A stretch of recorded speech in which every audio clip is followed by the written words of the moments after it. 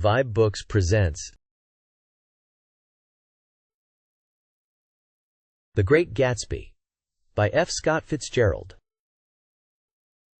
Chapter 1. In my younger and more vulnerable years, my father gave me some advice that I've been turning over in my mind ever since. Whenever you feel like criticizing anyone, he told me, just remember that all the people in this world haven't had the advantages that you've had. He didn't say any more, but we've always been unusually communicative in a reserved way, and I understood that he meant a great deal more than that. In consequence, I'm inclined to reserve all judgments, a habit that has opened up many curious natures to me and also made me the victim of not a few veteran bores. The abnormal mind is quick to detect and attach itself to this quality when it appears in a normal person. And so it came about that in college I was unjustly accused of being a politician, because I was privy to the secret griefs of wild, unknown men. Most of the confidences were unsought. Frequently I have feigned sleep, preoccupation, or a hostile levity when I realized by some unmistakable sign that an intimate revelation was quivering on the horizon. For the intimate revelations of young men, or at least the terms in which they express them, are usually plagiaristic and marred by obvious suppressions. Reserving judgments is a matter of infinite hope. I am still a little afraid of missing something if I forget that, as my father snobbishly suggested, and I snobbishly repeat, a sense of the fundamental decencies is parceled out unequally at birth. And, after boasting this way of my tolerance, I come to the admission that it has a limit. Conduct may be founded on the hard rock or the wet marshes, but after a certain point, I don't care what it's founded on. When I came back from the East last autumn, I felt that I wanted the world to be in uniform and at a sort of moral attention forever. I wanted no more riotous excursions with privileged glimpses into the human heart. Only Gatsby, the man who gives his name to this book, was exempt from my reaction.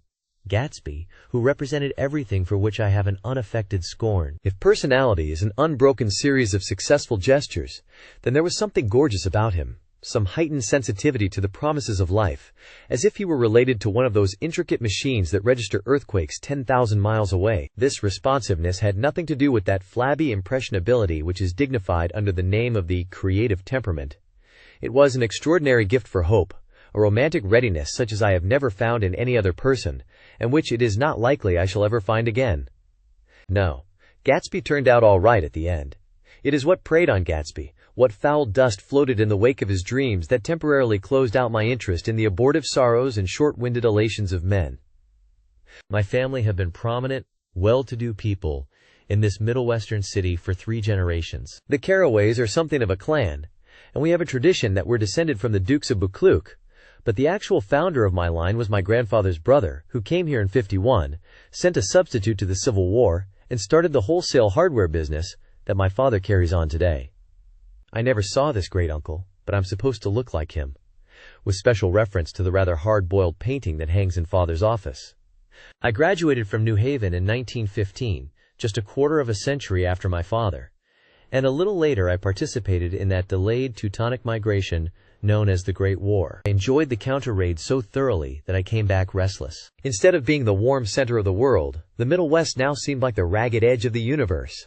So I decided to go east and learn the bond business.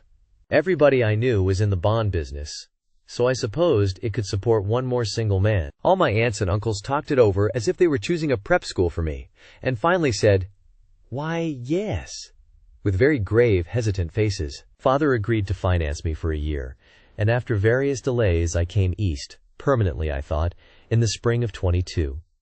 The practical thing was to find rooms in the city, but it was a warm season, and I had just left a country of wide lawns and friendly trees, so when a young man at the office suggested that we take a house together in a commuting town, it sounded like a great idea. He found the house, a weather-beaten cardboard bungalow at $80 a month, but at the last minute the firm ordered him to Washington, and I went out to the country alone. I had a dog, at least I had him for a few days until he ran away, and an old Dodge and a Finnish woman, who made my bed and cooked breakfast and muttered Finnish wisdom to herself over the electric stove. I was lonely for a day or so, until one morning some man, more recently arrived than I, stopped me on the road. "How do you get to West Egg Village?" he asked helplessly. I told him. And as I walked on, I was lonely no longer. I was a guide, a pathfinder, an original settler. He had casually conferred on me the freedom of the neighborhood. And so with the sunshine and the great bursts of leaves growing on the trees, just as things grow in fast movies, I had that familiar conviction that life was beginning over again with the summer. There was so much to read, for one thing, and so much fine health to be pulled down out of the young, breath-giving air. I bought a dozen volumes on banking and credit and investment securities, and they stood on my shelf in red and gold like new money from the mint, promising to unfold the shining secrets that only Midas and Morgan and Maecenas knew. And I had the high intention of reading many other books besides. I was rather literary in college. One year I wrote a series of very solemn and obvious editorials for the Yale News, and now I was going to bring back all such things into my life and become again that most limited of all specialists, the well-rounded man. This isn't just an epigram. Life is much more successfully looked at from a single window, after all. It was a matter of chance that I should have rented a house in one of the strangest communities in North America. It was on that slender, riotous island which extends itself due east of New York, and where there are, among other natural curiosities, two unusual formations of land. 20 miles from the city, a pair of enormous eggs, identical in contour and separated only by a courtesy bay, jut out into the most domesticated body of salt water in the Western Hemisphere, the great wet barnyard of Long Island Sound. They are not perfect ovals, like the egg in the Columbus story. They are both crushed flat at the contact end. But their physical resemblance must be a source of perpetual wonder to the gulls that fly overhead. To the wingless, a more interesting phenomenon is their dissimilarity in every particular except shape and size. I lived at West Egg, the less fashionable of the two, though this is a most superficial tag to express the bizarre and not a little sinister contrast between them. My house was at the very tip of the egg, only 50 yards from the Sound, and squeezed between two huge places that rented for $12,000 or $15,000 a season. The one on my right was a colossal affair by any standard. It was a factual imitation of some Hôtel de Ville in Normandy, with a tower on one side, spanking new under a thin beard of raw ivy, and a marble swimming pool, and more than 40 acres of lawn and garden. It was Gatsby's mansion, or rather, as I didn't know Mr. Gatsby, it was a mansion inhabited by a gentleman of that name. My own house was an eyesore, but it was a small eyesore, and it had been overlooked, so I had a view of the water, a partial view of my neighbor's lawn, and the consoling proximity of millionaires, all for $80 a month. Across the courtesy bay, the white palaces of fashionable East Egg glittered along the water, and the history of the summer really begins on the evening I drove over there to have dinner with the Tom Buchanans. Daisy was my second cousin once removed, and I'd known Tom in college, and just after the war one spent 2 days with them in Chicago. Her husband, among various physical accomplishments, had been one of the most powerful ends that ever played football at New Haven, a national figure in a way, one of those men who reach such an acute limited excellence at 21 that everything afterward savors of anticlimax. His family were enormously wealthy. Even in college his freedom with money was a matter for reproach. But now he'd left Chicago and come east in a fashion that rather took your breath away. For instance, he'd brought down a string of polo ponies from Lake Forest. It was hard to realize that a man in my own generation was wealthy enough to do that. Why they came east, I don't know. They had spent a year in France for no particular reason, and then drifted here and there unrestfully wherever people played polo and were rich together. This was a permanent move, said Daisy over the telephone, but I didn't believe it. I had no sight into Daisy's heart, but I felt that Tom would drift on forever seeking, a little wistfully, for the dramatic turbulence of some irrecoverable football game. And so it happened that on a warm, windy evening, I drove over to East Egg to see two old friends whom I scarcely knew at all. Their house was even more elaborate than I expected. A cheerful red and white Georgian colonial mansion, overlooking the bay. The lawn started at the beach and ran towards the front door for a quarter of a mile, jumping over sundials and brick walks and burning gardens.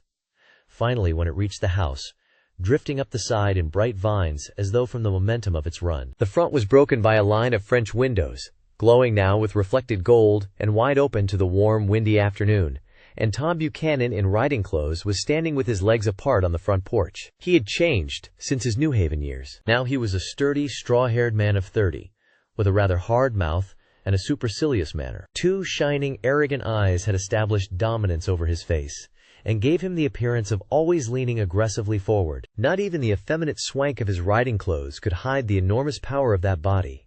He seemed to fill those glistening boots until he strained the top lacing, and you could see a great pack of muscle shifting when his shoulder moved under his thin coat. It was a body capable of enormous leverage, a cruel body, a speaking voice, a gruff, husky tenor, added to the impression of fractiousness he conveyed. There was a touch of paternal contempt in it, even toward people he liked. And there were men at New Haven who had hated his guts. "Now don't think my opinion on these matters is final," he seemed to say, "just because I'm stronger and more of a man than you are." We were in the same senior society, and while we were never intimate, I always had the impression that he approved of me and wanted me to like him with some harsh, defiant wistfulness of his own. We talked for a few minutes on the sunny porch. "I've got a nice place here," he said, his eyes flashing about restlessly. Turning me around by one arm, he moved a broad, flat hand along the front vista, including in its sweep a sunken Italian garden, a half-acre of deep, pungent roses, and a snub-nosed motorboat that bumped the tide offshore. It belonged to Domain, the oil man. He turned me around again, politely and abruptly. "We'll go inside." We walked through a high hallway into a bright, rosy-colored space, fragilely bound into the house by French windows at either end. The windows were ajar and gleaming white against the fresh grass outside that seemed to grow a little way into the house. A breeze blew through the room, blew curtains in at one end and out the other like pale flags, twisting them up toward the frosted wedding cake of the ceiling, and then rippled over the wine-colored rug, making a shadow on it as wind does on the sea. The only completely stationary object in the room was an enormous couch on which two young women were buoyed up, as though upon an anchored balloon. They were both in white, and their dresses were rippling and fluttering, as if they had just been blown back in after a short flight around the house. I must have stood for a few moments listening to the whip and snap of the curtains, and the groan of a picture on the wall. Then there was a boom, as Tom Buchanan shut the rear windows, and the caught wind died out about the room, and the curtains and the rugs and the two young women ballooned slowly to the floor. The younger of the two was a stranger to me. She was extended full length at her end of the divan, completely motionless, and with her chin raised a little, as if she were balancing something on it which was quite likely to fall. If she saw me out of the corner of her eyes, she gave no hint of it. Indeed, I was almost surprised into murmuring an apology for having disturbed her by coming in. The other girl, Daisy, made an attempt to rise. She leaned slightly forward with a conscientious expression. Then she laughed, an absurd, charming little laugh. And I laughed too, and came forward into the room. "I'm paralyzed with happiness." She laughed again, as if she said something very witty, and held my hand for a moment, looking up into my face, promising that there was no one in the world she so much wanted to see. That was a way she had. She hinted in a murmur that the surname of the balancing girl was Baker. I've heard it said that Daisy's murmur was only to make people lean toward her, an irrelevant criticism that made it no less charming. At any rate, Miss Baker's lips fluttered. She nodded at me almost imperceptibly, and then quickly tipped her head back again. The object she was balancing had obviously tottered a little and given her something of a fright. Again, a sort of apology arose to my lips. Almost any exhibition of complete self-sufficiency draws a stunned tribute from me. I looked back at my cousin, who began to ask me questions in her low, thrilling voice. It was the kind of voice that the ear follows up and down, as if each speech is an arrangement of notes that will never be played again. Her face was sad and lovely, with bright things in it, bright eyes and a bright, passionate mouth. But there was an excitement in her voice that men who had cared for her found difficult to forget. A singing compulsion, a whispered, "Listen," a promise that she had done gay, exciting things just a while since, and that there were gay, exciting things hovering in the next hour. I told her how I had stopped off in Chicago for a day on my way east, and how a dozen people had sent their love through me. "Do they miss me?" she cried ecstatically. "The whole town is desolate. All the cars have the left rear wheel painted black as a mourning wreath, and there's a persistent wail all night along the North Shore. How gorgeous! Let's go back, Tom, tomorrow." Then she added irrelevantly, "You ought to see the baby." "I'd like to. She's asleep. She's 3 years old. Haven't you ever seen her?" "Never." "Well, you ought to see her. She's—" Tom Buchanan, who had been hovering restlessly about the room, stopped and rested his hand on my shoulder. "What you doing, Nick?" "I'm a bond man." "Who with?" I told him. "Never heard of them," he remarked decisively. This annoyed me. "You will," I answered shortly. "You will if you stay in the East." "Oh, I'll stay in the East, don't you worry," he said, glancing at Daisy and then back at me, as if he were alert for something more. "I'd be a goddamn fool to live anywhere else." At this point, Miss Baker said, "Absolutely," with such suddenness that I started. It was the first word she had uttered since I came into the room. Evidently it surprised her as much as it did me, for she yawned and with a series of rapid, deft movements stood up into the room. "I'm stiff," she complained. "I've been lying on that sofa for as long as I can remember." "Don't look at me," Daisy retorted. I've been trying to get you to New York all afternoon." "No thanks," said Miss Baker to the 4 cocktails just in from the pantry. "I'm absolutely in training." Her host looked at her incredulously. "You are?" He took down his drink as if it were a drop in the bottom of a glass. "How you ever get anything done is beyond me." I looked at Miss Baker, wondering what it was she got done. I enjoyed looking at her. She was a slender, small-breasted girl, with an erect carriage, which she accentuated by throwing her body backward at the shoulders like a young cadet. Her gray, sun-strained eyes looked back at me with polite, reciprocal curiosity, out of a wan, charming, discontented face. It occurred to me now that I had seen her, or a picture of her, somewhere before. "You live in West Egg," she remarked contemptuously. "I know somebody there. I don't know a single—" "You must know Gatsby." "Gatsby?" demanded Daisy. "What Gatsby?" Before I could reply that he was my neighbor, dinner was announced. Wedging his tense arm imperatively under mine, Tom Buchanan compelled me from the room as though he were moving a checker to another square. Slenderly, languidly, their hands set lightly on their hips, the 2 young women preceded us out onto a rosy-colored porch, open toward the sunset, where 4 candles flickered on the table in the diminished wind. "Why candles?" objected Daisy, frowning. She snapped them out with her fingers. "In 2 weeks it'll be the longest day in the year." She looked at us all radiantly. "Do you always watch for the longest day of the year and then miss it?" "I always watch for the longest day in the year and then miss it." "We ought to plan something," yawned Miss Baker, sitting down at the table as if she were getting into bed. "All right," said Daisy. "What'll we plan?" She turned to me helplessly. "What do people plan?" Before I could answer, her eyes fastened with an odd expression on her little finger. "Look," she complained. "I heard it." We all looked. The knuckle was black and blue. "You did it, Tom," she said accusingly. "I know you didn't mean to, but you did do it. That's what I get for marrying a brute of a man. A great, big, hulking physical specimen of a—" "I hate that word, hulking," objected Tom crossly. "Even in kidding." "Hulking," insisted Daisy. Sometimes she and Miss Baker talked at once, unobtrusively, and with a bantering inconsequence that was never quite chatter, that was as cool as their white dresses and their impersonal eyes in the absence of all desire. They were here, and they accepted Tom and me, making only a polite, pleasant effort to entertain, or to be entertained. They knew that presently dinner would be over, and a little later the evening too would be over, and casually put away. It was sharply different from the West, where an evening was hurried from phase to phase towards its close, in a continually disappointed anticipation, or else in sheer nervous dread of the moment itself. "You make me feel uncivilized, Daisy," I confessed on my second glass of corky but rather impressive claret. "Can't you talk about crops or something?" I meant nothing in particular by this remark, but it was taken up in an unexpected way. "Civilization's going to pieces," broke out Tom violently. "I've gotten to be a terrible pessimist about things. Have you read The Rise of the Colored Empires by this man Goddard?" "Why, no," I answered, rather surprised by his tone. "Well, it's a fine book, and everybody ought to read it. The idea is, if we don't look out, the white race will be utterly submerged. It's all scientific stuff. It's been proved." "Tom's getting very profound," said Daisy, with an expression of unthoughtful sadness. "He reads deep books with long words in them." "What was that word Well, these books are all scientific," insisted Tom, glancing at her impatiently. "This fellow has worked out the whole thing. It's up to us, who are the dominant race, to watch out, or these other races will have control of things." "We've got to beat them down," whispered Daisy, winking ferociously toward the fervent sun. "You ought to live in California," began Miss Baker, but Tom interrupted her by shifting heavily in his chair. "This idea is that we're Nordics. I am, and you are, and you are, and—" After an infinitesimal hesitation, he included Daisy with a slight nod, and she winked at me again. "And we've produced all the things that go to make civilization.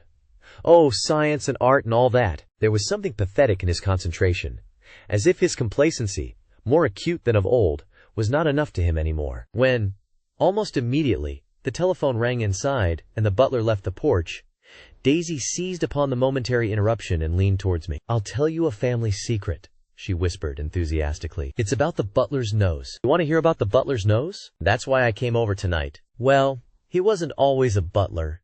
He used to be the silver polisher for some people in New York that had a silver service for 200 people. He had to polish it from morning till night, until finally it began to affect his nose." "Things went from bad to worse," suggested Miss Baker. "Yes, things went from bad to worse, until finally he had to give up his position." For a moment the last sunshine fell with romantic affection upon her glowing face. Her voice compelled me forward breathlessly as I listened. Then the glow faded, each light deserting her with lingering regret, like children leaving a pleasant street at dusk. The butler came back and murmured something close to Tom's ear, whereupon Tom frowned, pushed back his chair, and without a word went inside. As if his absence quickened something within her, Daisy leaned forward again, her voice glowing and singing. "I love to see you at my table, Nick. You remind me of a rose, an absolute rose, doesn't he?" She turned to Miss Baker for confirmation. An absolute rose? This was untrue. I am not even faintly like a rose. She was only extemporizing, but a stirring warmth flowed from her, as if her heart was trying to come out to you, concealed in one of those breathless, thrilling words. Then, suddenly, she threw her napkin on the table and excused herself, and went into the house. Miss Baker and I exchanged a short glance, consciously devoid of meaning. I was about to speak when she sat up alertly and said, "Shh," in a warning voice. A subdued, impassioned murmur was audible in the room beyond, and Miss Baker leaned forward, unashamed, trying to hear. The murmur trembled on the verge of coherence, sank down, mounted excitedly, and then ceased altogether. "This Mr. Gatsby you spoke of is my neighbor," I began. "Don't talk. I want to hear what happens." "Is something happening?" I inquired innocently. "You mean to say you don't know?" said Miss Baker, honestly surprised. "I thought everybody knew." "I don't." "Why," she said hesitantly, "Tom's got some woman in New York." "Got some woman?" I repeated blankly. Miss Baker nodded. "She might have the decency not to telephone him at dinner time, don't you think?" Almost before I had grasped her meaning, there was the flutter of a dress and the crunch of leather boots, and Tom and Daisy were back at the table. "It couldn't be helped," cried Daisy with tense gaiety. She sat down, glanced searchingly at Miss Baker and then at me, and continued. "I looked outdoors for a minute, and it's very romantic outdoors. There's a bird on the lawn that I think must be a nightingale come over on the Cunard or White Star Line. He's singing away." Her voice sang. "It's romantic, isn't it, Tom?" "Very romantic," he said, and then miserably to me, "If it's light enough after dinner, I want to take you down to the stables." The telephone rang inside, startlingly, and as Daisy shook her head decisively at Tom, the subject of the stables, in fact all subjects, vanished into air. Among the broken fragments of the last 5 minutes at table, I remember the candles being lit again, pointlessly, and I was conscious of wanting to look squarely at everyone, and yet to avoid all eyes. I couldn't guess what Daisy and Tom were thinking, but I doubt if even Miss Baker, who seemed to have mastered a certain hearty skepticism, was able utterly to put this fifth guest's shrill metallic urgency out of mind. To a certain temperament, the situation might have seemed intriguing. My own instinct was to telephone immediately for the police. The horses, needless to say, were not mentioned again. Tom and Miss Baker, with several feet of twilight between them, strolled back into the library, as if to a vigil beside a perfectly tangible body. While trying to look pleasantly interested and a little deaf, I followed Daisy around a chain of connecting verandas to the porch in front.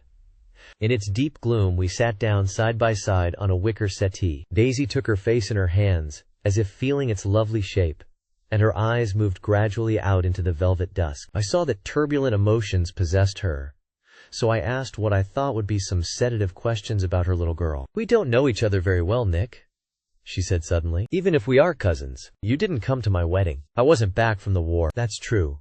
She hesitated. "Well, I've had a very bad time, Nick, and I'm pretty cynical about everything." Evidently, she had reason to be. I waited, but she didn't say any more, and after a moment I returned rather feebly to the subject of her daughter. "I suppose she talks, and eats, and everything?" "Oh, yes."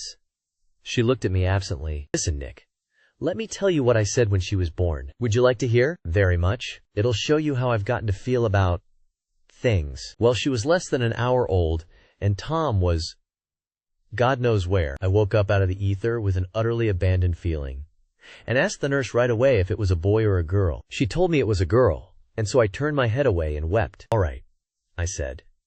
"I'm glad it's a girl, and I hope she'll be a fool. That's the best thing a girl can be in this world, a beautiful little fool. You see, I think everything's terrible anyhow," she went on in a convinced way. "Everybody thinks so, the most advanced people, and I know. I've been everywhere, and seen everything, and done everything." Her eyes flashed around her in a defiant way, rather like Tom's, and she laughed with thrilling scorn. "Sophisticated? God, I'm sophisticated." The instant her voice broke off, ceasing to compel my attention, my belief, I felt the basic insincerity of what she had said. It made me uneasy, as though the whole evening had been a trick of some sort to exact a contributory emotion from me. I waited, and sure enough, in a moment she looked at me with an absolute smirk on her lovely face, as if she had asserted her membership in a rather distinguished secret society to which she and Tom belonged. Inside, the crimson room bloomed with light. Tom and Miss Baker sat at either end of the long couch, and she read aloud to him from the Saturday Evening Post, the words, murmurous and uninflected, running together in a soothing tune. The lamplight, bright on his boots and dull on the autumn leaf yellow of her hair, glinted along the paper as she turned a page with a flutter of slender muscles in her arms. When we came in, she held us silent for a moment with a lifted hand. "To be continued," she said, tossing the magazine on the table, "in our very next issue." Her body asserted itself with a restless movement of her knee, and she stood up. 10 o'clock, she remarked, apparently finding the time on the ceiling. "Time for this good girl to go to bed. Jordan's going to play in the tournament tomorrow," explained Daisy, "over at Westchester." "Oh, you're Jordan Baker." I knew now why her face was familiar. Its pleasing, contemptuous expression had looked out at me from many rotogravure pictures of the sporting life at Asheville and Hot Springs and Palm Beach. I had heard some story of her too, a critical, unpleasant story, but what it was I had forgotten long ago. "Good night," she said softly. "Wake me at 8, won't you? If you'll get up." "I will. Good night, Mr. Carroway. See you anon." "Of course you will," confirmed Daisy. "In fact, I think I'll arrange a marriage. Come over often, Nick, and I'll sort of, fling you together, lock you up accidentally in linen closets and push you out to sea in a boat, and all that sort of thing." "Good night," called Miss Baker from the stairs. "I haven't heard a word." "She's a nice girl," said Tom after a moment. "They oughtn't to let her run around the country this way." "Who oughtn't to?" inquired Daisy coldly. "Her family. Her family is one aunt about 1,000 years old. Besides, Nick's going to look after her, aren't you, Nick? She's going to spend lots of weekends out here this summer. I think the home influence will be very good for her." Daisy and Tom looked at each other for a moment in silence. "Is she from New York?" I asked quickly. "From Louisville. Our white girlhood was passed together there. Our beautiful white—" "Did you give Nick a little heart-to-heart talk on the veranda?" demanded Tom suddenly. "Did I?" She looked at me. "I can't seem to remember, but I think we talked about the Nordic race." "Yes, I'm sure we did. It's sort of crept up on us. And first thing you know—" "Don't believe everything you hear, Nick," he advised me. I said lightly that I had heard nothing at all, and a few minutes later I got up to go home. They came to the door with me and stood side by side in a cheerful square of light. As I started my motor, Daisy peremptorily called, "Wait! I forgot to ask you something, and it's important. We heard you were engaged to a girl out west." "That's right," corroborated Tom kindly. "We heard that you were engaged." "It's a libel. I'm too poor." "But we heard it," insisted Daisy, surprising me by opening up again in a flower-like way. "We heard it from 3 people, so it must be true." Of course I knew what they were referring to, but I wasn't even vaguely engaged. The fact that gossip had published the bans was one of the reasons I had come east. You can't stop going with an old friend on account of rumors. And on the other hand, I had no intention of being rumored into marriage. Their interest rather touched me and made them less remotely rich. Nevertheless, I was confused and a little disgusted as I drove away. It seemed to me that the thing for Daisy to do was to rush out of the house, child in arms. But apparently there were no such intentions in her head. As for Tom, the fact that he had some woman in New York was really less surprising than that he had been depressed by a book. Something was making him nibble at the edge of stale ideas, as if his sturdy physical egotism no longer nourished his peremptory heart. Already it was deep summer on roadhouse roofs and in front of wayside garages, where new red petrol pumps sat out in pools of light, and when I reached my estate at West Egg, I ran the car under its shed and sat for a while on an abandoned grass roller in the yard. The wind had blown off, leaving a loud, bright night, with wings beating in the trees and a persistent organ sound as the full bellows of the earth blew the frogs full of life. The silhouette of a moving cat wavered across the moonlight, and turning my head to watch it, I saw that I was not alone. 50 feet away, a figure had emerged from the shadow of my neighbor's mansion and was standing with his hands in his pockets regarding the silver pepper of the stars. Something in his leisurely movements and the secure position of his feet upon the lawn suggested that it was Mr. Gatsby himself, come out to determine what share was his of our local heavens. I decided to call to him. Miss Baker had mentioned him at dinner, and that would do for an introduction, but I didn't call to him, for he gave a sudden intimation that he was content to be alone. He stretched out his arms toward the dark water in a curious way, and, far as I was from him, I could have sworn he was trembling. Involuntarily I glanced seaward, and distinguished nothing except a single green light, minute, and far away, that might have been the end of a dock. When I looked once more for Gatsby, he had vanished, and I was alone again in the unquiet darkness. Chapter 2. About halfway between West Egg and New York, the motor road hastily joins the railroad and runs beside it for a quarter of a mile, so as to shrink away from a certain desolate area of land. This is a valley of ashes, a fantastic farm where ashes grow like wheat into ridges and hills and grotesque gardens, where ashes take the forms of houses and chimneys and rising smoke, and finally, with a transcendent effort, of ash-gray men who move dimly and already crumbling through the powdery air. Occasionally a line of gray cars crawls along an invisible track, gives out a ghastly creak, and comes to rest. And immediately the ash-gray men swarm up with leaden spades and stir up an impenetrable cloud, which screens their obscure operations from your sight. But above the gray land and the spasms of bleak dust which drift endlessly over it, you perceive, after a moment, the eyes of Dr. T. J. Eckelberg. The eyes of Dr. T. J. Eckelberg are blue and gigantic. Their retinas are 1 yard high. They look out of no face, but, instead, from a pair of enormous yellow spectacles which pass over a non-existent nose. Evidently some wild wag of an oculist set them there to fatten his practice in the borough of Queens, and then sank down himself into eternal blindness, or forgot them, and moved away. His eyes, dimmed a little by many paintless days, under sun and rain, brooding on over the solemn dumping ground. The Valley of Ashes is bounded on one side by a small, foul river, and, when the drawbridge is up to let barges through, the passengers on waiting trains can stare at the dismal scene for as long as half an hour. There is always a halt there of at least a minute, and it was because of this that I first met Tom Buchanan's mistress. The fact that he had one was insisted upon wherever he was known. His acquaintances resented the fact that he turned up in popular cafes with her and, leaving her at a table, sauntered about, chatting with whomsoever he knew. Though I was curious to see her, I had no desire to meet her.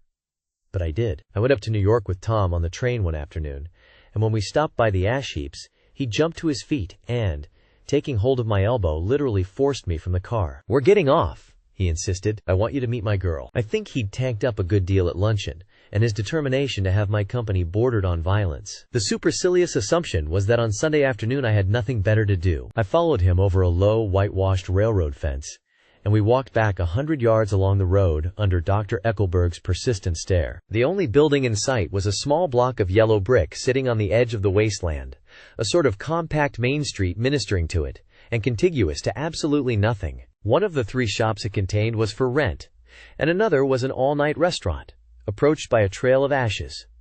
The third was a garage, repairs. George B. Wilson. Cars bought and sold. And I followed Tom inside. The interior was unprosperous and bare.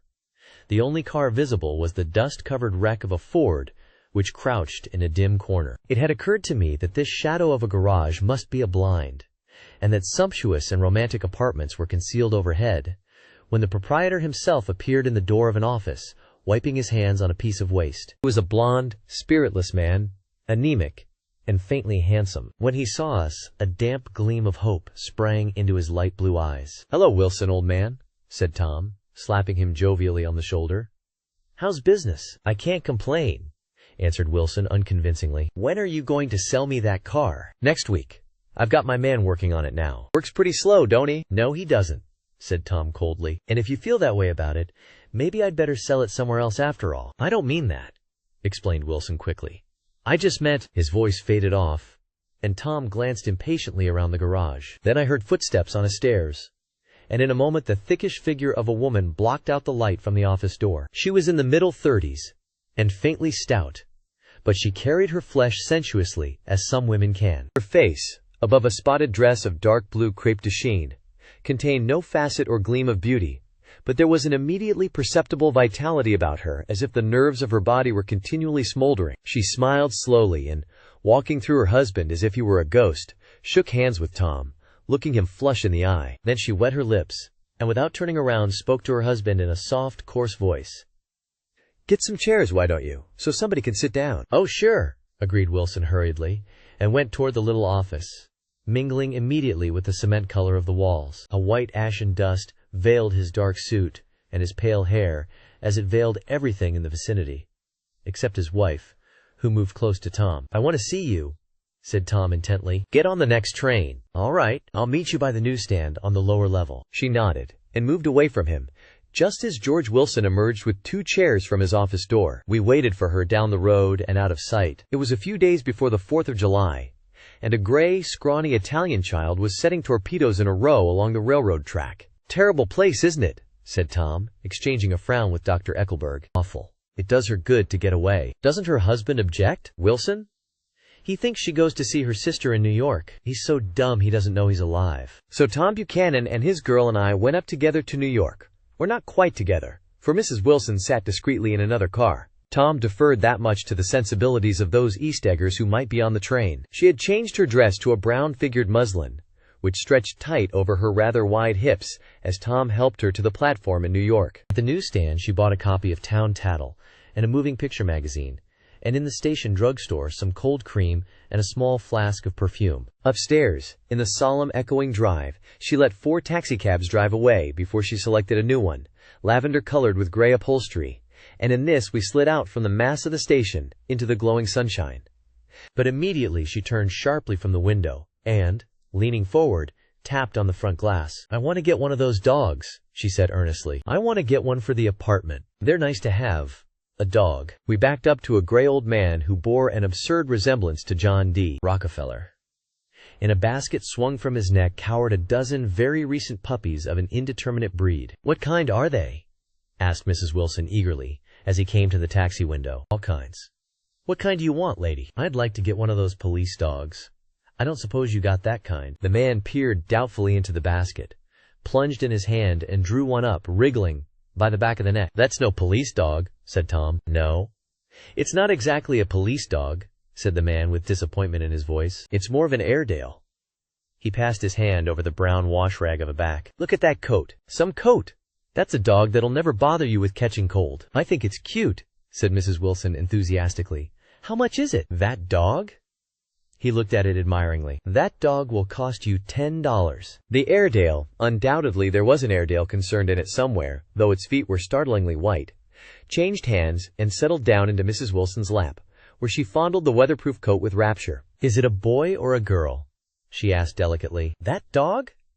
That dog's a boy." "It's a bitch," said Tom decisively. "Here's your money. Go and buy 10 more dogs with it." We drove over to Fifth Avenue, warm and soft, almost pastoral, on the summer Sunday afternoon. I wouldn't have been surprised to see a great flock of white sheep turn the corner. "Hold on," I said.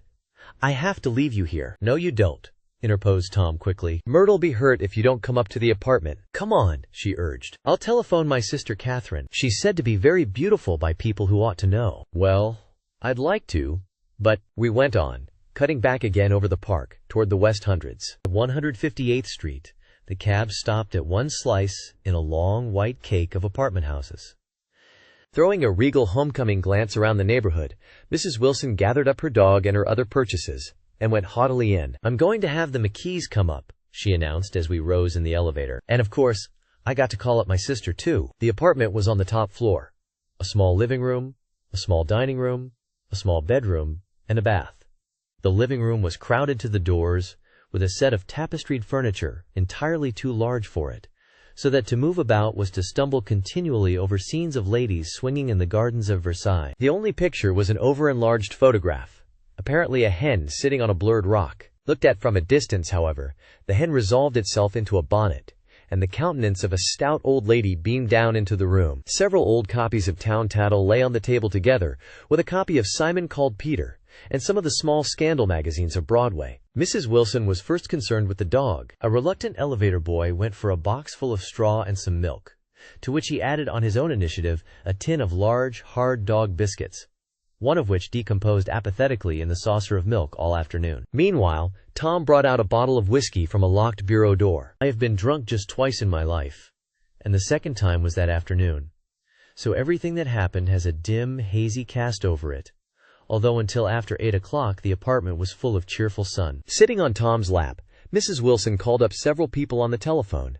Then there were no cigarettes, and I went out to buy some at the drugstore on the corner. When I came back, they had both disappeared, so I sat down discreetly in the living room and read a chapter of Simon Called Peter. Either it was terrible stuff, or the whiskey distorted things, because it didn't make any sense to me. Just as Tom and Myrtle, after the first drink Mrs. Wilson and I called each other by our first names, reappeared, company commenced to arrive at the apartment door. Sister, Catherine, was a slender, worldly girl of about 30, with a solid, sticky bob of red hair and a complexion powdered milky white. Her eyebrows had been plucked and then drawn on again at a more rakish angle, but the efforts of nature toward the restoration of the old alignment gave a blurred air to her face. When she moved about, there was an incessant clicking as innumerable pottery bracelets jingled up and down upon her arms. She came in with such a proprietary haste and looked around so possessively at the furniture that I wondered if she lived here. But when I asked her, she laughed immoderately, repeated my question aloud, and told me she lived with a girlfriend at a hotel. Mr. McKee was a pale, feminine man from the flat below. He had just shaved, for there was a white spot of lather on his cheekbone, and he was most respectful in his greeting to everyone in the room. He informed me that he was in the artistic game, and I gathered later that he was a photographer and had made the dim enlargement of Mrs. Wilson's mother which hovered like an ectoplasm on the wall. His wife was shrill, languid, handsome, and horrible. She told me with pride that her husband had photographed her 127 times since they had been married.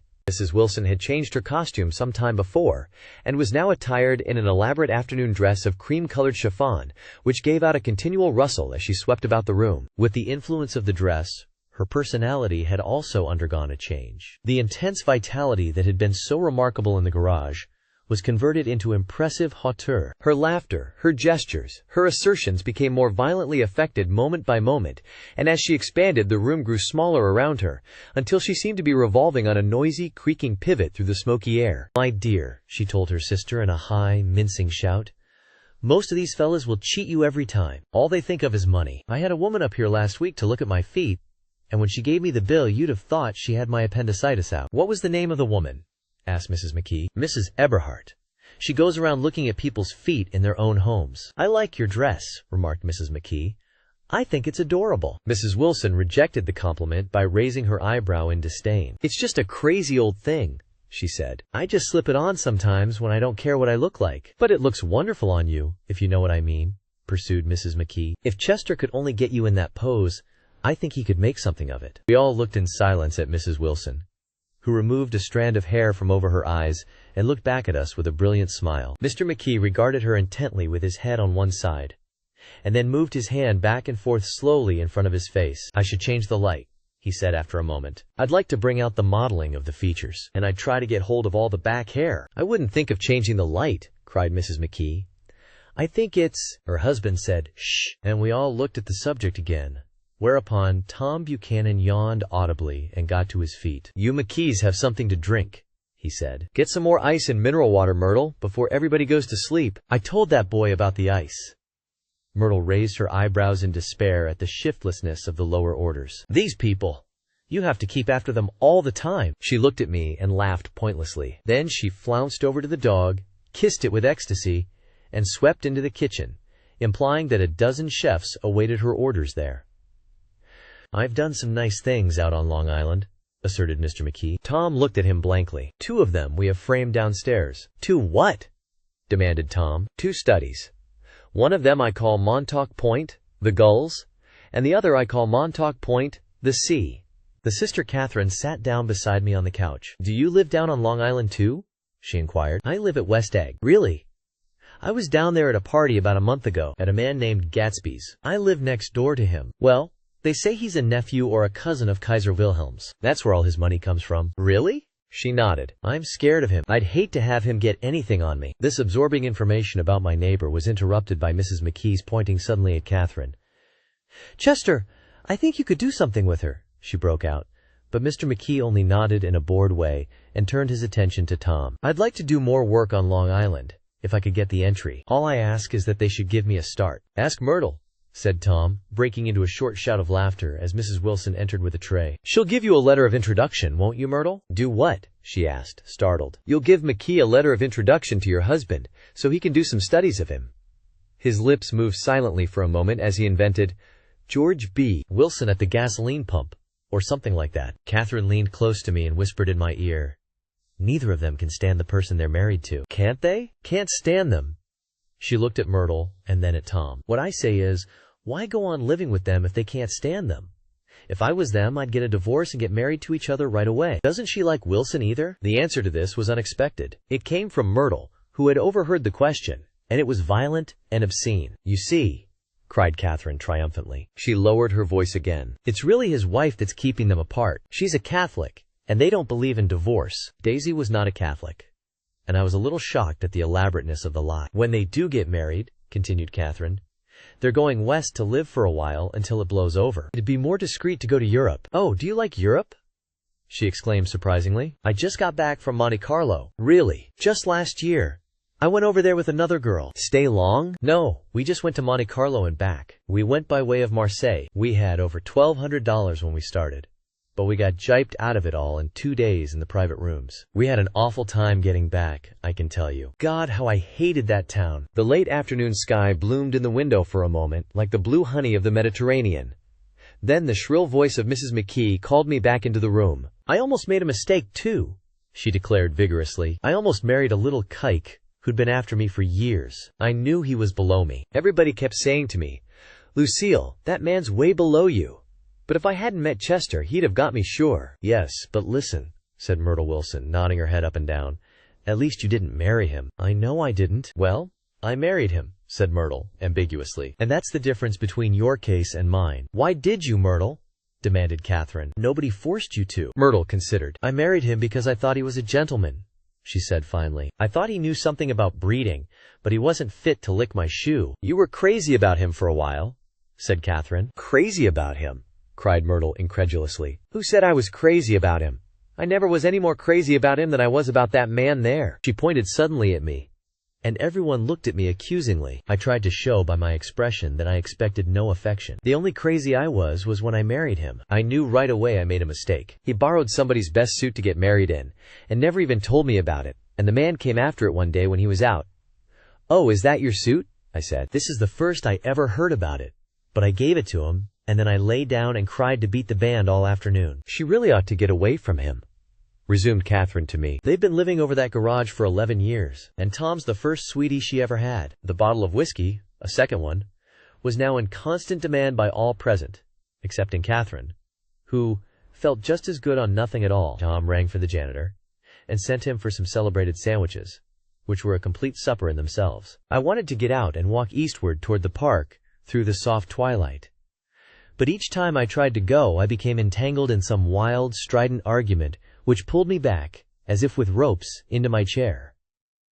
Yet high over the city, our line of yellow windows must have contributed their share of human secrecy to the casual watcher in the darkening streets, and I saw him too, looking up and wondering. I was within and without, simultaneously enchanted and repelled by the inexhaustible variety of life. Myrtle pulled her chair close to mine, and suddenly her warm breath poured over me the story of her first meeting with Tom. It was on the two little seats facing each other that are always the last ones left on the train. I was going up to New York to see my sister and spend the night. He had on a dress suit and patent leather shoes, and I couldn't keep my eyes off him, but every time he looked at me I had to pretend to be looking at the advertisement over his head. When we came into the station, he was next to me, and his white shirt front pressed against my arm, and so I told him I'd have to call a policeman, but he knew I lied. I was so excited that when I got into a taxi with him, I didn't hardly know I wasn't getting into a subway train. All I kept thinking about, over and over, was, you can't live forever. You can't live forever.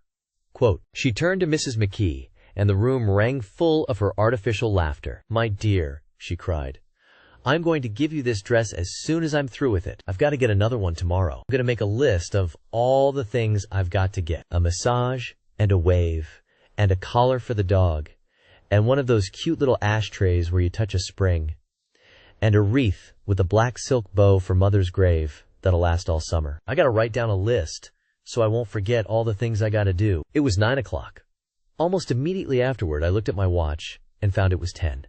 Mr. McKee was asleep on a chair with his fists clenched in his lap, like a photograph of a man of action. Taking out my handkerchief, I wiped from his cheek the spot of dried lather that had worried me all the afternoon. The little dog was sitting on the table looking with blind eyes through the smoke, and from time to time groaning faintly. People disappeared, reappeared, made plans to go somewhere, and then lost each other, searched for each other, found each other a few feet away. Sometime toward midnight, Tom Buchanan and Mrs. Wilson stood face to face discussing, in impassioned voices, whether Mrs. Wilson had any right to mention Daisy's name. "Daisy! Daisy! Daisy!"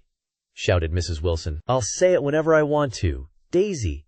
Die!" Making a short, deft movement, Tom Buchanan broke her nose with his open hand. Then there were bloody towels upon the bathroom floor, and women's voices scolding, and high over the confusion a long, broken wail of pain. Mr. McKee awoke from his doze and started in a daze toward the door. When he had gone halfway, he turned around and stared at the scene.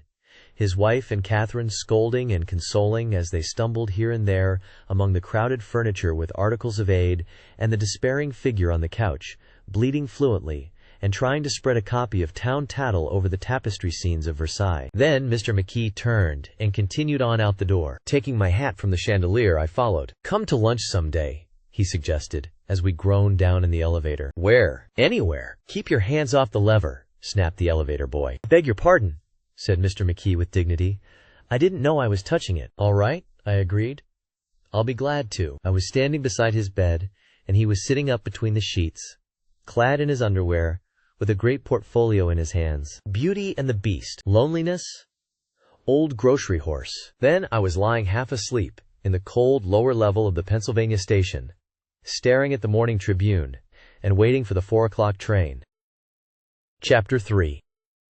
There was music from my neighbor's house through the summer nights. In his blue gardens, men and girls came and went like moths among the whisperings and the champagne and the stars. At high tide in the afternoon, I watched his guests diving from the tower of his raft, or taking the sun on the hot sand of his beach, while his 2 motorboats slit the waters of the Sound, drawing aquaplanes over cataracts of foam. On weekends, his Rolls-Royce became an omnibus, bearing parties to and from the city between 9 in the morning and long past midnight, while his station wagon scampered like a brisk yellow bug to meet all trains. And on Mondays, 8 servants, including an extra gardener, toiled all day with mops and scrubbing brushes and hammers and garden shears, repairing the ravages of the night before. Every Friday, 5 crates of oranges and lemons arrived from a fruiterer in New York.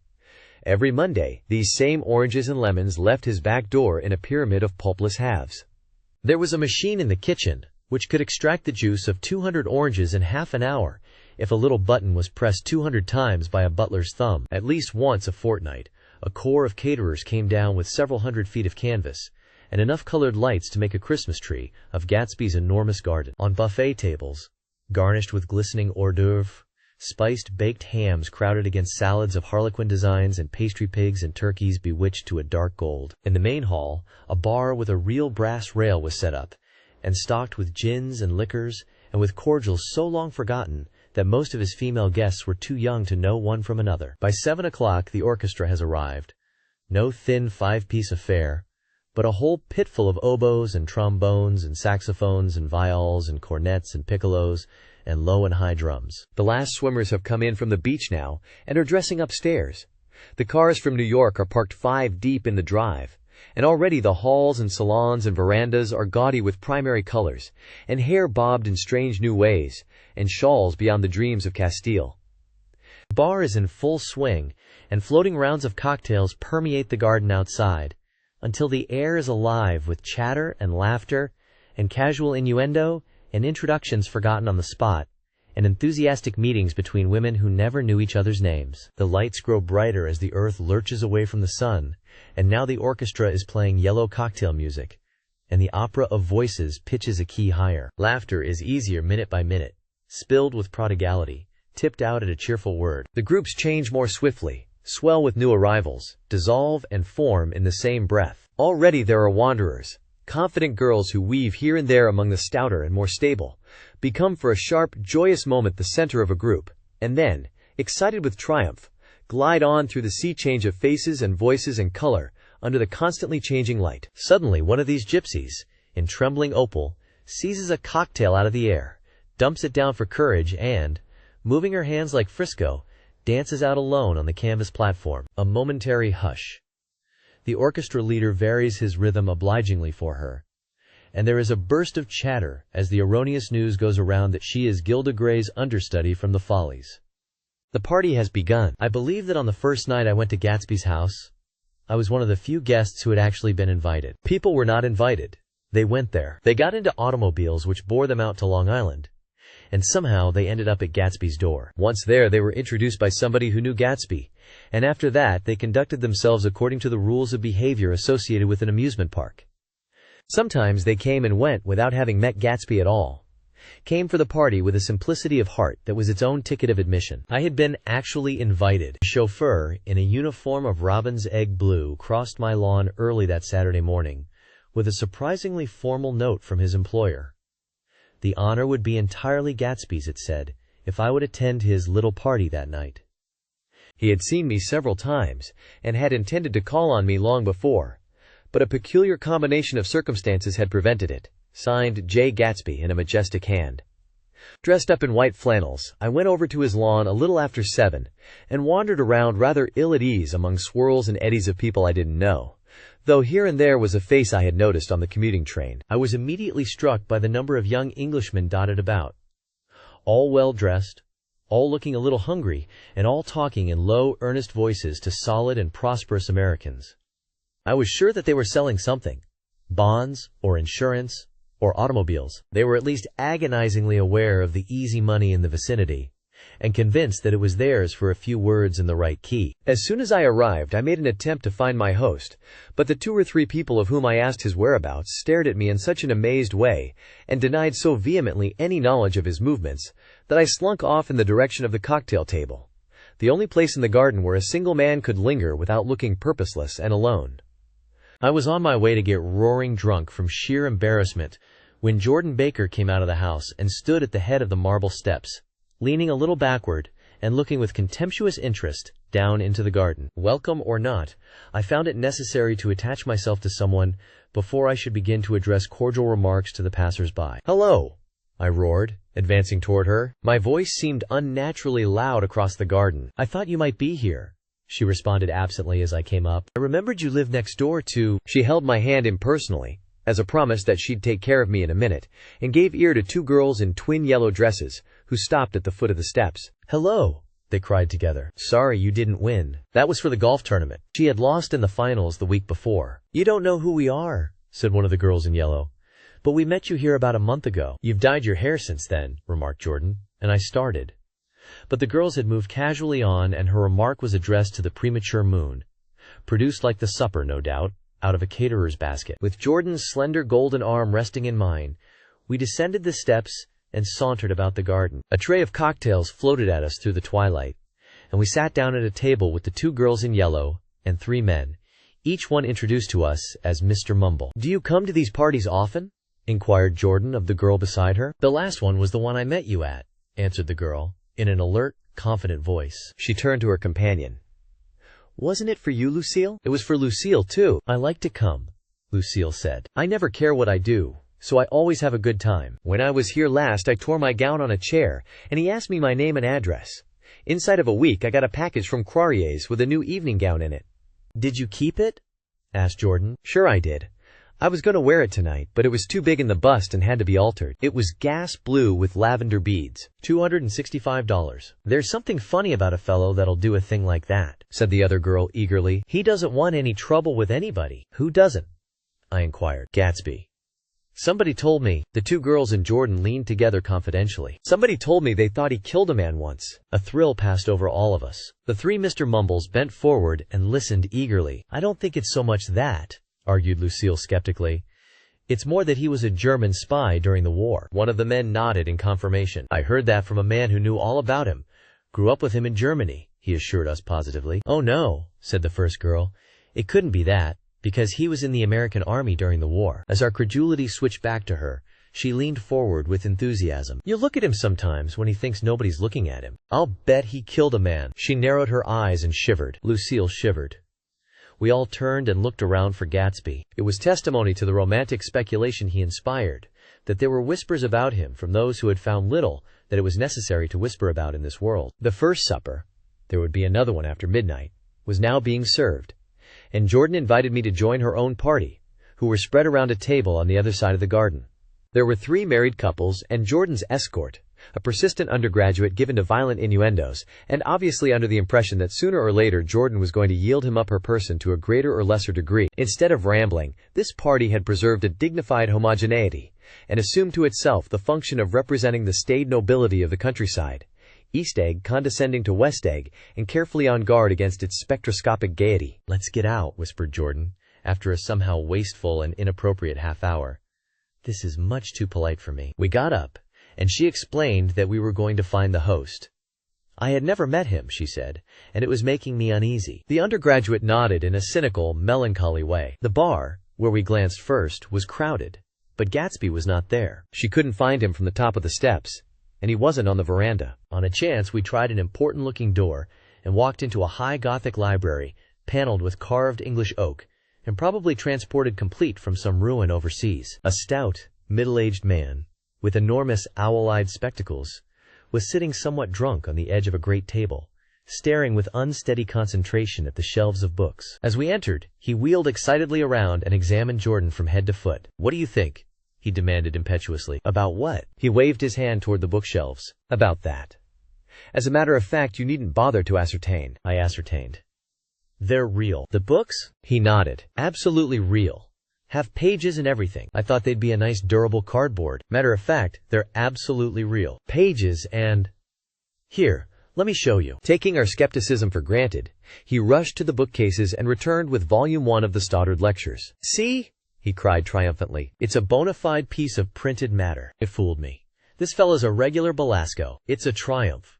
What thoroughness. What realism. Knew when to stop, too. Didn't cut the pages. What do you want? What do you expect?" He snatched the book from me and replaced it hastily on its shelf, muttering that if one brick was removed, the whole library was liable to collapse. "Who brought you?" he demanded. "Or did you just come?" "I was brought. Most people were brought." Jordan looked at him alertly, cheerfully, without answering. "I was brought by a woman named Roosevelt," he continued. "Mrs. Claude Roosevelt. Do you know her?" "I met her somewhere last night. I've been drunk for about a week now, and I thought it might sober me up to sit in a library." "Has it?" "A little bit, I think. I can't tell yet. I've only been here an hour. Did I tell you about the books?"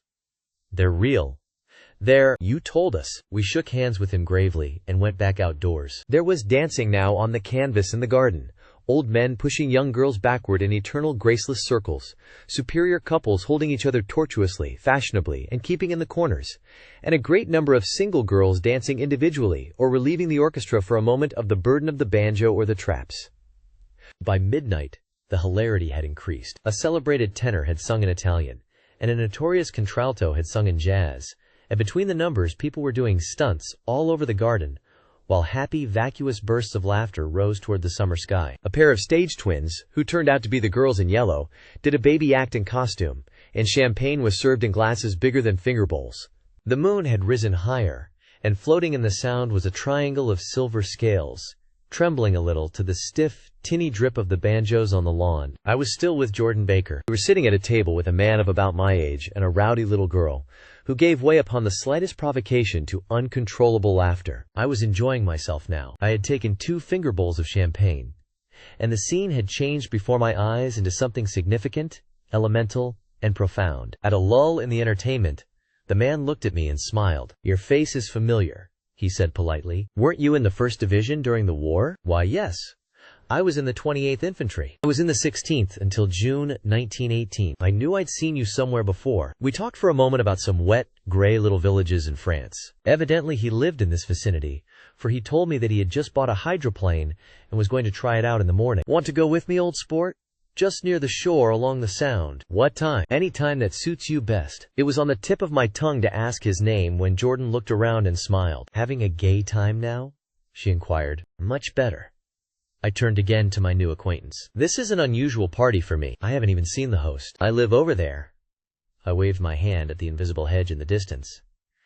"And this man Gatsby sent over his chauffeur with an invitation." For a moment he looked at me as if he failed to understand. "I'm Gatsby," he said suddenly. "What?"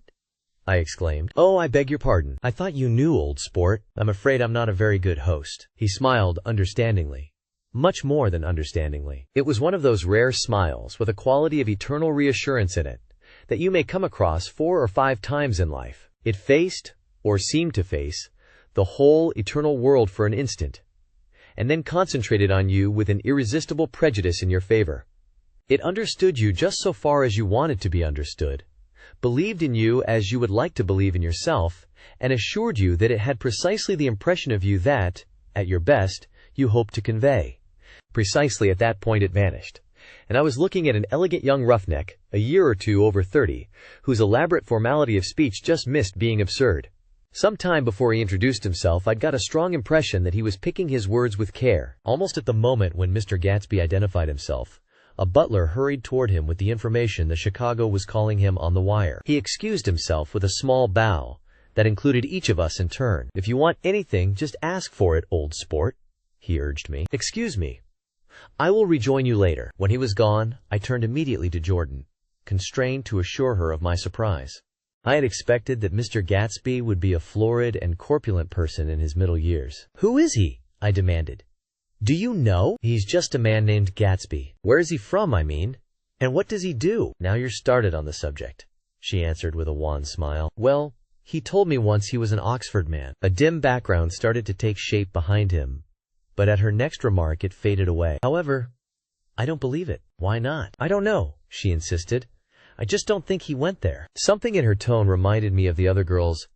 "I think he killed a man," and had the effect of stimulating my curiosity. I would have accepted without question the information that Gatsby sprang from the swamps of Louisiana or from the Lower East Side of New York. That was comprehensible. But young men didn't, at least in my provincial inexperience I believe they didn't, drift coolly out of nowhere and buy a palace on Long Island Sound. "Anyhow, he gives large parties," said Jordan, changing the subject with an urban distaste for the concrete. "I like large parties. They're so intimate. At small parties there isn't any privacy." There was the boom of a bass drum, and the voice of the orchestra leader rang out suddenly above the echolalia of the garden. "Ladies and gentlemen," he cried, "at the request of Mr. Gatsby, we are going to play for you Mr. Vladimir Tostof's latest work, which attracted so much attention at Carnegie Hall last May. If you read the papers, you know there was a big sensation." He smiled with jovial condescension and added, "Some sensation," whereupon everybody laughed. "The piece is known," he concluded lustily,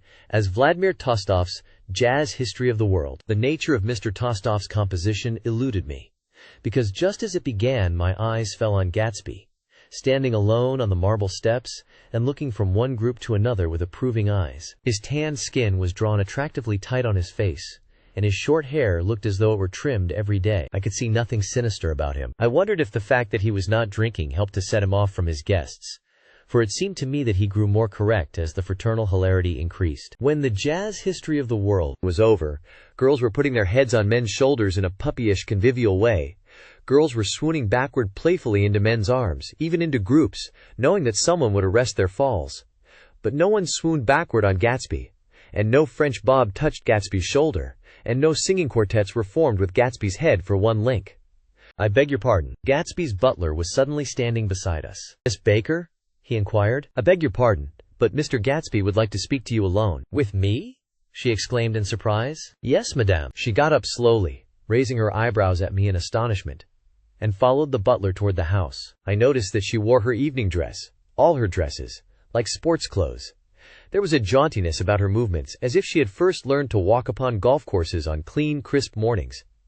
I was alone, and it was almost 2. For some time confused and intriguing sounds had issued from a long, many-windowed room which overhung the terrace. Eluding Jordan's undergraduate, who was now engaged in an obstetrical conversation with 2 chorus girls, and who implored me to join him, I went inside. The large room was full of people. One of the girls in yellow was playing the piano, and beside her stood a tall, red-haired young lady from a famous chorus, engaged in song. She had drunk a quantity of champagne, and during the course of her song she had decided, ineptly, that everything was very, very sad. She was not only singing, she was weeping too.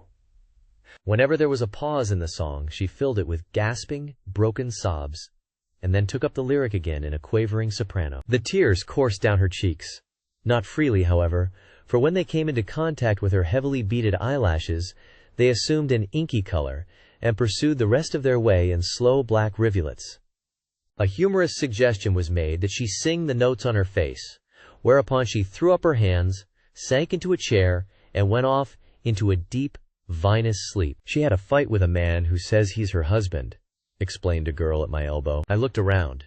Most of the remaining women were now having fights with men said to be their husbands. Even Jordan's party, the quartet from East Egg, were rent asunder by dissension. One of the men was talking with curious intensity to a young actress, and his wife, after attempting to laugh at the situation in a dignified and indifferent way, broke down entirely and resorted to flank attacks. At intervals, she appeared suddenly at his side like an angry diamond and hissed, "You promised!" into his ear. The reluctance to go home was not confined to wayward men. The hall was at present occupied by two deplorably sober men and their highly indignant wives. The wives were sympathizing with each other in slightly raised voices. "Whenever he sees I'm having a good time, he wants to go home. Never heard anything so selfish in my life. We're always the first ones to leave." "So are we." "Well, we're almost the last tonight," said one of the men sheepishly. "The orchestra left half an hour ago." In spite of the wives' agreement that such malevolence was beyond credibility, the dispute ended in a short struggle, and both wives were lifted, kicking, into the night. As I waited for my hat in the hall, the door of the library opened, and Jordan Baker and Gatsby came out together. He was saying some last word to her, but the eagerness in his manner tightened abruptly into formality as several people approached him to say goodbye. Jordan's party were calling impatiently to her from the porch, but she lingered for a moment to shake hands. "I've just heard the most amazing thing," she whispered. "How long were we in there?" "Why, about an hour. It was simply amazing," she repeated, abstracted ly. "But I swore I wouldn't tell it, and here I am tantalizing you." She yawned gracefully in my face. "Please come and see me. Phone book. Under the name of Mrs. Sigourney Howard, my aunt." She was hurrying off as she talked. Her brown hand waved a jaunty salute as she melted into her party at the door. Rather ashamed that on my first appearance I had stayed so late, I joined the last of Gatsby's guests, who were clustered around him. I wanted to explain that I'd hunted for him early in the evening, and to apologize for not having known him in the garden. "Don't mention it," he enjoined me eagerly. "Don't give it another thought, old sport." The familiar expression held no more familiarity than the hand which reassuringly brushed my shoulder. "And don't forget we're going up in the hydroplane tomorrow morning at 9 o'clock. Then the butler, behind his shoulder. "Philadelphia wants you on the phone, sir." "All right, in a minute. Tell them I'll be right there. Good night." "Good night." He smiled, and suddenly there seemed to be a pleasant significance in having been among the last to go, as if he had desired it all the time. "Good night, old sport." But as I walked down the steps I saw that the evening was not quite over. 50 feet from the door a dozen headlights illuminated a bizarre and tumultuous scene. In the ditch beside the road, right side up, but violently shorn of one wheel, rested a new coupe which had left Gatsby's drive not 2 minutes before. The sharp jut of a wall accounted for the detachment of the wheel, which was now getting considerable attention from half a dozen curious chauffeurs. However, as they had left their cars blocking the road, a harsh, discordant din from those in the rear had been audible for some time, and added to the already violent confusion of the scene. A man in a long duster had dismounted from the wreck, and now stood in the middle of the road, looking from the car to the tire, and from the tire to the observers, in a pleasant, puzzled way. "See?" he explained. "It went in the ditch." The fact was infinitely astonishing to him, and I recognized first the unusual quality of wonder, and then the man. It was the late patron of Gatsby's library. "How'd it happen?" He shrugged his shoulders. "I know nothing whatever about mechanics," he said decisively. "But how did it happen? Did you run into the wall?" "Don't ask me," said Owl Eyes, washing his hands of the whole matter. "I know very little about driving. Next to nothing. It happened, and that's all I know." "Well, if you're a poor driver, you oughtn't to try driving at night." "But I wasn't even trying," he explained indignantly. "I wasn't even trying." An odd hush fell upon the bystanders. "Do you want to commit suicide? You're lucky it was just a wheel. A bad driver and not even trying." "You don't understand," explained the criminal. "I wasn't driving. There's another man in the car." Shock that followed this declaration found voice in a sustained "Ah!" as the door of the coupe swung slowly open. The crowd, it was now a crowd, stepped back involuntarily, and when the door had opened wide there was a ghostly pause. Then, very gradually, part by part, a pale, dangling individual stepped out of the wreck, pawing tentatively at the ground with a large, uncertain dancing shoe. Blinded by the glare of the headlights and confused by the incessant groaning of the horns, the apparition stood swaying for a moment before he perceived the man in the duster. "What's matter?" he inquired calmly. "Did we run out of gas?" "Look!" Half a dozen fingers pointed at the amputated wheel. He stared at it for a moment, and then looked upward, as though he suspected that it had dropped from the sky. "It came off," someone explained. He nodded. "At first I didn't notice we'd stopped." A pause. Then, taking a long breath and straightening his shoulders, he remarked in a determined voice, Tell me where there's a gas line station." At least a dozen men, some of them a little better off than he was, explained to him that wheel and car were no longer joined by any physical bond. "Back out," he suggested after a moment. "Put her in reverse, but the wheel's off." He hesitated. "No harm in trying," he said. The caterwauling horns had reached a crescendo, and I turned away and cut across the lawn toward home. I glanced back once. A wafer of a moon was shining over Gatsby's house, making the night fine as before, and surviving the laughter and the sound of his still glowing garden. A sudden emptiness seemed to flow now from the windows and the great doors, endowing with complete isolation the figure of the host, who stood on the porch, his hand up in a formal gesture of farewell. Reading over what I have written so far, I see I have given the impression that the events of 3 nights, several weeks apart, were all that absorbed me. On the contrary, they were merely casual events in a crowded summer, and, until much later, they absorbed me infinitely less than my personal affairs. Most of the time I worked. In the early morning, the sun threw my shadow westward as I hurried down the white chasms of lower New York to the Probity Trust. I knew the other clerks and young bond salesmen by their first names, and lunched with them in dark, crowded restaurants on little pig sausages and mashed potatoes and coffee. I even had a short affair with a girl who lived in Jersey City and worked in the accounting department, but her brother began throwing mean looks in my direction, so when she went on her vacation in July, I let it blow quietly away. I took dinner usually at the Yale Club. For some reason it was the gloomiest event of my day. And then I went upstairs to the library and studied investments and securities for a conscientious hour. There were generally a few rioters around, but they never came into the library, so it was a good place to work. After that, if the night was mellow, I strolled down Madison Avenue past the old Murray Hill Hotel, and over 33rd Street to the Pennsylvania Station. I began to like New York. The racy, adventurous feel of it at night, and the satisfaction that the constant flicker of men and women and machines gives to the restless eye. I liked to walk up Fifth Avenue and pick out romantic women from the crowd and imagine that in a few minutes I was going to enter into their lives, and no one would ever know or disapprove. Sometimes, in my mind, I followed them to their apartments on the corners of hidden streets, and they turned and smiled back at me before they faded through a door into warm darkness. At the enchanted metropolitan twilight, I felt a haunting loneliness sometimes, and felt it in others. Poor young clerks who loitered in front of windows waiting until it was time for a solitary restaurant dinner. Young clerks in the dusk, wasting the most poignant moments of night and life. Again at 8 o'clock, when the dark lanes of the 40s were lined 5 deep with throbbing taxicabs, bound for the theater district, I felt a sinking in my heart. Forms leaned together in the taxis as they waited, and voices sang, and there was laughter from unheard jokes, and lighted cigarettes made unintelligible circles inside. Imagining that I, too, was hurrying towards gaiety and sharing their intimate excitement, I wished them well. For a while I lost sight of Jordan Baker, and then in midsummer I found her again. At first I was flattered to go places with her, because she was a golf champion, and everyone knew her name. Then it was something more. I wasn't actually in love, but I felt a sort of tender curiosity. The bored, haughty face that she turned to the world concealed something.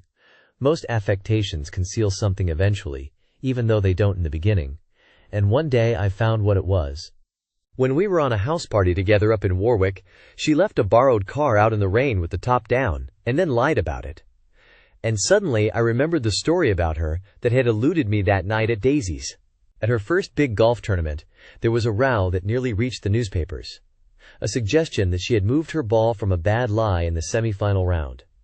The thing approached the proportions of a scandal, then died away. A caddy retracted his statement, and the only other witness admitted that he might have been mistaken. The incident and the name had remained together in my mind. Jordan Baker instinctively avoided clever, shrewd men, and now I saw that this was because she felt safer on a plane where any divergence from a code would be thought impossible. She was incurably dishonest. She wasn't able to endure being at a disadvantage, and, given this unwillingness, I suppose she had begun dealing in subterfuges when she was very young in order to keep that cool, insolent smile turned to the world and yet satisfy the demands of her hard, jaunty body. It made no difference to me. Dishonesty in a woman is a thing you never blame deeply.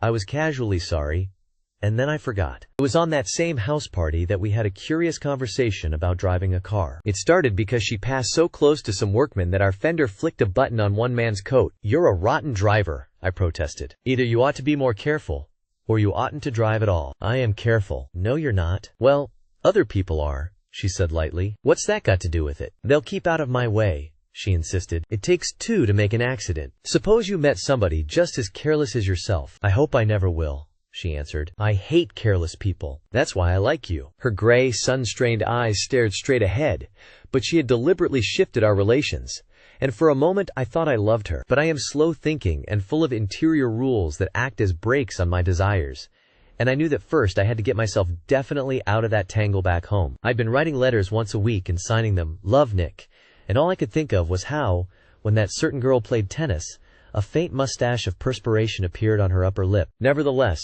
there was a vague understanding that had to be tactfully broken off before I was free. Everyone suspects himself of at least one of the cardinal virtues, and this is mine. I am one of the few honest people that I have ever known. Chapter 4.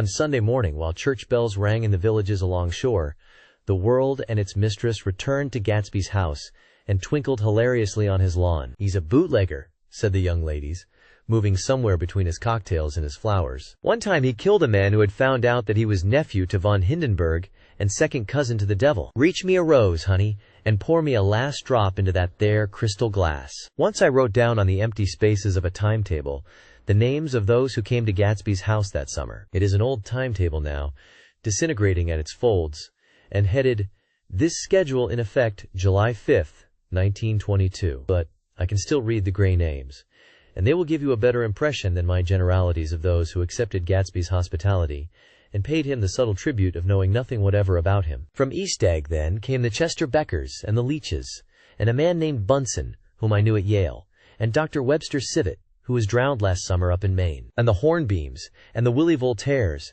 and a whole clan named Blackbuck, who always gathered in a corner and flipped up their noses like goats at whosoever came near, and the Ismays and the Christies, or rather Hubert Auerbach and Mr. Christie's wife, and Edgar Beaver, whose hair, they say, turned cotton white one winter afternoon for no good reason at all. Clarence Endive was from East Egg, as I remember. He came only once, in white knickerbockers, and had a fight with a bum named Eddie in the garden. From farther out on the island came the Chettles and the O.R.P. Schraders, and the Stonewall Jackson Abrams of Georgia, and the Fishguards and the Ripley Snells. Snell was there 3 days before he went to the penitentiary, so drunk out on the gravel drive that Mrs. Ulysses Sweat's automobile ran over his right hand. The Danceys came too, and S.B. Whitebait, who was well over 60, and Maurice A. Flink, and the Hammerheads, and Beluga the tobacco importer, and Beluga's girls. From West Egg came the Poles and the Mulreadys, and Cecil Roebuck and Cecil Schoen, and Gulick the state senator, and Newton Orchid, who controlled films par excellence, and Eckhost and Clyde Cohen and Don S. Schwartz, the son, and Arthur McCarty, all connected with the movies in one way or another, and the Catlips, and the Bembergs, and G. Earl Muldoon, brother to that Muldoon who afterwards strangled his wife. De Fontano, the promoter, came there, and Ed Legros, and James B. Rotgut, Ferret, and the de Jongs, and Ernest Lilly. They came to gamble, and when Ferret wandered into the garden, it meant he was cleaned out, and Associated Traction would have to fluctuate profitably next day. A man named Klipspringer was there so often that he became known as the Boarder.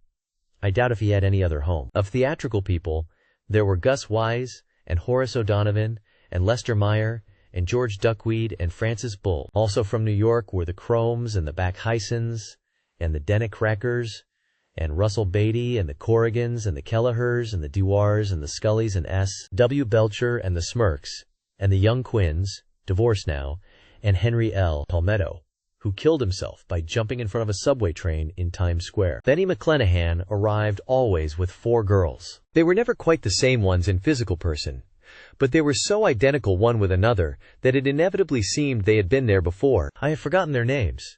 Jacqueline, I think, or else Consuela, or Gloria, or Judy, or June, and their last names were either the melodious names of flowers and months, or the sterner ones of the great American capitalists whose cousins, if pressed, they would confess themselves to be.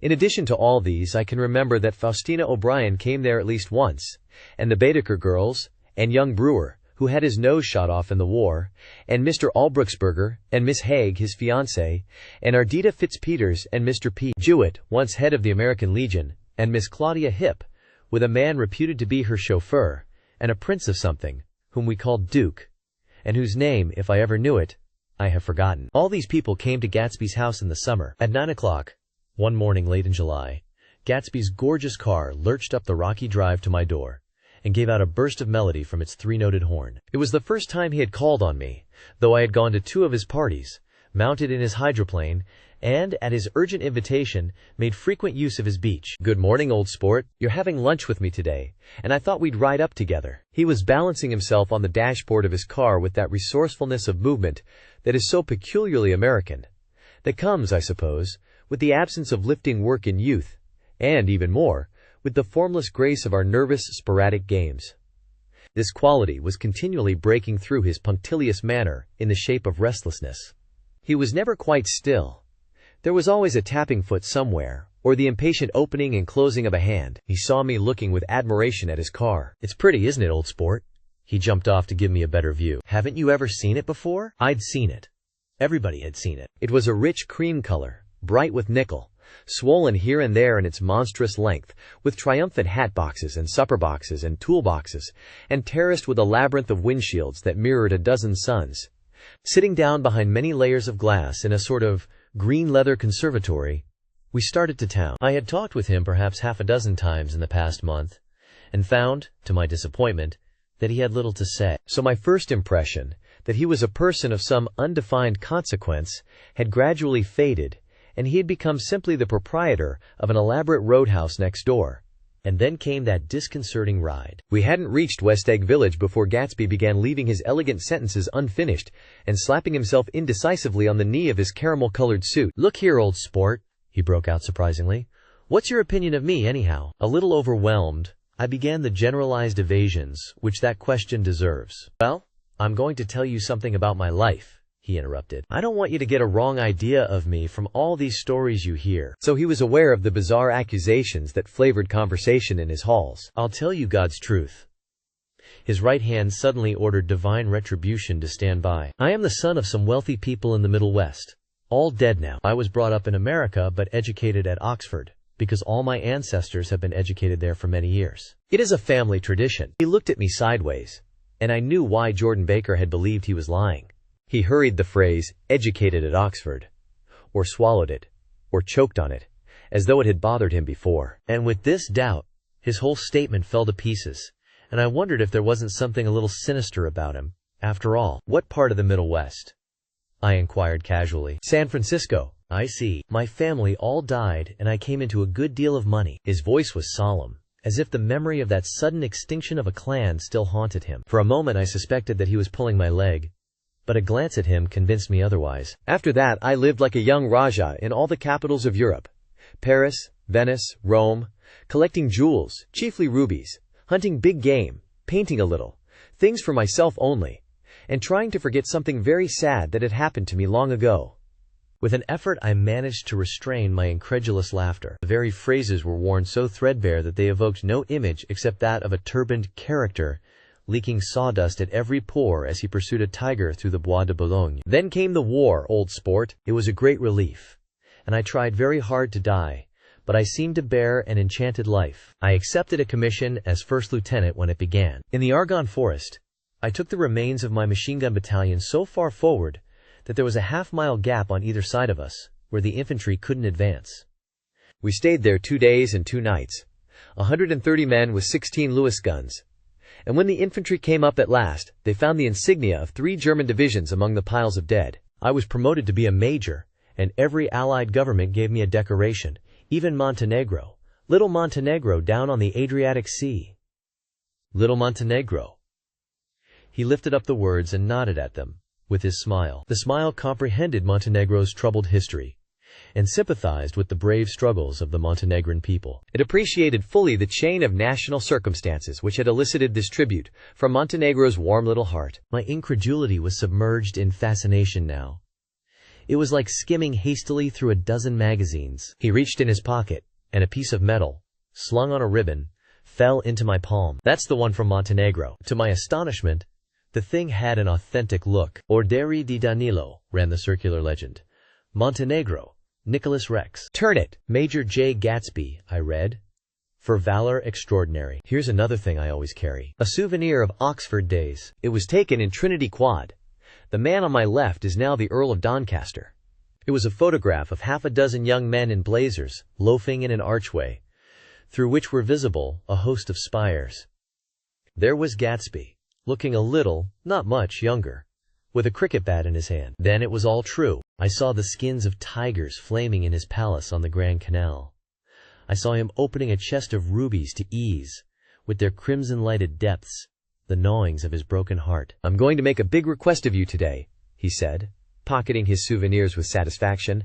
"So I thought you ought to know something about me. I didn't want you to think I was just some nobody. You see, I usually find myself among strangers because I drift here and there trying to forget the sad things that happened to me." He hesitated. "You'll hear about it this afternoon." "At lunch?" "No. This afternoon. I happen to find out that you're taking Miss Baker to tea." "Do you mean you're in love with Miss Baker?" "No, old sport, I'm not. But Miss Baker has kindly consented to speak to you about this matter." I hadn't the faintest idea what "this matter" was, but I was more annoyed than interested. I hadn't asked Jordan to tea in order to discuss Mr. Jay Gatsby. I was sure the request would be something utterly fantastic, and for a moment I was sorry I'd ever set foot upon his overpopulated lawn. He wouldn't say another word. His correctness grew on him as we neared the city. We passed Port Roosevelt, where there was a glimpse of red-belted ocean-going ships, and sped along a cobbled slum lined with the dark, undeserted saloons of the faded gilt 1900s. Then the Valley of Ashes opened out on both sides of us, and I had a glimpse of Mrs. Wilson straining at the garage pump with panting vitality as we went by. With fenders spread like wings, we scattered light through half Astoria.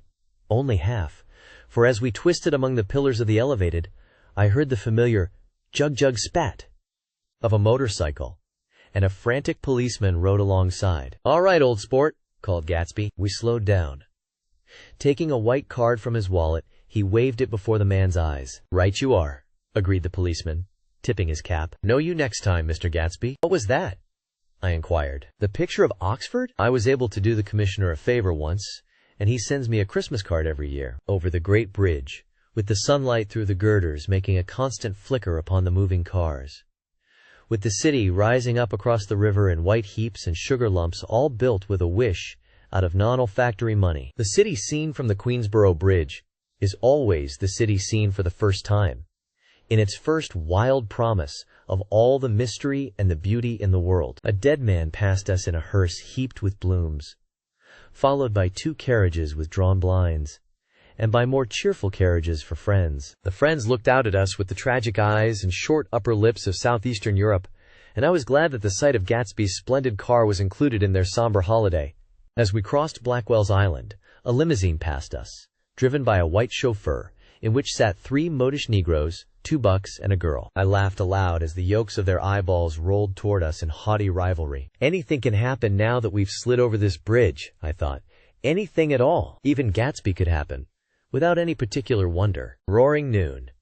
In a well-fanned 42nd Street cellar, I met Gatsby for lunch. Blinking away the brightness of the street outside, my eyes picked him out obscurely in the anteroom, talking to another man. "Mr. Carraway, this is my friend Mr. Wolfsheim." A small, flat-nosed Jew raised his large head and regarded me with 2 fine growths of hair which luxuriated in either nostril. After a moment I discovered his tiny eyes in the half-darkness. "So I took one look at him," said Mr. Wolfsheim, shaking my hand earnestly.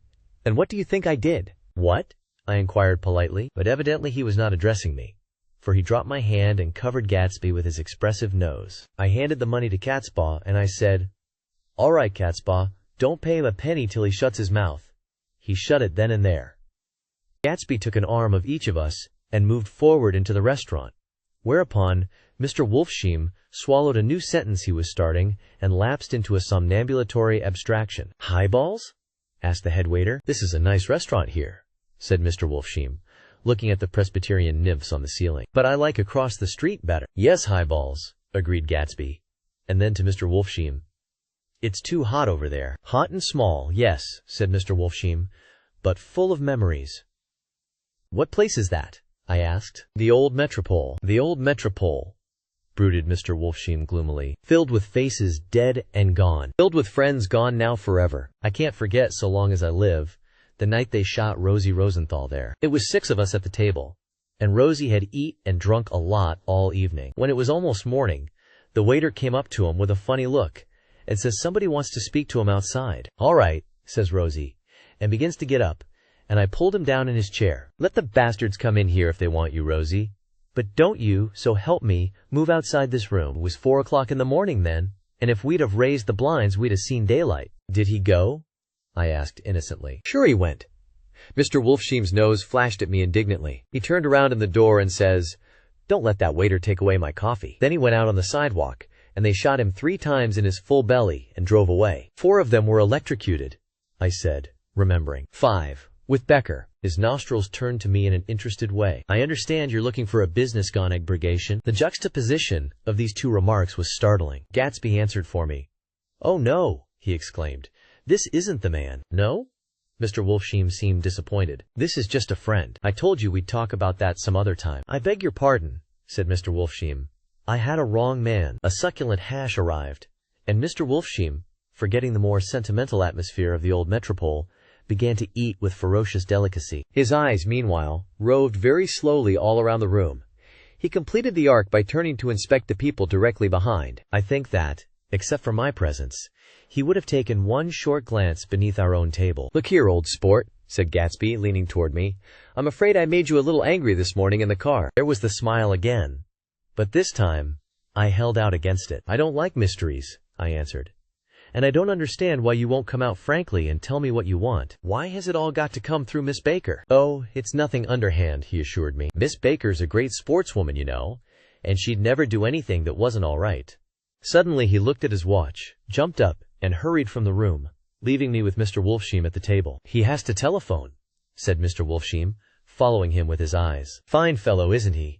Handsome to look at, and a perfect gentleman." "Yes, he's an Oxford man." "Oh, he went to Oxford College in England." "You know Oxford College?" "I've heard of it. It's one of the most famous colleges in the world." "Have you known Gatsby for a long time?"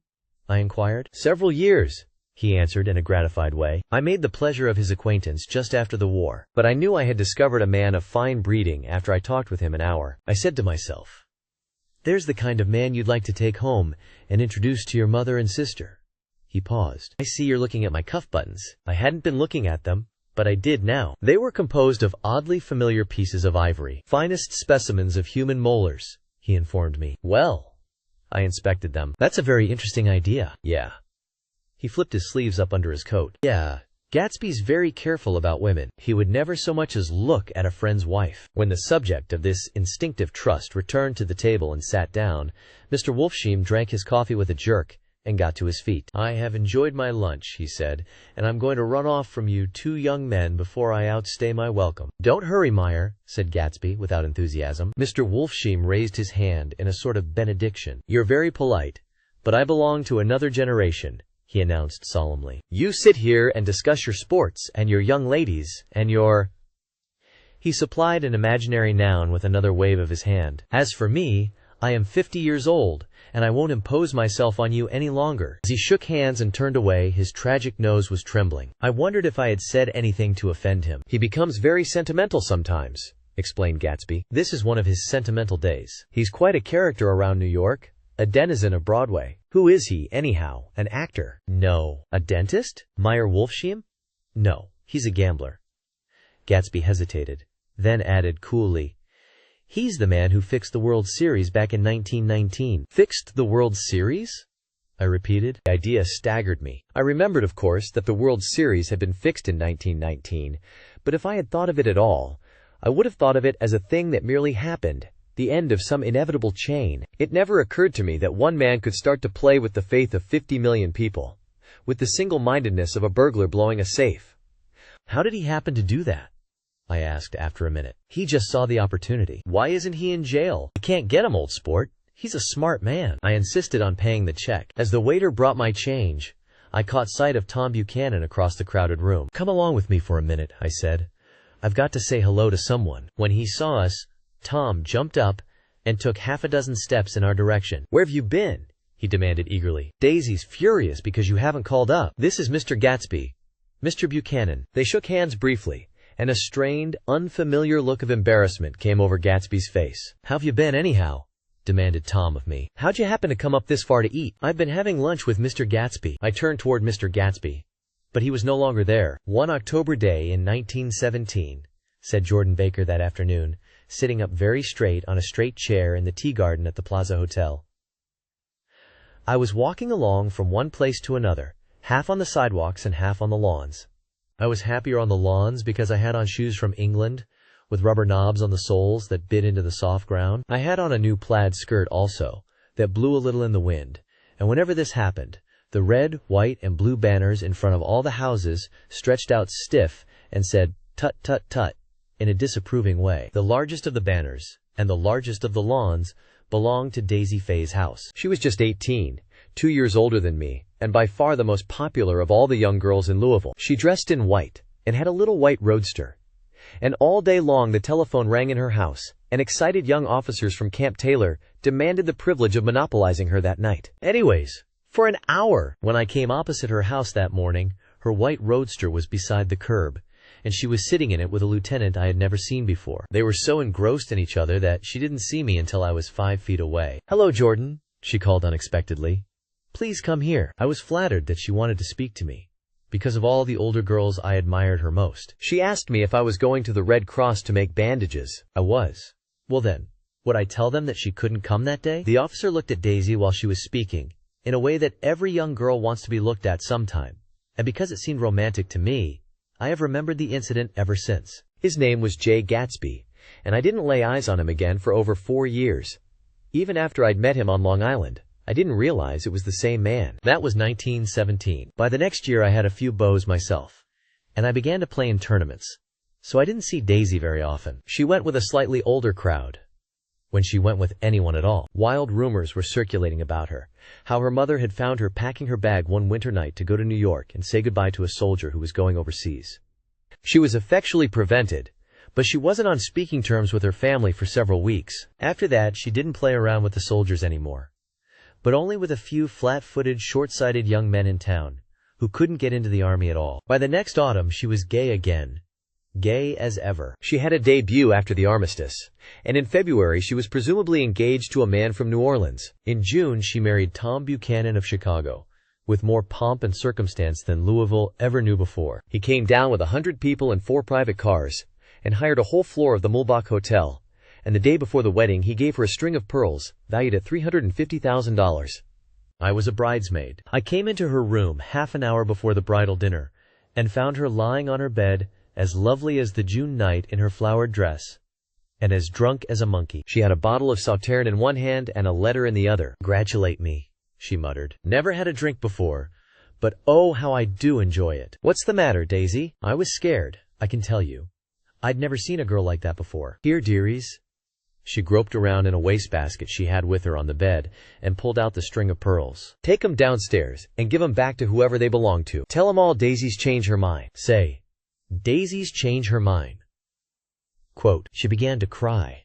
She cried and cried. I rushed out and found her mother's maid, and we locked the door and got her into a cold bath. She wouldn't let go of the letter. She took it into the tub with her and squeezed it up in a wet ball, and only let me leave it in the soap dish when she saw that it was coming to pieces like snow. But she didn't say another word. We gave her spirits of ammonia and put ice on her forehead and hooked her back into her dress, and half an hour later, when we walked out of the room, the pearls were around her neck, and the incident was over. Next day at 5 o'clock, she married Tom Buchanan without so much as a shiver, and started off on a 3-month trip to the South Seas. I saw them in Santa Barbara when they came back, and I thought I'd never seen a girl so mad about her husband. If he left the room for a minute, she'd look around uneasily and say, "Where's Tom gone?"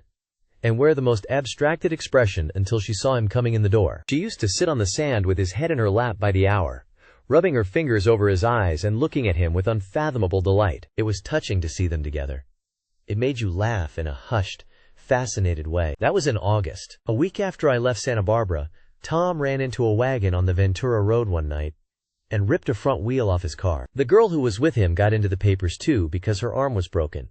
She was one of the chambermaids in the Santa Barbara Hotel. The next April, Daisy had her little girl, and they went to France for a year. I saw them one spring in Cannes, and later in Deauville, and then they came back to Chicago to settle down. Daisy was popular in Chicago, as you know. They moved with a fast crowd, all of them young and rich and wild, but she came out with an absolutely perfect reputation, perhaps because she doesn't drink. It's a great advantage not to drink among hard-drinking people. You can hold your tongue and, moreover, you can time any little irregularity of your own so that everybody else is so blind that they don't see or care. Perhaps Daisy never went in for amour at all.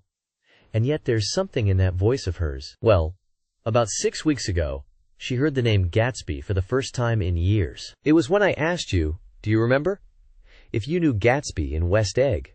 After you had gone home, she came into my room and woke me up and said, "What Gatsby?" And when I described him, I was half asleep. She said in the strangest voice that it must be the man she used to know. It wasn't until then that I connected this Gatsby with the officer in her white car. When Jordan Baker had finished telling all this, we had left the plaza for half an hour and were driving in a Victoria through Central Park. The sun had gone down behind the tall apartments of the movie stars in the West 50s, and the clear voices of children, already gathered like crickets on the grass, rose through the hot twilight. I'm the Sheik of Araby. Your love belongs to me. At night when you're asleep, into your tent I'll creep. It was a strange coincidence, I said. But it wasn't a coincidence at all. Why not? Gatsby bought that house so that Daisy would be just across the bay. Then, it had not been merely the stars to which he had aspired on that June night. He came alive to me, delivered suddenly from the womb of his purposeless splendor. He wants to know, continued Jordan, if you'll invite Daisy to your house some afternoon, and then let him come over. The modesty of the demand shook me. He had waited 5 years and bought a mansion where he dispensed starlight to casual moths, so that he could come over some afternoon to a stranger's garden.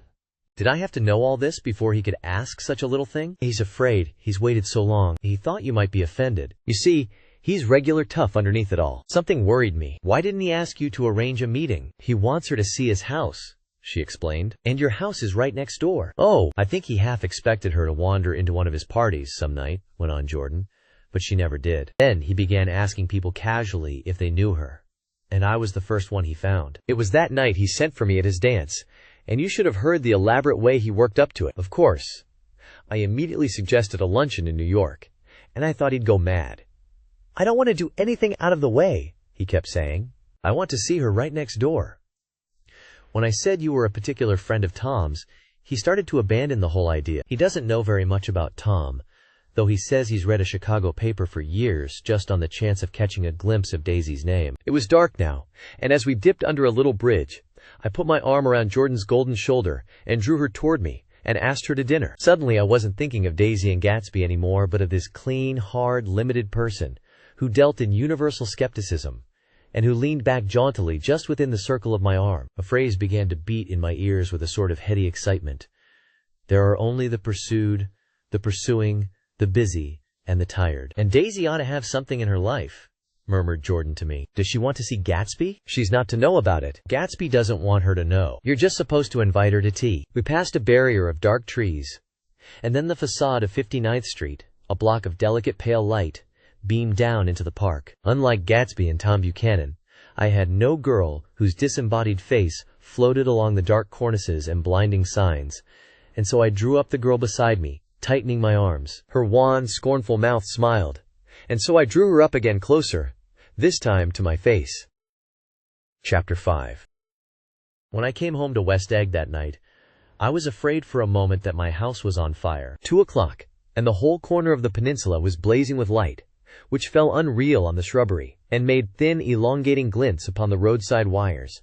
Turning a corner, I saw that it was Gatsby's house, lit from tower to cellar. At first I thought it was another party, a wild rout that had resolved itself into hide-and-go-seek, or sardines in the box, with all the house thrown open to the game. But there wasn't a sound, only wind in the trees, which blew the wires, and made the lights go off and on again, as if the house had winked into the darkness. As my taxi groaned away, I saw Gatsby walking toward me across his lawn. Your place looks like the World's Fair, I said. Does it?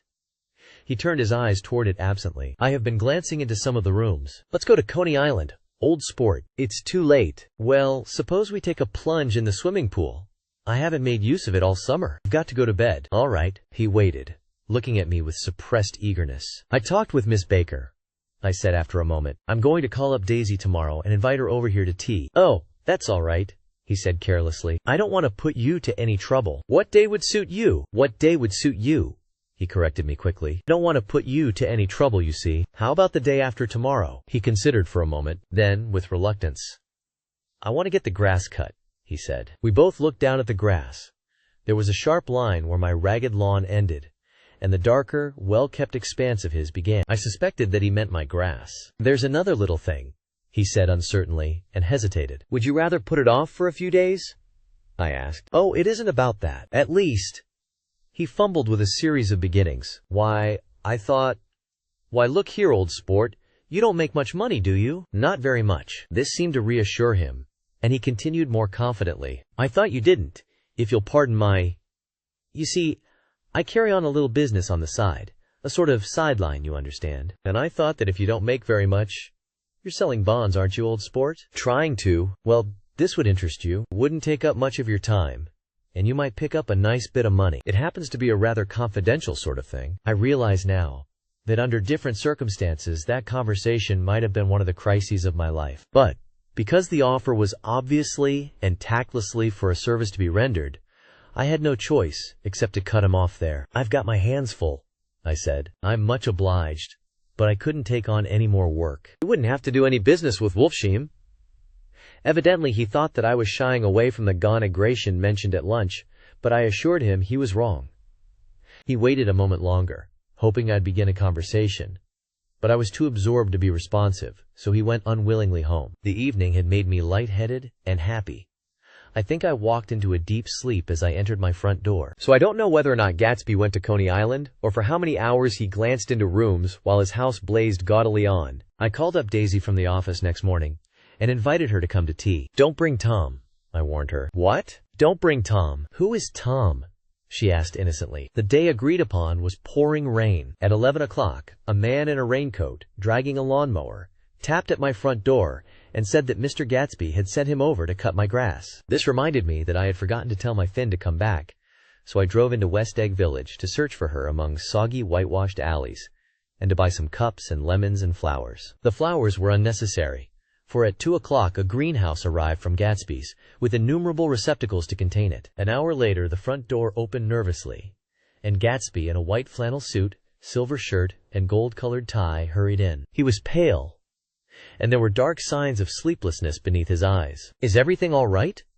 He asked immediately. The grass looks fine, if that's what you mean. What grass?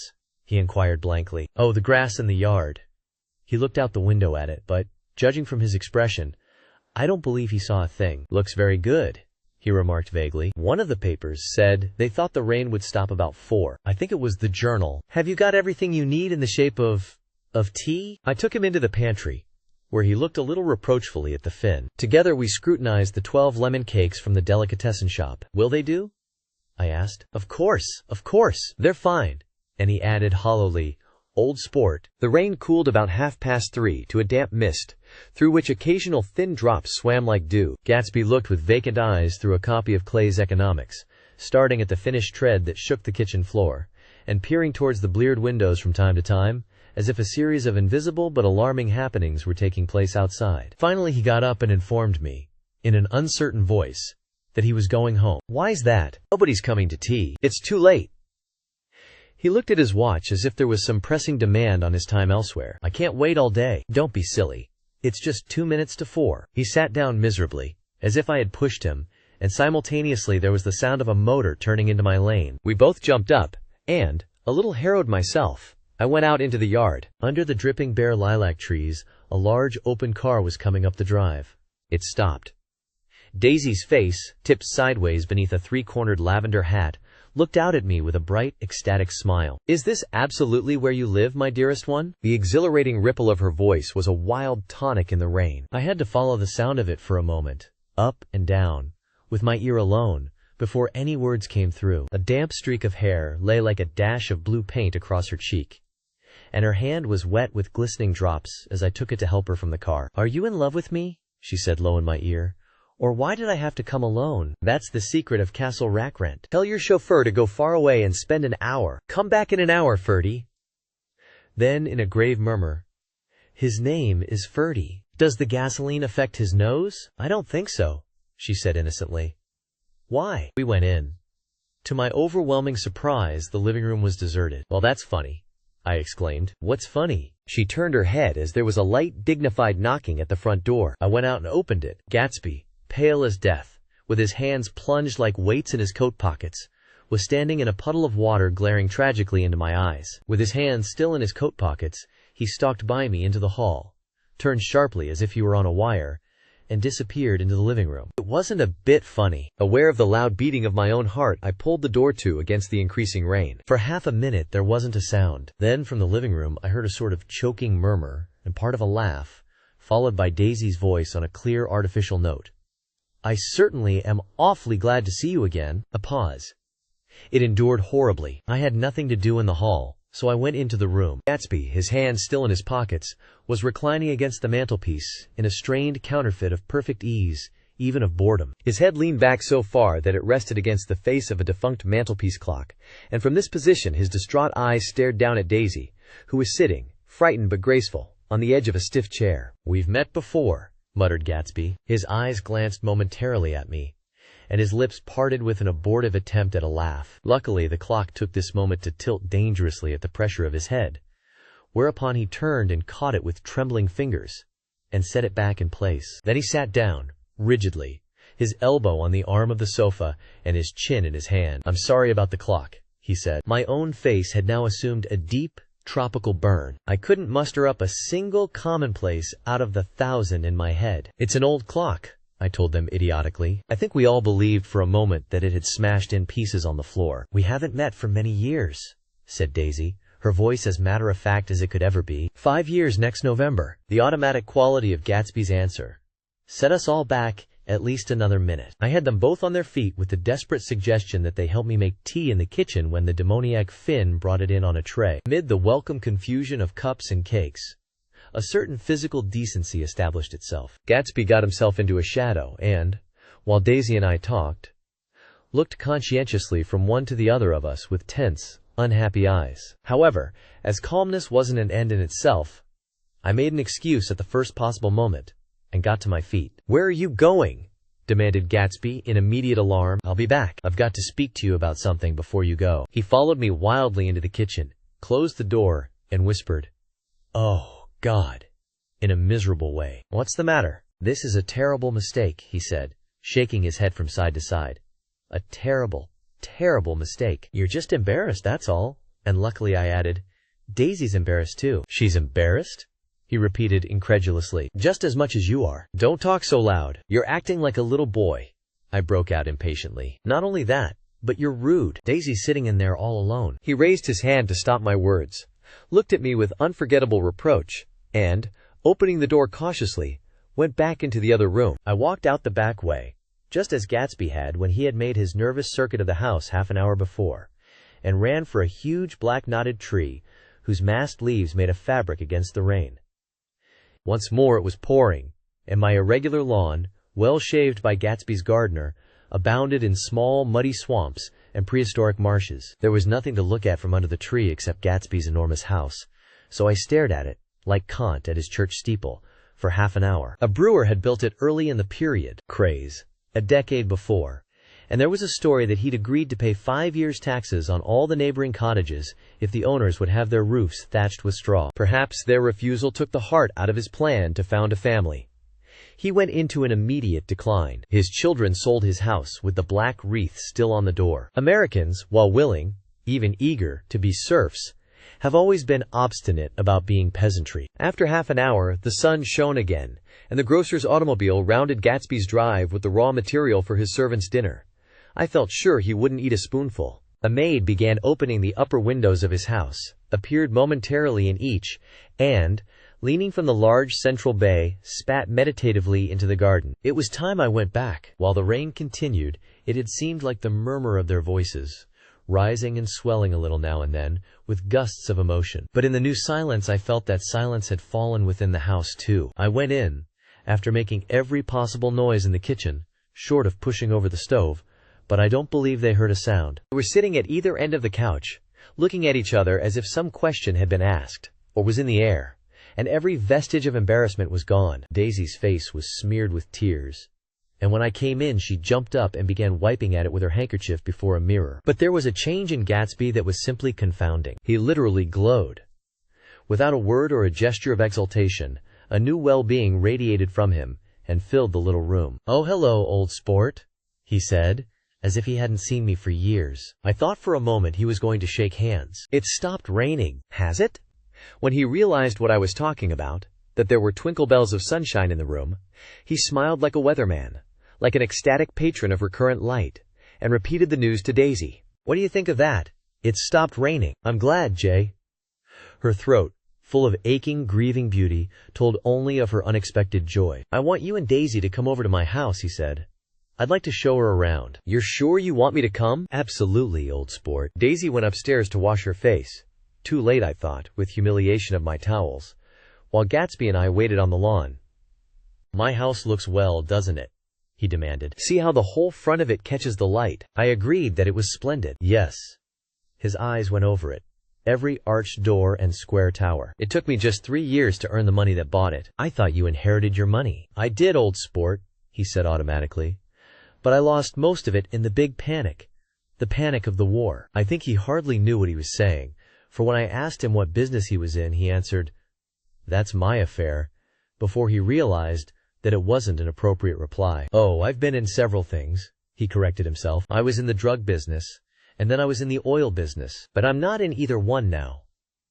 He looked at me with more attention. "Do you mean you've been thinking over what I proposed the other night?" Before I could answer, Daisy came out of the house, and 2 rows of brass buttons on her dress gleamed in the sunlight. "That huge place there?" she cried, pointing. "Do you like it?" "I love it, but I don't see how you live there all alone. I keep it always full of interesting people, night and day, people who do interesting things." Instead of taking the shortcut along the Sound, we went down to the road and entered by the big postern. With enchanting murmurs, Daisy admired this aspect or that of the feudal silhouette against the sky, admired the gardens, the sparkling odor of jonquils, and the frothy odor of hawthorn and plum blossoms, and the pale gold odor of kiss me at the gate. It was strange to reach the marble steps and find no stir of bright dresses in and out the door, and hear no sound but bird voices in the trees. And inside, as we wandered through Marie Antoinette music rooms and restoration salons, I felt that there were guests concealed behind every couch and table, under orders to be breathlessly silent until we had passed through. As Gatsby closed the door of the Merton College Library, I could have sworn I heard the owl-eyed man break into ghostly laughter. We went upstairs, through period bedrooms swathed in rose and lavender silk and vivid with new flowers, through dressing rooms and pool rooms and bathrooms with sunken baths, intruding into one chamber where a disheveled man in pajamas was doing liver exercises on the floor. It was Mr. Klipspringer, the boarder.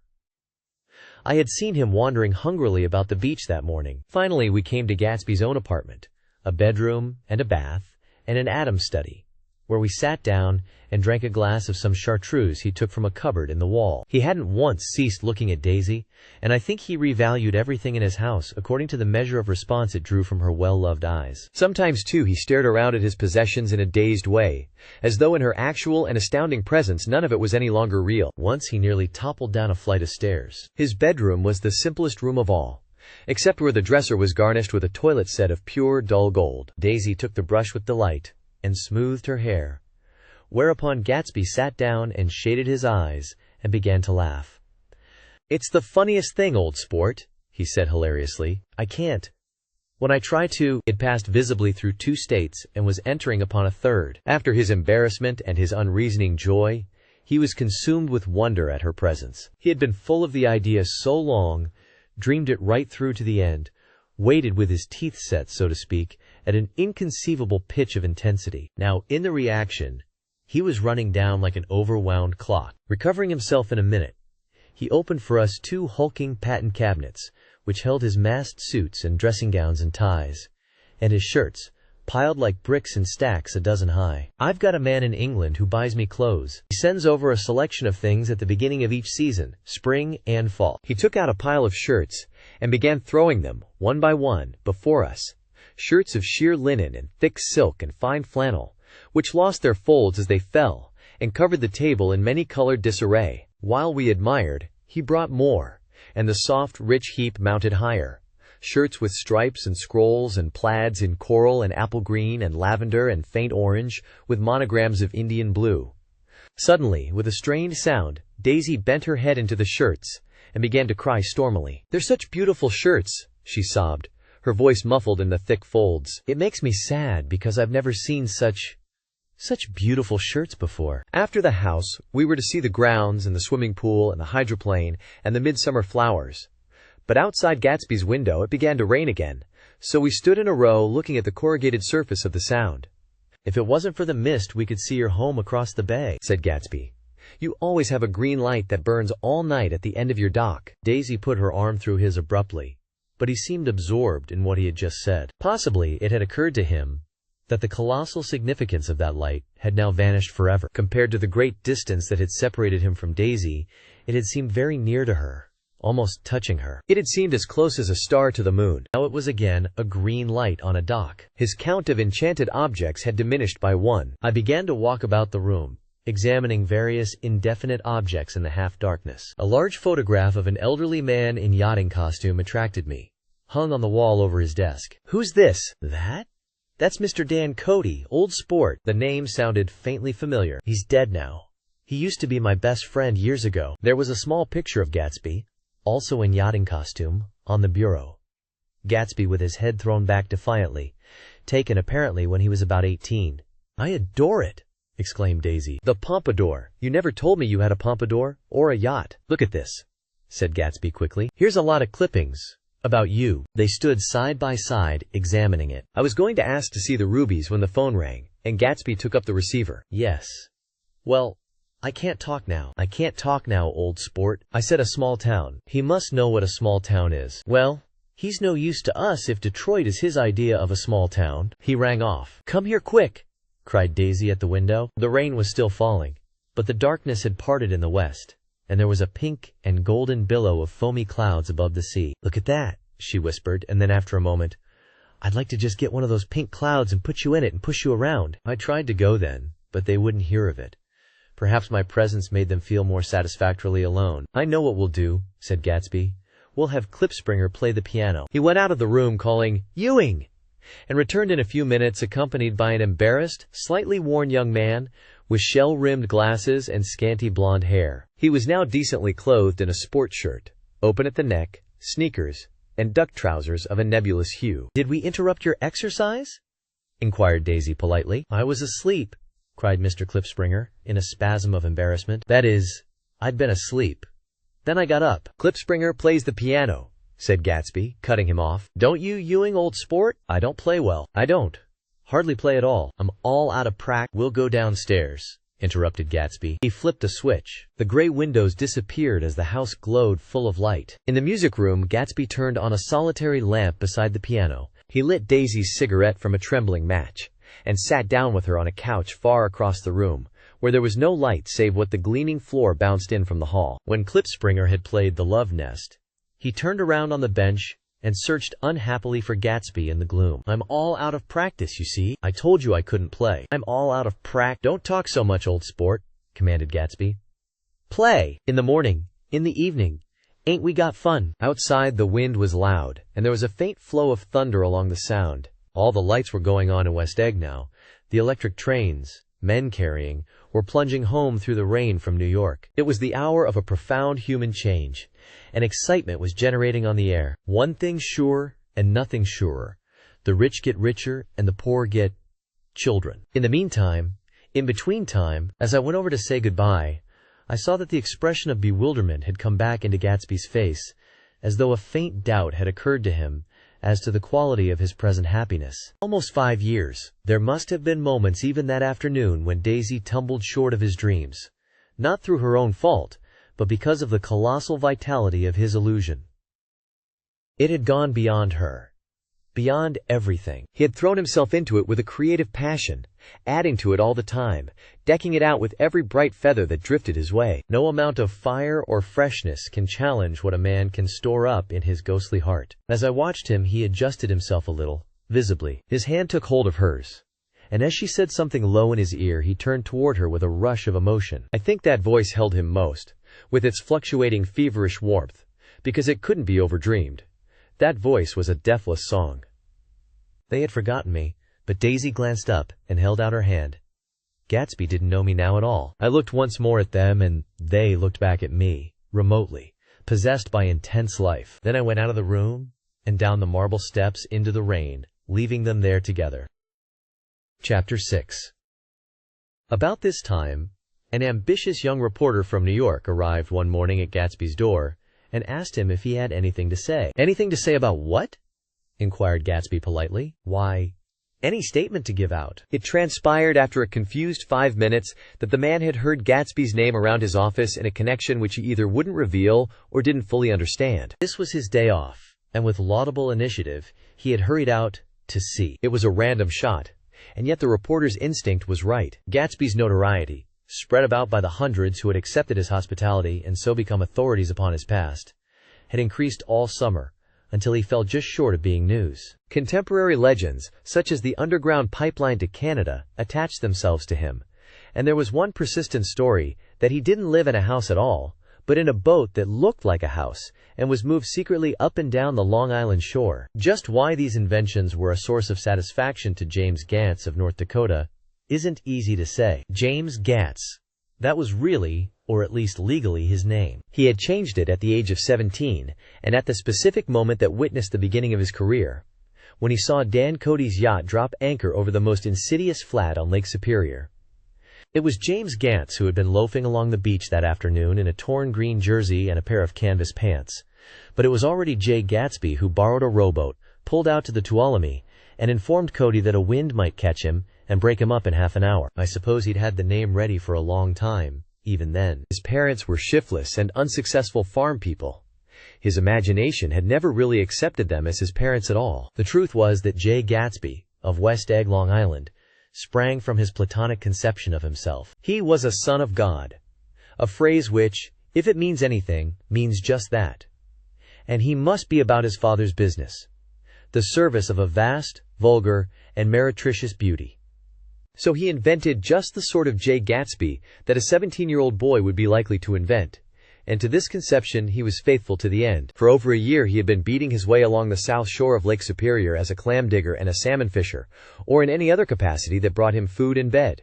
His brown, hardening body lived naturally through the half-fierce, half-lazy work of the bracing days. He knew women early, and since they spoiled him, he became contemptuous of them, of young virgins because they were ignorant, of the others because they were hysterical about things which in his overwhelming self-absorption he took for granted. But his heart was in a constant, turbulent riot. The most grotesque and fantastic conceits haunted him in his bed at night. A universe of ineffable gaudiness spun itself out in his brain, while the clock ticked on the washstand, and the moon soaked with wet light his tangled clothes upon the floor. Each night he added to the pattern of his fancies, until drowsiness closed down upon some vivid scene with an oblivious embrace. For a while these reveries provided an outlet for his imagination.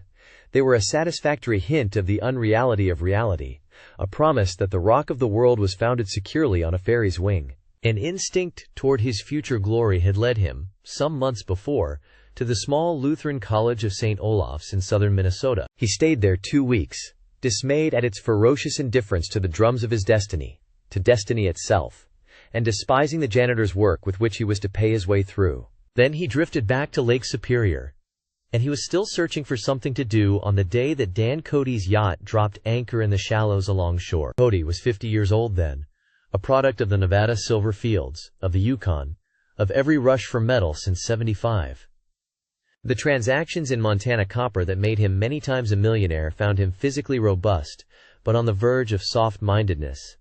And, suspecting this, an infinite number of women tried to separate him from his money. The none too savory ramifications by which Ella Kay, the newspaper woman, played Madame de Maintenon to his weakness and sent him to sea in a yacht, were common property of the turgid journalism in 1902. He had been coasting along all too hospitable shores for 5 years when he turned up as James Gats's Destiny in Little Girl Bay. To young Gats, resting on his oars and looking up at the railed deck, that yacht represented all the beauty and glamour in the world. I suppose he smiled at Cody. He had probably discovered that people liked him when he smiled. At any rate, Cody asked him a few questions. One of them elicited the brand new name, and found that he was quick and extravagantly ambitious. A few days later he took him to Duluth and bought him a blue coat, 6 pairs of white duck trousers, and a yachting cap. And when the Tuolumne left for the West Indies and the Barbary Coast, Gatsby left too. He was employed in a vague personal capacity, While he remained with Cody, he was in turn steward, mate, skipper, secretary, and even jailer, for Dan Cody sober knew what lavish doings Dan Cody drunk might soon be about, and he provided for such contingencies by reposing more and more trust in Gatsby. The arrangement lasted 5 years, during which the boat went 3 times around the continent. It might have lasted indefinitely except for the fact that LAKA came on board one night in Boston, and a week later Dan Cody inhospitably died. I remember the portrait of him up in Gatsby's bedroom, a gray, florid man with a hard, empty face, the pioneer debauchee, who during one phase of American life brought back to the eastern seaboard the savage violence of the frontier brothel and saloon.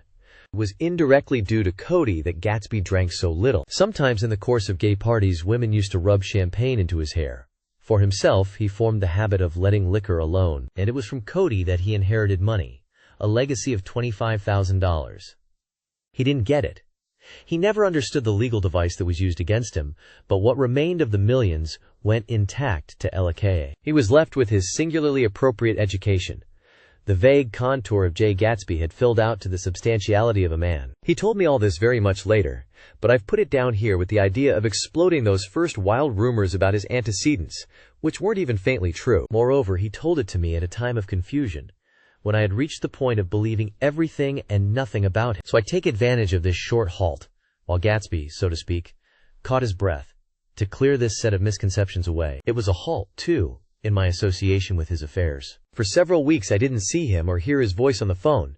Mostly I was in New York, trotting around with Jordan and trying to ingratiate myself with her senile aunt. But finally I went over to his house one Sunday afternoon. I hadn't been there 2 minutes when somebody brought Tom Buchanan in for a drink. I was startled, naturally. But the really surprising thing was that it hadn't happened before. They were a party of 3 on horseback. Tom and a man named Sloan, and a pretty woman in a brown riding habit who had been there previously. "I'm delighted to see you," said Gatsby, standing on his porch. "I'm delighted that you dropped in." As though they cared. "Sit right down. Have a cigarette or a cigar." He walked around the room quickly, ringing bells. "I'll have something to drink for you in just a minute." He was profoundly affected by the fact that Tom was there, but he would be uneasy anyhow until he had given them something, realizing in a vague way that that was all they came for. Mr. Sloan wanted nothing. "A lemonade?" "No, thanks." "A little champagne?" "Nothing at all, thanks." "I'm sorry. Did you have a nice ride?" "Very good roads around here. I suppose the automobiles." "Yeah." Moved by an irresistible impulse, Gatsby turned to Tom, who had accepted the introduction as a stranger. "I believe we've met somewhere before, Mr. Buchanan." "Oh yes," said Tom, gruffly polite, but obviously not remembering. "So we did. I remember very well. About 2 weeks ago." "That's right. You were with Nick here." "I know your wife," continued Gatsby, almost aggressively. "That's so?" Tom turned to me. "You live near here, Nick?" "Next door." "That's so?" Mr. Sloan didn't enter into the conversation, but lounged back haughtily in his chair. The woman said nothing either, until, unexpectedly, after 2 highballs, she became cordial. "We'll all come over to your next party, Mr. Gatsby," she suggested. "What do you say?" "Certainly.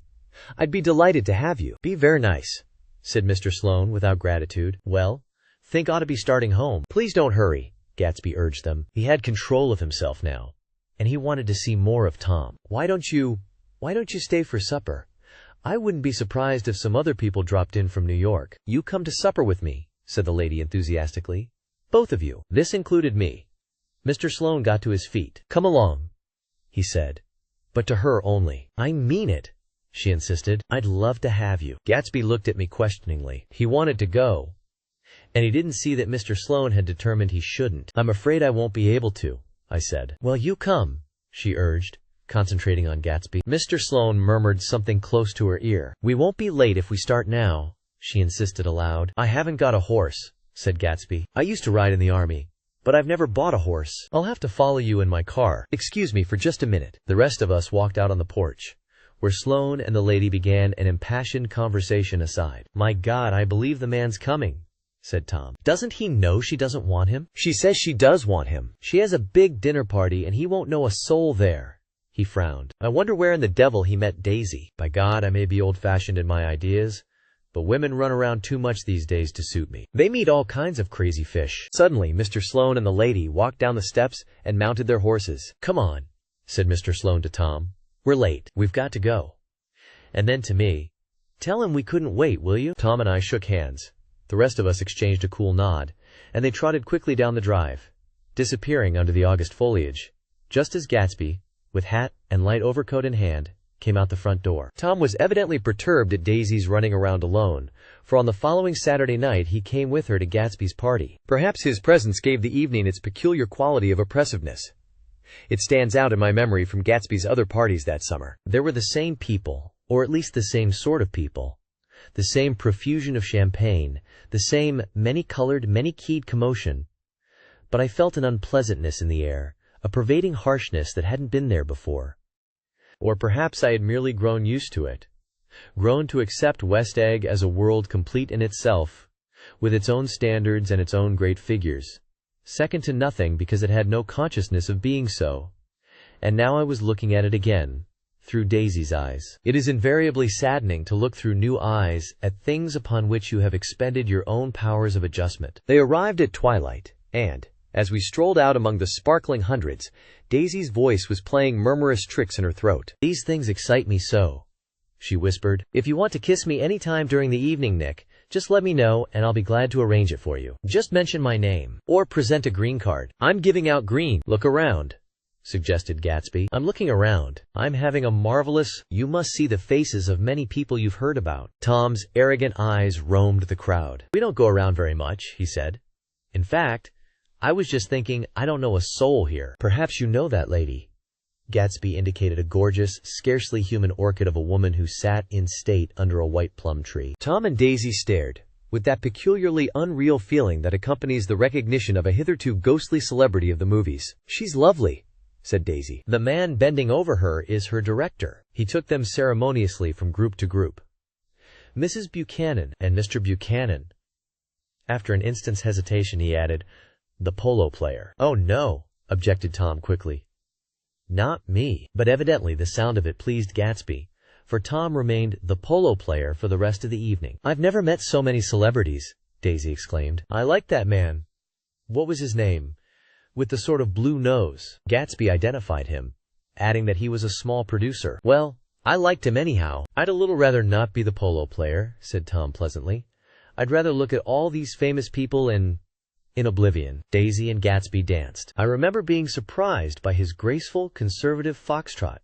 I had never seen him dance before. Then they sauntered over to my house and sat on the steps for half an hour, while at her request I remained watchfully in the garden. "In case there's a fire or a flood," she explained, "or any act of God." Tom appeared from his oblivion as we were sitting down to supper together. "Do you mind if I eat with some people over here?" he said. "A fellow's getting off some funny stuff." "Go ahead," answered Daisy genially. "And if you want to take down any addresses, here's my little gold pencil." She looked around after a moment and told me the girl was common but pretty, and I knew that except for the half hour she'd been alone with Gatsby, she wasn't having a good time. We were at a particularly tipsy table. That was my fault. Gatsby had been called to the phone, and I'd enjoyed these same people only 2 weeks before. But what had amused me then turned septic on the air now. "How do you feel, Miss Baedeker?" The girl addressed was trying, unsuccessfully, to slump against my shoulder. At this inquiry she sat up and opened her eyes. "Wah!" A massive and lethargic woman, who had been urging Daisy to play golf with her at the local club tomorrow, spoke in Miss Baedeker's defense. "Oh, she's all right now. When she's had 5 or 6 cocktails, she always starts screaming like that. I tell her she ought to leave it alone." "I do leave it alone," affirmed the accused hollowly. "We heard you yelling, so I said to Doc Civet here, 'There's somebody that needs your help, Doc.'" Quote, "She's much obliged, I'm sure," said another friend, without gratitude. "But you got her dress all wet when you stuck her head in the pool." "Anything I hate is to get my head stuck in a pool," mumbled Miss Baedeker. "They almost drowned me once over in New Jersey." "Then you ought to leave it alone," countered Dr. Civet. "Speak for yourself," cried Miss Baedeker violently. "Your hand shakes. I wouldn't let you operate on me." It was like that. Almost the last thing I remember was standing with Daisy and watching the moving picture director and his star. They were still under the white plum tree, and their faces were touching except for a pale, thin ray of moonlight between. It occurred to me that he had been very slowly bending toward her all evening to attain this proximity, and even while I watched, I saw him stoop one ultimate degree and kiss at her cheek. "I like her," said Daisy. "I think she's lovely." But the rest offended her, and inarguably because it wasn't a gesture, but an emotion. She was appalled by West Egg, this unprecedented place that Broadway had begotten upon a Long Island fishing village. appalled by its raw vigor that chafed under the old euphemisms, and by the too obtrusive fate that herded its inhabitants along a shortcut from nothing to nothing. She saw something awful in the very simplicity she failed to understand. I sat on the front steps with them while they waited for their car. It was dark here in front. Only the bright doors sent 10 square feet of light volleying out into the soft black morning. Sometimes a shadow moved against a dressing room blind above, gave way to another shadow, an indefinite procession of shadows, who rouged and powdered in an invisible glass. "Who is this Gatsby anyhow?" demanded Tom suddenly. "Some big bootlegger?" "Where'd you hear that?" I inquired. "I didn't hear it. I imagined it. A lot of these newly rich people are just big bootleggers, you know." "Not Gatsby," I said shortly. He was silent for a moment. The pebbles of the drive crunched under his feet. "Well, he certainly must have strained himself to get this menagerie together." A breeze stirred the gray haze of Daisy's fur collar. "At least they are more interesting than the people we know," she said with an effort. "You didn't look so interested." "Well, I was." Tom laughed and turned to me. "Did you notice Daisy's face when that girl asked her to put her under a cold shower?" Daisy began to sing with the music in a husky, rhythmic whisper, bringing out a meaning in each word that it had never had before and would never have again. When the melody rose, her voice broke up sweetly, following it, in a way contralto voices have, and each change tipped out a little of her warm human magic upon the air. "Lots of people come who haven't been invited," she said suddenly. "That girl hadn't been invited. They simply forced their way in, and he's too polite to object." "I'd like to know who he is and what he does," insisted Tom. "And I think I'll make a point of finding out. I can tell you right now," she answered. "He owns some drugstores.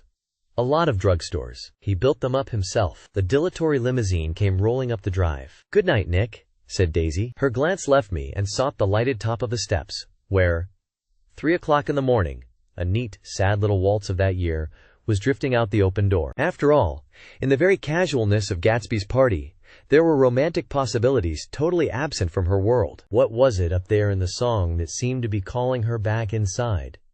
What would happen now in the dim, incalculable hours? Perhaps some unbelievable guest would arrive, a person infinitely rare and to be marveled at, some authentically radiant young girl who, with one fresh glance at Gatsby, one moment of magical encounter, would blot out those 5 years of unwavering devotion. I stayed late that night. Gatsby asked me to wait until he was free, and I lingered in the garden until the inevitable swimming party had run up, chilled and exalted, from the black beach, until the lights were extinguished in the guest rooms overhead. When he came down the steps at last, the tanned skin was drawn unusually tight on his face, and his eyes were bright and tired. "She didn't like it," he said immediately. "Of course she did. She didn't like it," he insisted. "She didn't have a good time." He was silent, and I guessed at his unutterable depression. "I feel far away from her," he said. "It's hard to make her understand." "You mean about the dance?" "The dance?"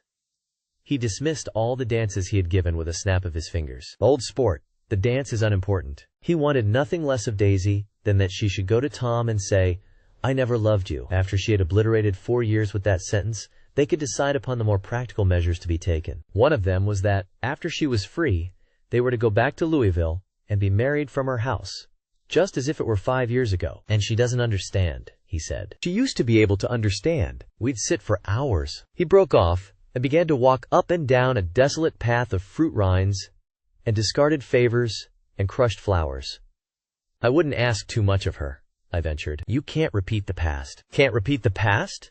he cried incredulously. "Why, of course you can." He looked around him wildly, as if the past were lurking here in the shadow of his house, just out of reach of his hand. "I'm going to fix everything just the way it was before," he said, nodding determinedly. "She'll see." He talked a lot about the past, and I gathered that he wanted to recover something, some idea of himself perhaps, that had gone into loving Daisy. His life had been confused and disordered since then, but if he could once return to a certain starting place and go over it all slowly, he could find out what that thing was. One autumn night, 5 years before, they had been walking down the street when the leaves were falling, and they came to a place where there were no trees, and the sidewalk was white with moonlight. They stopped here and turned toward each other. Now it was a cool night, with that mysterious excitement in it, which comes at the 2 changes of the year. The quiet lights in the houses were humming out into the darkness, and there was a stir and bustle among the stars. Out of the corner of his eye, Gatsby saw that the blocks of the sidewalks really formed a ladder and mounted to a secret place above the trees. He could climb to it, if he climbed alone, and once there he could suck on the pap of life, gulped down the incomparable milk of wonder. His heart beat faster as Daisy's white face came up to his own. He knew that when he kissed this girl, and forever wed his unutterable visions to her perishable breath, his mind would never romp again like the mind of God. So he waited, listening for a moment longer to the tuning fork that had been struck upon a star. Then he kissed her. At his lips' touch, she blossomed for him like a flower, and the incarnation was complete. Through all he said, even through his appalling sentimentality, I was reminded of something, an elusive rhythm, a fragment of lost words, that I had heard somewhere a long time ago. For a moment a phrase tried to take shape in my mouth, and my lips parted like a dumb man's, as though there was more struggling upon them than a wisp of startled air. But they made no sound, and what I had almost remembered was uncommunicable forever. Chapter 7. It was when curiosity about Gatsby was at its highest that the lights in his house failed to go on one Saturday night, and, as obscurely as it had begun, his career as Trimalchio was over. Only gradually did I become aware that the automobiles which turned expectantly into his drive stayed for just a minute and then drove sulkily away. Wondering if he were sick, I went over to find out. An unfamiliar butler with a villainous face squinted at me suspiciously from the door. "Is Mr. Gatsby sick?" "Nope." After a pause he added "sir" in a dilatory, grudging way. I hadn't seen him around, and I was rather worried. "Tell him Mr. Carroway came over." "Who?" he demanded rudely. "Carroway. Carroway." "All right, I'll tell him." Abruptly he slammed the door. My Finn informed me that Gatsby had dismissed every servant in his house a week ago and replaced them with half a dozen others, who never went into West Egg Village to be bribed by the tradesmen, but ordered moderate supplies over the telephone. The grocery boy reported that the kitchen looked like a pigsty, and the general opinion in the village was that the new people weren't servants at all. Next day Gatsby called me on the phone. "Going away?" I inquired. "No, old sport. I hear you fired all your servants." I wanted somebody who wouldn't gossip. "Daisy comes over quite often, in the afternoons." So the whole caravansary had fallen in like a card house at the disapproval in her eyes. "There's some people Wolfsheim wanted to do something for. They're all brothers and sisters. They used to run a small hotel." "I see." He was calling up at Daisy's request. Would I come to lunch at her house tomorrow? Miss Baker would be there. Half an hour later, Daisy herself telephoned and seemed relieved to find that I was coming. Something was up. And yet I couldn't believe that they would choose this occasion for a scene, especially for the rather harrowing scene that Gatsby had outlined in the garden. The next day was broiling, almost the last, certainly the warmest, of the summer. As my train emerged from the tunnel into sunlight, only the hot whistles of the National Biscuit Company broke the simmering hush at noon. The straw seats of the car hovered on the edge of combustion. The woman next to me perspired delicately for a while into her white shirtwaist, and then, as her newspaper dampened under her fingers, lapsed despairingly into deep heat with a desolate cry. Her pocketbook slapped to the floor. "Oh my!" she gasped. I picked it up with a weary bend and handed it back to her, holding it at arm's length and by the extreme tip of the corners to indicate that I had no designs upon it. But everyone nearby, including the woman, suspected me just the same. "Hot," said the conductor to familiar faces. "Some weather. Hot, hot, hot. Is it hot enough for you? Is it hot? Is it?" ? Quote. My commutation ticket came back to me with a dark stain from his hand. That anyone should care in this heat whose flushed lips he kissed, whose head made damp the pajama pocket over his heart. Through the hall of the Buchanan's house blew a faint wind, carrying the sound of the telephone bell out to Gatsby and me as we waited at the door. "The master's body?" roared the butler into the mouthpiece. "I'm sorry, madame, but we can't furnish it.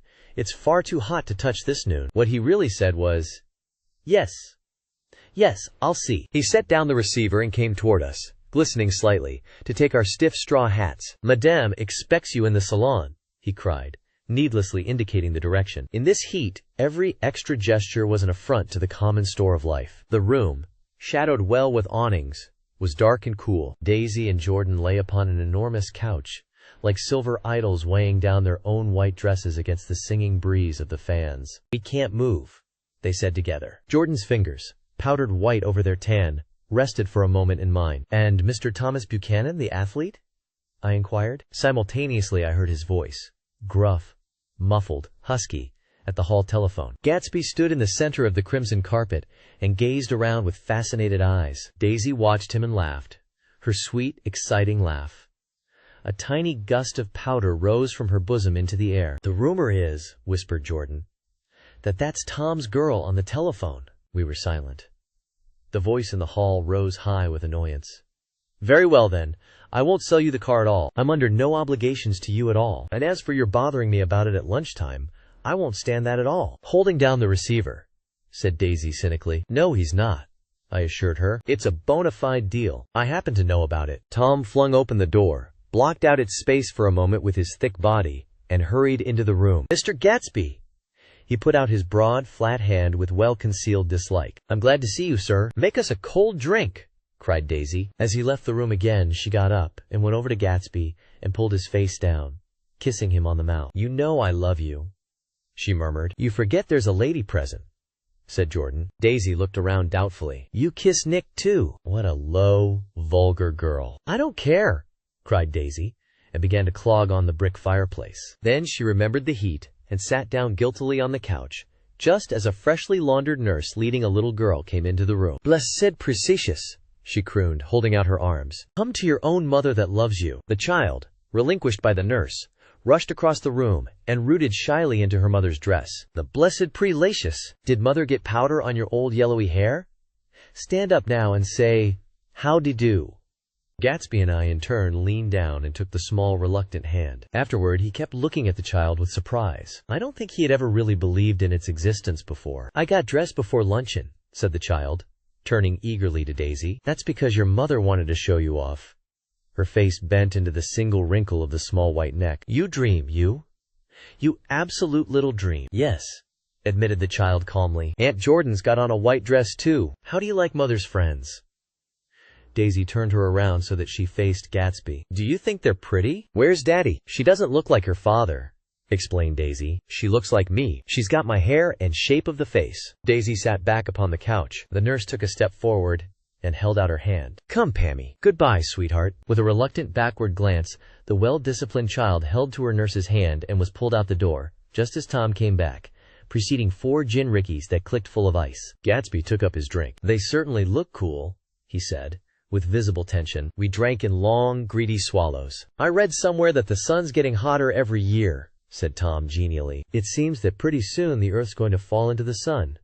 Or wait a minute, it's just the opposite. The sun's getting colder every year. Come outside, he suggested to Gatsby.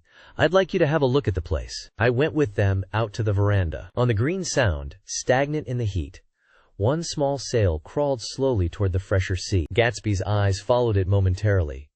He raised his hand and pointed across the bay. I'm right across from you. So you are. Our eyes lifted over the rose beds and the hot lawn and the weedy refuse of the dog days along shore. Slowly the white wings of the boat moved against the blue, cool limit of the sky. Ahead lay the scalloped ocean and the abounding Blessed Isles. There's sport for you, said Tom, nodding. I'd like to be out there with him for about an hour. We had luncheon in the dining room, darkened too against the heat, and drank down nervous gaiety with the cold ale. What'll we do with ourselves this afternoon? Cried Daisy. And the day after that? And the next 30 years? Don't be morbid, Jordan said. Life starts all over again when it gets crisp in the fall. But it's so hot, insisted Daisy, on the verge of tears, and everything's so confused. Let's all go to town. Her voice struggled on through the heat, beating against it, molding its senselessness into forms. I've heard of making a garage out of a stable, Tom was saying to Gatsby. But I'm the first man who ever made a stable out of a garage. Who wants to go to town? Demanded Daisy insistently. Gatsby's eyes floated toward her. Ah, she cried. You look so cool. Their eyes met, and they stared together at each other, alone in space. With an effort, she glanced down at the table. You always look so cool, she repeated. She had told him that she loved him. And Tom Buchanan saw. He was astounded. His mouth opened a little, and he looked at Gatsby, and then back at Daisy, as if he had just recognized her as someone he knew a long time ago. You resemble the advertisement of the man, she went on innocently. You know the advertisement of the man. All right, broke in Tom quickly. I'm perfectly willing to go to town. Come on. We're all going to town. He got up, his eyes still flashing between Gatsby and his wife. No one moved. Come on. His temper cracked a little. What's the matter, anyhow? If we're going to town, let's start. His hand, trembling with his effort at self-control, bore to his lips the last of his glass of ale. Daisy's voice got us to our feet and out onto the blazing gravel drive. Are we just going to go? She objected. Like this? Aren't we going to let anyone smoke a cigarette first? Everybody smoked all through lunch. Oh, let's have fun, she begged him. It's too hot to fuss. He didn't answer. Have it your own way, she said. Come on, Jordan. They went upstairs to get ready while we three men stood there shuffling the hot pebbles with our feet. A silver curve of the moon hovered already in the western sky. Gatsby started to speak, changed his mind, but not before Tom wheeled and faced him expectantly. "You got your stables here?" asked Gatsby with an effort. "About a quarter of a mile down the road." "Oh." A pause. "I don't see the idea of going to town," broke out Tom savagely. "Women get these notions in their heads." "Shall we take anything to drink?" called Daisy from an upper window. "I'll get some whiskey," answered Tom. He went inside. Gatsby turned to me rigidly. "I can't say anything in his house, old sport." "She's got an indiscreet voice," I remarked. "It's full of—" I hesitated. "Her voice is full of money," he said suddenly. That was it. I'd never understood before. It was full of money. That was the inexhaustible charm that rose and fell in it, the jingle of it, the cymbal song of it. High in a white palace, the king's daughter, the golden girl. Tom came out of the house wrapping a quart bottle in a towel, followed by Daisy and Jordan wearing small tight hats of metallic cloth and carrying light capes over their arms. "Shall we all go in my car?" suggested Gatsby. He felt the hot green leather of the seat. "I ought to have left it in the shade." "Is it standard shift?" demanded Tom. "Yes." "Well, you take my coupe and let me drive your car to town." The suggestion was distasteful to Gatsby. "I don't think there's much gas," he objected. "Plenty of gas," said Tom boisterously. He looked at the gauge. "And if it runs out, I can stop at a drugstore." "You can buy anything at a drugstore nowadays." A pause followed this apparently pointless remark. Daisy looked at Tom, frowning, and an indefinable expression, at once definitely unfamiliar and vaguely recognizable, as if I had only heard it described in words, passed over Gatsby's face. "Come on, Daisy," said Tom, pressing her with his hand toward Gatsby's car. "I'll take you in this circus wagon." He opened the door, but she moved out from the circle of his arm. "You take Nick and Jordan. We'll follow you in the coupe." She walked close to Gatsby, touching his coat with her hand. Jordan and Tom and I got into the front seat of Gatsby's car. Tom pushed the unfamiliar gears tentatively, and we shot off into the oppressive heat, leaving them out of sight behind. "Did you see that?" demanded Tom. "See what?" He looked at me keenly, realizing that Jordan and I must have known all along. "You think I'm pretty dumb, don't you?" he suggested. "Perhaps I am, but I have almost a second sight sometimes that tells me what to do. Maybe you don't believe that, but science—" He paused. The immediate contingency overtook him, pulled him back from the edge of theoretical abyss. "I've made a small investigation of this fellow," he continued. "I could have gone deeper if I'd known." "Do you mean you've been to a medium?" inquired Jordan humorously. "What?" Confused, he stared at us as we laughed. "A medium? About Gatsby?" "About Gatsby? No, I haven't. I said I'd been making a small investigation of his past." "And you found he was an Oxford man," said Jordan helpfully. "An Oxford man?" He was incredulous. "Like hell he is. He wears a pink suit. Nevertheless, he's an Oxford man." "Oxford, New Mexico," snorted Tom contemptuously. "Or something like that." "Listen, Tom, if you're such a snob, why did you invite him to lunch?" demanded Jordan crossly. "Daisy invited him. She knew him before we were married. God knows where." We were all irritable now with the fading ale, and aware of it we drove for a while in silence. Then, as Dr. T.J. Eckelberg's faded eyes came into sight, down the road I remembered Gatsby's caution about gasoline. "We've got enough to get us to town," said Tom. "But there's a garage right here," objected Jordan. "I don't want to get stalled in this baking heat." Tom threw on both brakes impatiently, and we slid to an abrupt, dusty stop under Wilson's sign. After a moment the proprietor emerged from the interior of his establishment and gazed hollow-eyed at the car. "Let's have some gas," cried Tom roughly. "What do you think we stopped for?" "To admire the view." "I'm sick," said Wilson, without moving. "Been sick all day." "What's the matter?" "I'm all run down." "Well, shall I help myself?" Tom demanded. "You sounded well enough on the phone." With an effort, Wilson left the shade and support of the doorway and, breathing hard, unscrewed the cap of the tank. In the sunlight, his face was green. "I didn't mean to interrupt your lunch," he said, "but I need money pretty bad, and I was wondering what you were going to do with your old car." "How do you like this one?" inquired Tom. "I bought it last week." "It's a nice yellow one," said Wilson, as he strained at the handle. "Like to buy it?" "Big chance." Wilson smiled faintly. "No, but I could make some money on the other." "What do you want money for, all of a sudden?" "I've been here too long. I want to get away. My wife and I want to go west." "Your wife does?" exclaimed Tom, startled. "She's been talking about it for 10 years. He rested for a moment against the pump, shading his eyes.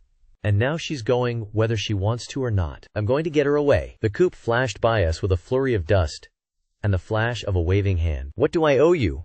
demanded Tom harshly. "I just got wised up to something funny the last 2 days," remarked Wilson. "That's why I want to get away. That's why I've been bothering you about the car." "What do I owe you?" $1.20. The relentless beating heat was beginning to confuse me, and I had a bad moment there before I realized that so far his suspicions hadn't alighted on Tom. He had discovered that Myrtle had some sort of life apart from him in another world, and the shock had made him physically sick. I stared at him, and then at Tom, who had made a parallel discovery less than an hour before. And it occurred to me that there was no difference between men, in intelligence or race, so profound as the difference between the sick and the well.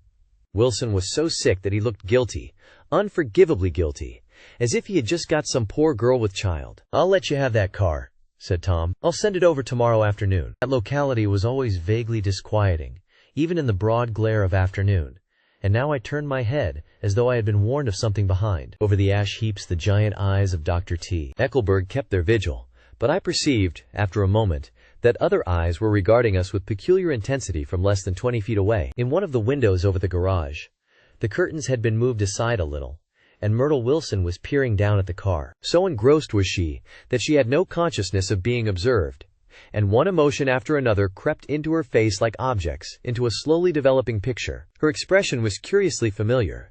It was an expression I had often seen on women's faces, but on Myrtle Wilson's face it seemed purposeless and inexplicable, until I realized that her eyes, wide with jealous terror, were fixed not on Tom, but on Jordan Baker, whom she took to be his wife.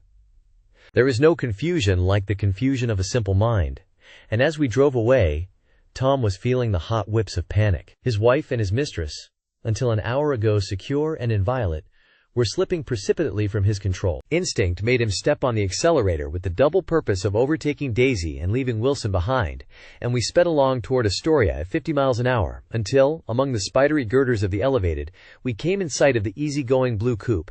"Those big movies around 50th Street are cool," suggested Jordan. "I love New York on summer afternoons when everyone's away. There's something very sensuous about it. Overripe, as if all sorts of funny fruits were going to fall into your hands." The word sensuous had the effect of further disquieting Tom, but before he could invent a protest, the coupe came to a stop, and Daisy signaled us to draw up alongside. "Where are we going?" she cried. "How about the movies?" "It's so hot," she complained. "You go. We'll ride around and meet you after."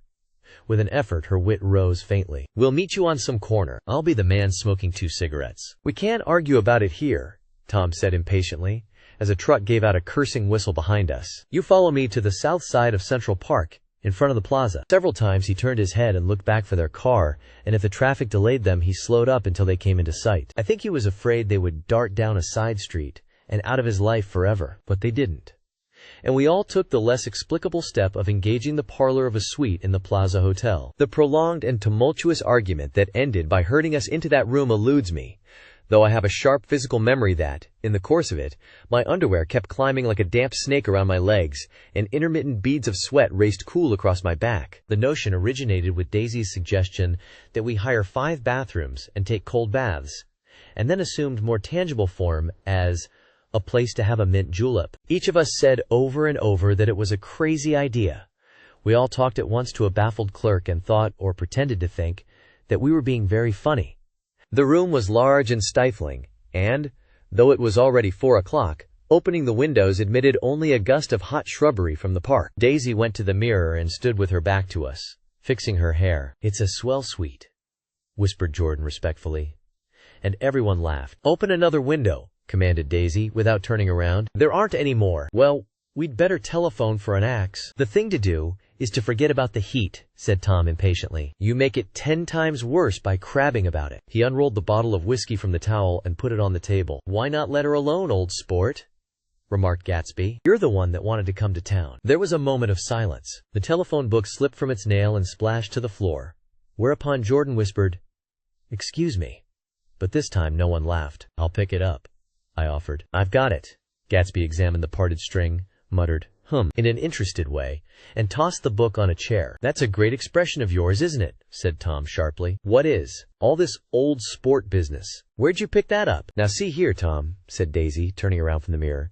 "If you're going to make personal remarks, I won't stay here a minute.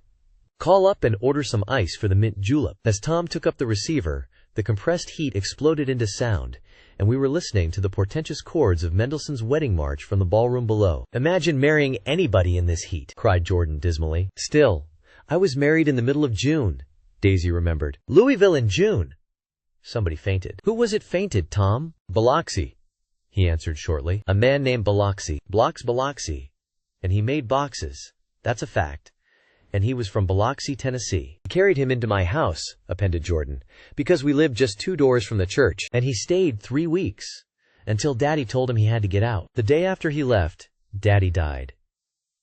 After a moment she added, as if she might have sounded irreverent, "There wasn't any connection." "I used to know a Bill Biloxi from Memphis," I remarked. "That was his cousin. I knew his whole family history before he left. He gave me an aluminium putter that I use today." The music had died down as the ceremony began, and now a long cheer floated in at the window, followed by intermittent cries of "Yay-yay-ee!" and finally by a burst of jazz as the dancing began. "We're getting old," said Daisy. "If we were young, we'd rise and dance." "Remember Biloxi?"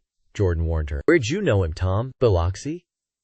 He concentrated with an effort. "I didn't know him. He was a friend of Daisy's." "He was not," she denied. "I'd never seen him before. Came down in the private car." "Well, he said he knew you. He said he was raised in Louisville. Asa Bird brought him around at the last minute and asked if we had room for him." Jordan smiled. "He was probably bumming his way home. He told me he was president of your class at Yale." Tom and I looked at each other blankly. "Biloxi? First place, we didn't have any president." Gatsby's foot beat a short, restless tattoo, and Tom eyed him suddenly. "By the way, Mr. Gatsby, I understand you're an Oxford man." "Not exactly." "Oh yes, I understand you went to Oxford." "Yes, I went there." Pause. Then Tom's voice, incredulous and insulting. "You must have gone there about the time Biloxi went to New Haven." Another pause. A waiter knocked and came in with crushed mint and ice, but the silence was unbroken by his thank you and the soft closing of the door. This tremendous detail was to be cleared up at last. "I told you I went there," said Gatsby. "I heard you, but I'd like to know when." "It was in 1919. I only stayed 5 months. That's why I can't really call myself an Oxford man." Tom glanced around to see if we mirrored his unbelief. "But we were all looking at Gatsby. It was an opportunity they gave to some of the officers after the armistice," he continued. "We could go to any of the universities in England or France. I wanted to get up and slap him on the back. I had one of those renewals of complete faith in him that I'd experienced before." Daisy rose, smiling faintly, and went to the table. "Open the whiskey, Tom," she ordered, "and I'll make you a mint julep. Then you won't seem so stupid to yourself. Look at the mint." "Wait a minute," snapped Tom. "I want to ask Mr. Gatsby one more question." "Go on," Gatsby said politely. "What kind of a row are you trying to cause in my house anyhow?" They were out in the open at last, and Gatsby was content. "He isn't causing a row." Daisy looked desperately from one to the other. "You're causing a row. Please have a little self-control." "Self-control?" repeated Tom incredulously. "I suppose the latest thing is to sit back and let Mr. Nobody from Nowhere make love to your wife."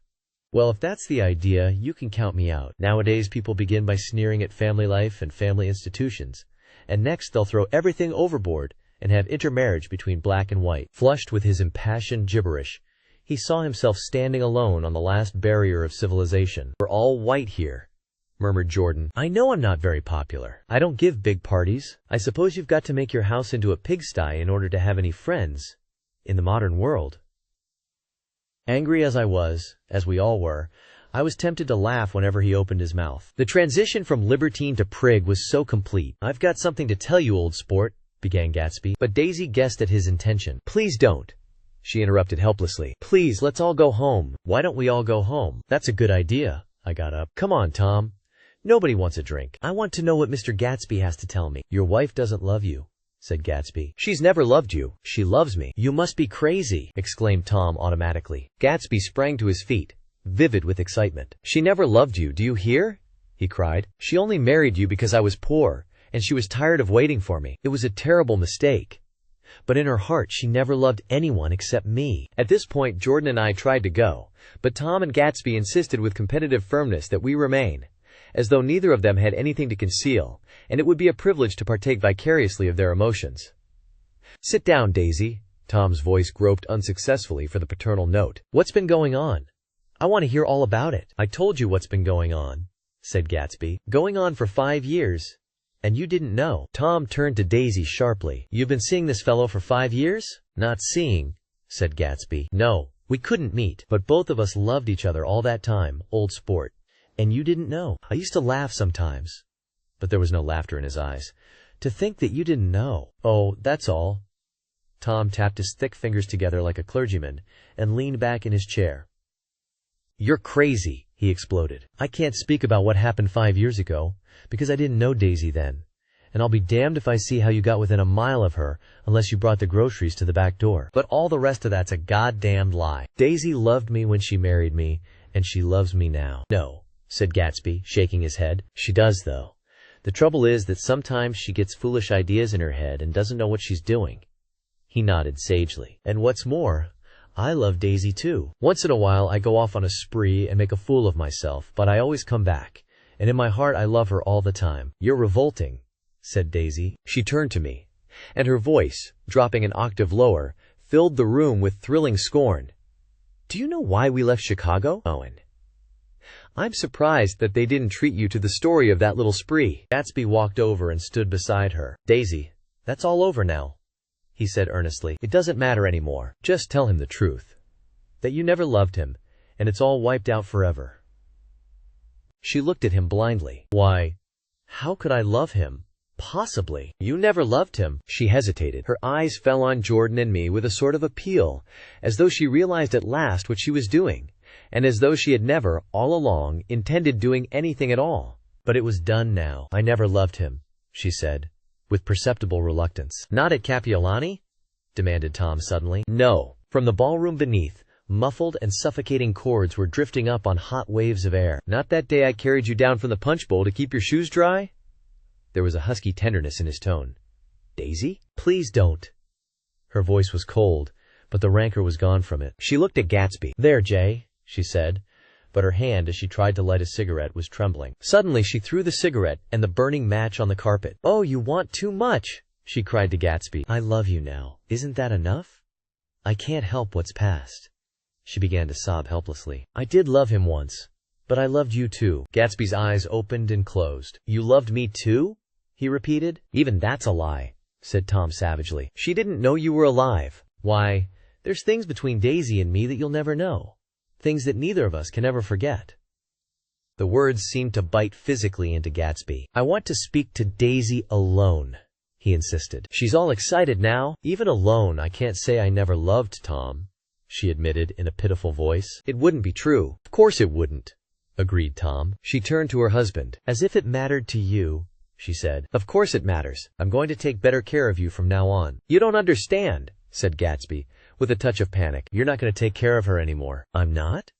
Tom opened his eyes wide and laughed. He could afford to control himself now. Daisy's leaving you. Nonsense. I am, though, she said with a visible effort. She's not leaving me. Tom's words suddenly leaned down over Gatsby. Certainly not for a common swindler who'd have to steal the ring he put on her finger. I won't stand this, cried Daisy. Oh, please, let's get out. Who are you, anyhow? Broke out Tom. You're one of that bunch that hangs around with Meyer Wolfsheim. That much I happen to know.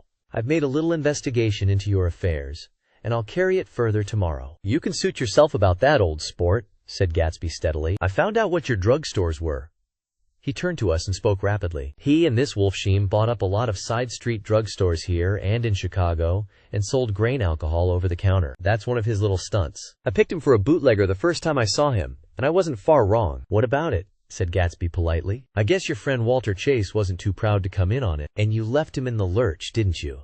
You let him go to jail for a month over in New Jersey. God, you ought to hear Walter on the subject of you. He came to us dead broke. He was very glad to pick up some money, old sport. Don't you call me old sport, cried Tom. Gatsby said nothing. Walter could have you up on the betting laws too, but Wolfsheim scared him into shutting his mouth. That unfamiliar yet recognizable look was back again in Gatsby's face. That drugstore business was just small change, continued Tom slowly, but you've got something on now that Walter's afraid to tell me about. I glanced at Daisy, who was staring terrified between Gatsby and her husband, and at Jordan, who had begun to balance an invisible but absorbing object on the tip of her chin. Then I turned back to Gatsby, and was startled at his expression. He looked, and this is said in all contempt for the babbled slander of his garden, as if he had killed a man. For a moment, the set of his face could be described in just that fantastic way. It passed, and he began to talk excitedly to Daisy, denying everything, defending his name against accusations that had not been made. But with every word she was drawing further and further into herself. So he gave that up, and only the dead dream fought on as the afternoon slipped away, trying to touch what was no longer tangible, struggling unhappily, undespairingly, toward that lost voice across the room. The voice begged again to go. "Please, Tom, I can't stand this anymore." Her frightened eyes told that whatever intentions, whatever courage she had had, were definitely gone. "You two start on home, Daisy," said Tom. "In Mr. Gatsby's car." She looked at Tom, alarmed now, but he insisted with magnanimous scorn. "Go on. He won't annoy you." "I think he realizes that his presumptuous little flirtation is over." They were gone, without a word, snapped out, made accidental, isolated, like ghosts, even from our pity. After a moment, Tom got up and began wrapping the unopened bottle of whiskey in the towel. "Want any of this stuff? Jordan? Nick?" I didn't answer. "Nick?" he asked again. "What? Want any?" "No. I just remembered that today's my birthday." I was 30. Before me stretched the portentous, menacing road of a new decade. It was 7 o'clock when we got into the coupe with him and started for Long Island. Tom talked incessantly, exulting and laughing, but his voice was as remote from Jordan and me as the foreign clamor on the sidewalk or the tumult of the elevated overhead. Human sympathy has its limits, and we were content to let all their tragic arguments fade with the city lights behind. 30. The promise of a decade of loneliness, a thinning list of single men to know, a thinning briefcase of enthusiasm, thinning hair. But there was Jordan beside me, who, unlike Daisy, was too wise ever to carry well-forgotten dreams from age to age. As we passed over the dark bridge, her wan face fell lazily against my coat's shoulder, and the formidable stroke of 30 died away with the reassuring pressure of her hand. So we drove on toward death through the cooling twilight. The young Greek, Michaelis, who ran the coffee joint beside the ash heaps, was the principal witness at the inquest. He had slept through the heat until after 5, when he strolled over to the garage and found George Wilson sick in his office. Really sick, pale as his own pale hair and shaking all over. Michaelis advised him to go to bed, but Wilson refused, saying that he'd miss a lot of business if he did. While his neighbor was trying to persuade him, a violent racket broke out overhead. "I've got my wife locked in up there," explained Wilson calmly. "She's going to stay there till the day after tomorrow, and then we're going to move away." Michaelis was astonished. They had been neighbors for 4 years, and Wilson had never seemed faintly capable of such a statement. Generally, he was one of these worn-out men. When he wasn't working, he sat on a chair in the doorway and stared at the people and the cars that passed along the road. When anyone spoke to him, he invariably laughed in an agreeable, colorless way. He was his wife's man, and not his own. So naturally, Michaelis tried to find out what had happened, but Wilson wouldn't say a word. Instead, he began to throw curious, suspicious glances at his visitor and ask him what he'd been doing at certain times on certain days. Just as the latter was getting uneasy, some workmen came past the door bound for his restaurant, and Michaelis took the opportunity to get away, intending to come back later. But he didn't. He supposed he forgot to, that's all. When he came outside again, a little after 7, he was reminded of the conversation, because he heard Mrs. Wilson's voice, loud and scolding, downstairs in the garage. "Beat me," he heard her cry. "Throw me down and beat me, you dirty little coward." A moment later, she rushed out into the dusk, waving her hands and shouting. Before he could move from his door, the business was over. The death car, as the newspapers called it, didn't stop. It came out of the gathering darkness, wavered tragically for a moment, and then disappeared around the next bend. Mavro Michaelis wasn't even sure of its color. He told the first policeman that it was light green. The other car, the one going toward New York, came to rest 100 yards beyond, and its driver hurried back to where Myrtle Wilson, her life violently extinguished, knelt in the road and mingled her thick, dark blood with the dust. Michaelis and this man reached her first, but when they had torn open her shirtwaist, still damp with perspiration, they saw that her left breast was swinging loose like a flap, and there was no need to listen for the heart beneath. The mouth was wide open and ripped a little at the corners, as though she had choked a little in giving up the tremendous vitality she had stored so long. We saw the 3 or 4 automobiles and the crowd when we were still some distance away. "Wreck," said Tom. "That's good. Wilson will have a little business at last." He slowed down, but still without any intention of stopping, until, as we came nearer, the hushed, intent faces of the people at the garage door made him automatically put on the brakes. "We'll take a look," he said doubtfully. Just a look. I became aware now of a hollow, wailing sound which issued incessantly from the garage, a sound which, as we got out of the coupe and walked toward the door, resolved itself into the words, "Oh my God!" uttered over and over in a gasping moan. "There's some bad trouble here," said Tom excitedly. He reached up on tiptoes and peered over a circle of heads into the garage, which was lit only by a yellow light in a swinging metal basket overhead. Then he made a harsh sound in his throat, and with a violent thrusting movement of his powerful arms pushed his way through. The circle closed up again with a running murmur of expostulation. It was a minute before I could see anything at all. Then new arrivals deranged the line, and Jordan and I were pushed suddenly inside. Myrtle Wilson's body, wrapped in a blanket, and then in another blanket, as though she suffered from a chill on the hot night, lay on a work table by the wall, and Tom, with his back to us, was bending over it, motionless. Next to him stood a motorcycle policeman, taking down names with much sweat and correction in a little book. At first I couldn't find the source of the high, groaning words that echoed clamorously through the bare garage. Then I saw Wilson standing on the raised threshold of his office, swaying back and forth and holding to the doorposts with both hands. Some man was talking to him in a low voice and attempting, from time to time, to lay a hand on his shoulder, but Wilson neither heard nor saw. His eyes would drop slowly from the swinging light to the laden table by the wall, and then jerk back to the light again, and he gave out incessantly his high, horrible call, "Oh my God! Oh my God! Oh God! Oh my God!" Presently Tom lifted his head with a jerk, and, after staring around the garage with glazed eyes, addressed a mumbled, incoherent remark to the policeman. "M.A.V.," the policeman was saying. "Oh, no, R," corrected the man. "M.A.V.R.O." "Listen to me," muttered Tom fiercely. "R," said the policeman. "Oh, G. He looked up as Tom's broad hand fell sharply on his shoulder. "What you want, fella? What happened?" "That's what I want to know." "Auto hit her. Instantly killed." "Instantly killed," repeated Tom, staring. "She ran out in the road. Son of a bitch didn't even stop his car." "There was 2 cars," said Michaelis. "One coming, one going, see?" "Going where?" asked the policeman keenly. "One going each way." "Well, she—" His hand rose toward the blankets, but stopped halfway and fell to his side. "She ran out there, and the one coming from New York knocked right into her, going 30 or 40 miles an hour." "What's the name of this place here?" demanded the officer. "Hasn't got any name." A pale, well-dressed Negro stepped near. "It was a yellow car," he said. "Big yellow car. New." "See the accident?" asked the policeman. "No, but the car passed me down the road, going faster'n 40, going 50, 60. Come here, and let's have your name. Look out now. I want to get his name." Some words of this conversation must have reached Wilson, swaying in the office door, for suddenly a new theme found voice among his grasping cries. "You don't have to tell me what kind of car it was." "I know what kind of car it was." Watching Tom, I saw the wad of muscle back of his shoulder tighten under his coat. He walked quickly over to Wilson and, standing in front of him, seized him firmly by the upper arms. "You've got to pull yourself together," he said with soothing gruffness. Wilson's eyes fell upon Tom.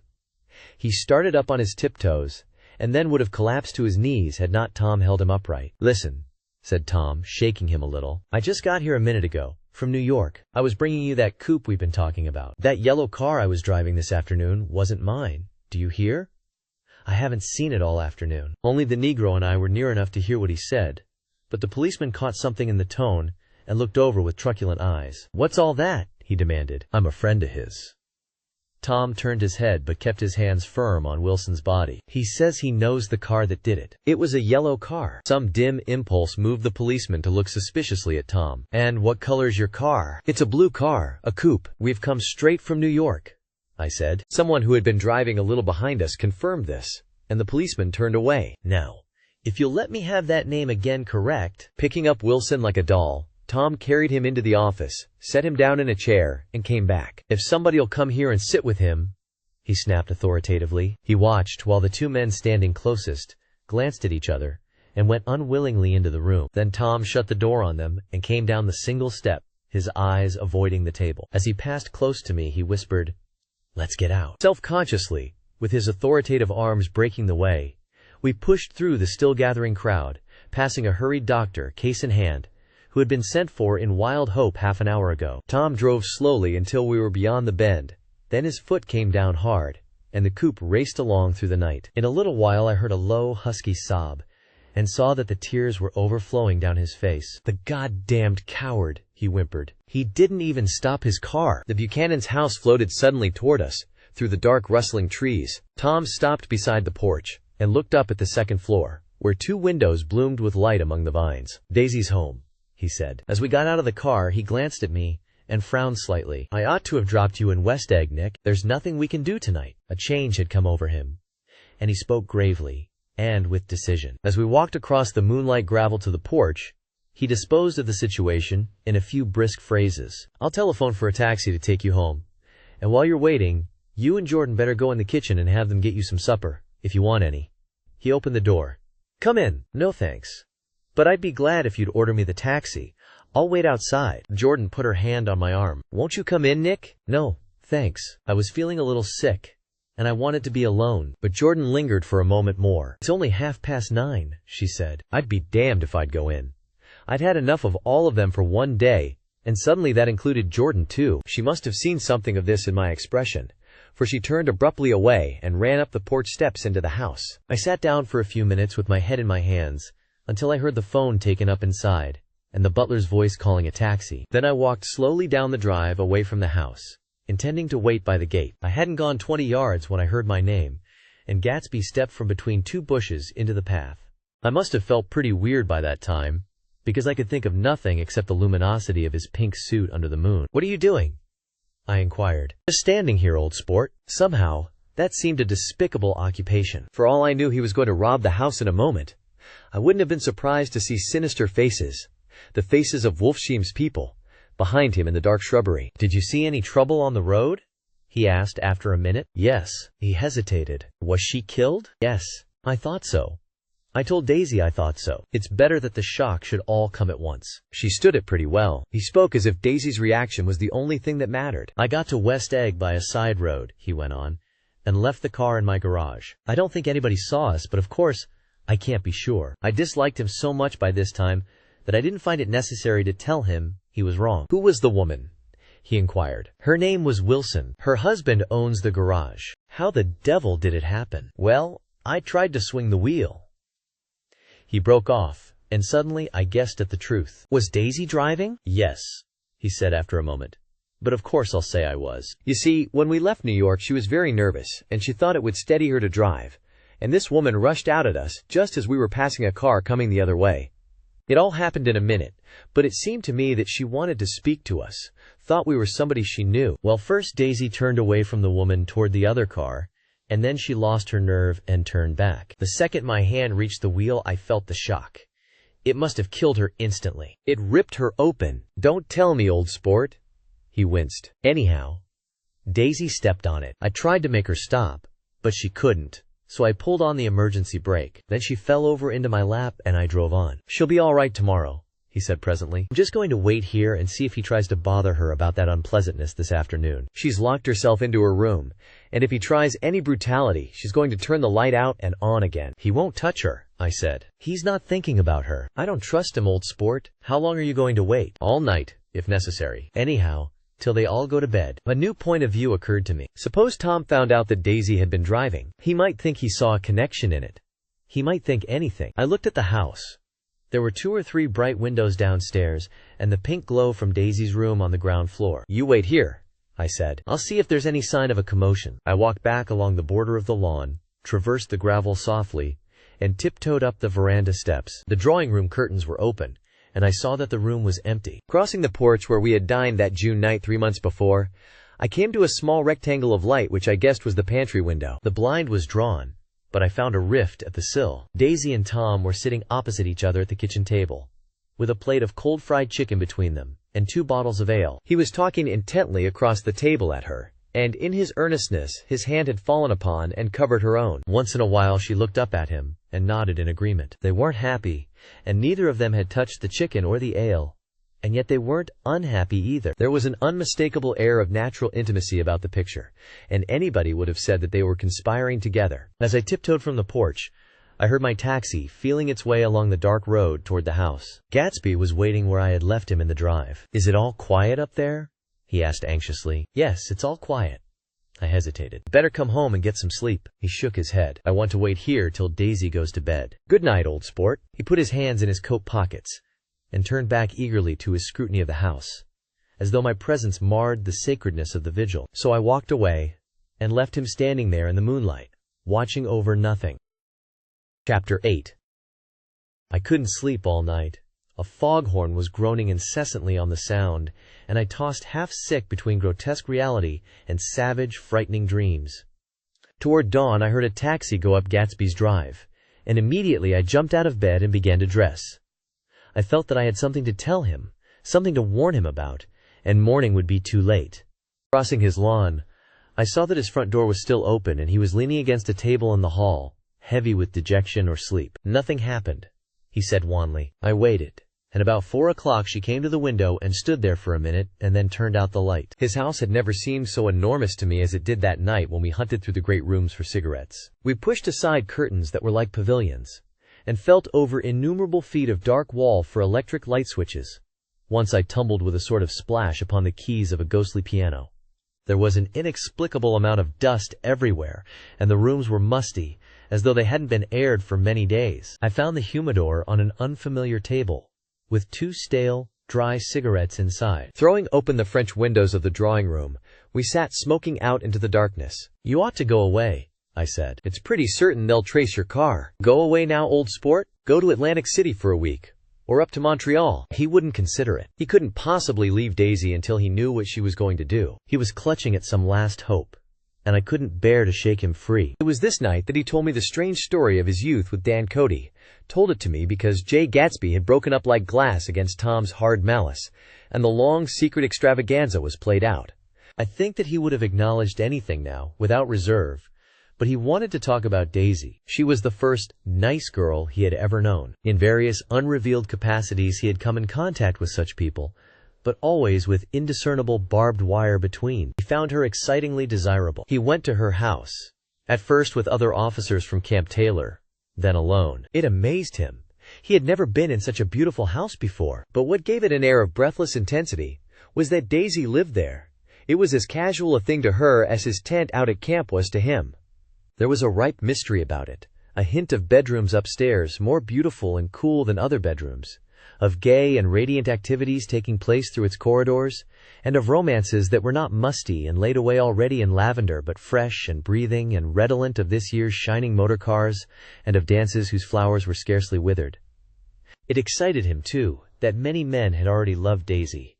It increased her value in his eyes. He felt their presence all about the house, pervading the air with the shades and echoes of still vibrant emotions. But he knew that he was in Daisy's house by a colossal accident. However glorious might be his future as Jay Gatsby, he was at present a penniless young man without a past, and at any moment the invisible cloak of his uniform might slip from his shoulders. So he made the most of his time. He took what he could get, ravenously and unscrupulously.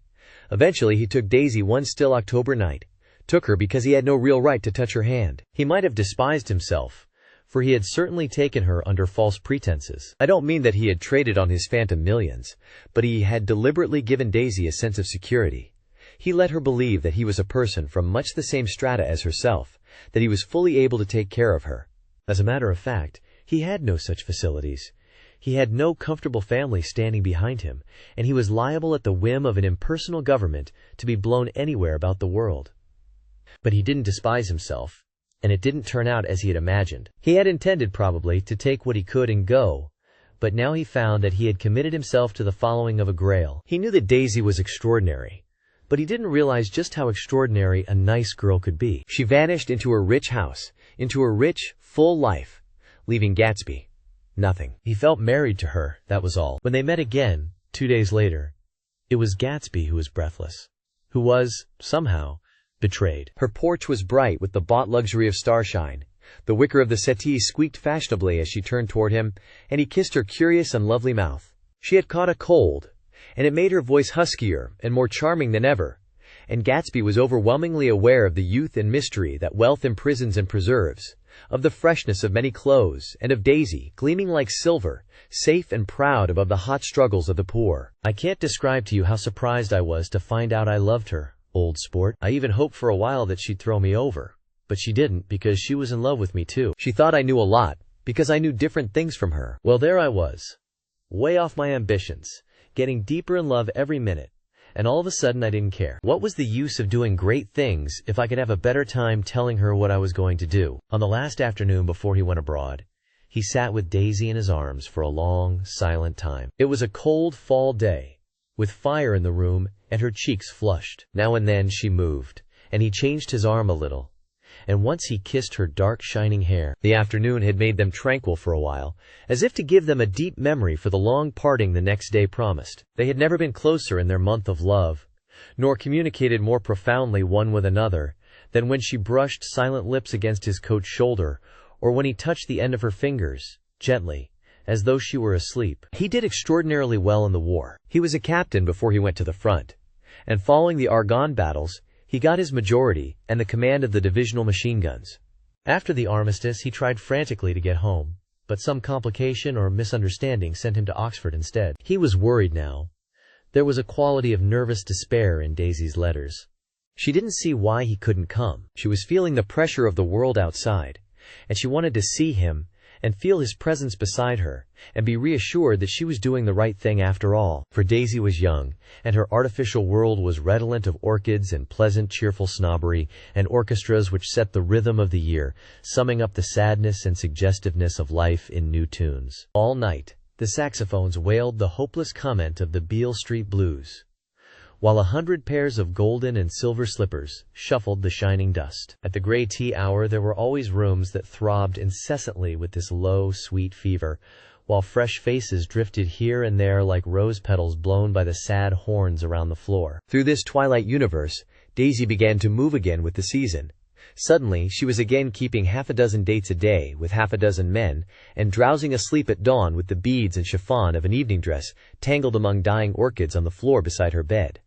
And all the time something within her was crying for a decision. She wanted her life shaped now, immediately. And the decision must be made by some force, of love, of money, of unquestionable practicality, that was close at hand.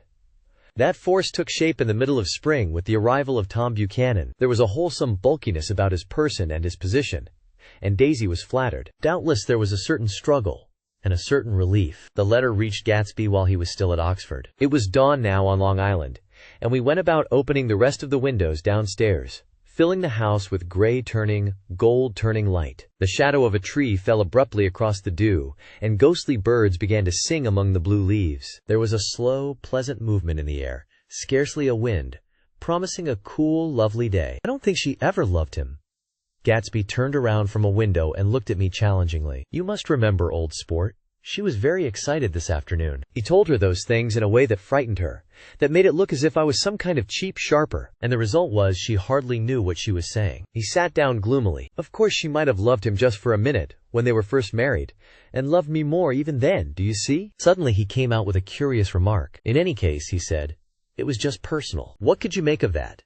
Except to suspect some intensity in his conception of the affair that couldn't be measured. He came back from France when Tom and Daisy were still on their wedding trip, and made a miserable but irresistible journey to Louisville on the last of his army pay. He stayed there a week, walking the streets where their footsteps had clicked together through the November night, and revisiting the out-of-the-way places to which they had driven in her white car. Just as Daisy's house had always seemed to him more mysterious and gay than other houses, so his idea of the city itself, even though she was gone from it, was pervaded with a melancholy beauty. He left feeling that if he had searched harder, he might have found her, that he was leaving her behind. The day coach, he was penniless now, was hot.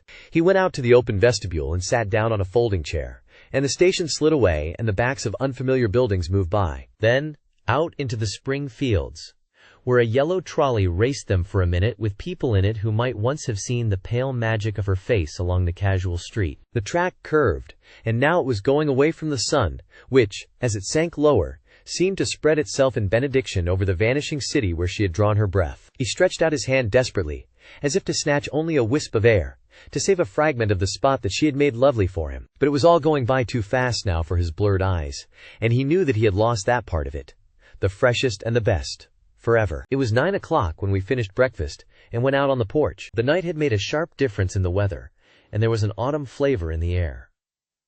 The gardener, the last one of Gatsby's former servants, came to the foot of the steps. "I'm going to drain the pool today, Mr. Gatsby. Leaves will start falling pretty soon, and then there's always trouble with the pipes." "Don't do it today," Gatsby answered. He turned to me apologetically. "You know, old sport, I've never used that pool all summer." I looked at my watch and stood up. 12 minutes to my train. I didn't want to go to the city. I wasn't worth a decent stroke of work. But it was more than that.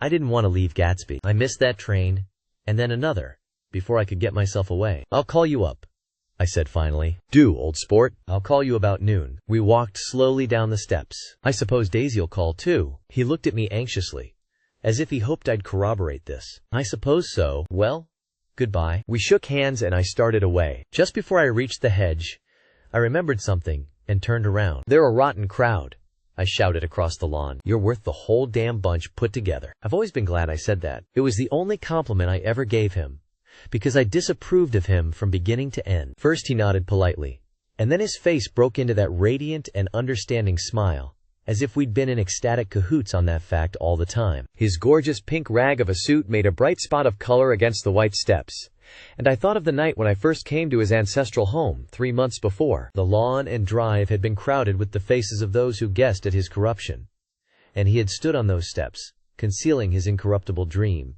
as he waved them goodbye. I thanked him for his hospitality. We were always thanking him for that, I and the others. "Goodbye," I called. "I enjoyed breakfast, Gatsby." Up in the city, I tried for a while to list the quotations on an interminable amount of stock. Then I fell asleep in my swivel chair. Just before noon, the phone woke me, and I started up with sweat breaking out on my forehead. It was Jordan Baker. She often called me up at this hour because the uncertainty of her own movements between hotels and clubs and private houses made her hard to find in any other way. Usually her voice came over the wire as something fresh and cool, as if a divot from a green golf links had come sailing in at the office window. But this morning it seemed harsh and dry. "I've left Daisy's house," she said. "I'm at Hempstead, and I'm going down to Southampton this afternoon." Probably it had been tactful to leave Daisy's house, but the act annoyed me, and her next remark made me rigid. "You weren't so nice to me last night." How could it have mattered then? Silence for a moment. Then, "However, I want to see you." "I want to see you, too. Suppose I don't go to Southampton and come into town this afternoon?" "No, I don't think this afternoon." "Very well. It's impossible this afternoon." We talked like that for a while, and then, abruptly, we weren't talking any longer. I don't know which of us hung up with a sharp click, but I know I didn't care. I couldn't have talked to her across a tea table that day if I never talked to her again in this world. I called Gatsby's house a few minutes later, but the line was busy. I tried 4 times. Finally, an exasperated central told me the wire was being kept open for long distance from Detroit. Taking out my timetable, I drew a small circle around the 3:50 train. Then I leaned back in my chair and tried to think. When I passed the ash heaps on the train that morning, I had crossed deliberately to the other side of the car. I supposed there'd be a curious crowd around there all day, with little boys searching for dark spots in the dust, and some garrulous man telling over and over what had happened, until it became less and less real even to him, and he could tell it no longer, and Myrtle Wilson's tragic achievement was forgotten. Now I want to go back a little and tell what happened at the garage after we left there the night before. They had difficulty in locating the sister, Catherine. She must have broken her rule against drinking that night, for when she arrived she was stupid with liquor and unable to understand that the ambulance had already gone to Flushing. When they convinced her of this, she immediately fainted, as if that was the intolerable part of the affair. Someone, kind or curious, took her in his car and drove her in the wake of her sister's body. Until long after midnight, a changing crowd lapped up against the front of the garage, while George Wilson rocked himself back and forth on the couch inside. For a while the door of the office was open, and everyone who came into the garage glanced irresistibly through it. Finally someone said it was a shame, and closed the door. Michaelis and several other men were with him. First, 4 or 5 men. Later, 2 or 3 men. Still later, Michaelis had to ask the last stranger to wait there 15 minutes longer, while he went back to his own place and made a pot of coffee. After that, he stayed there alone with Wilson until dawn. About 3 o'clock, the quality of Wilson's incoherent muttering changed.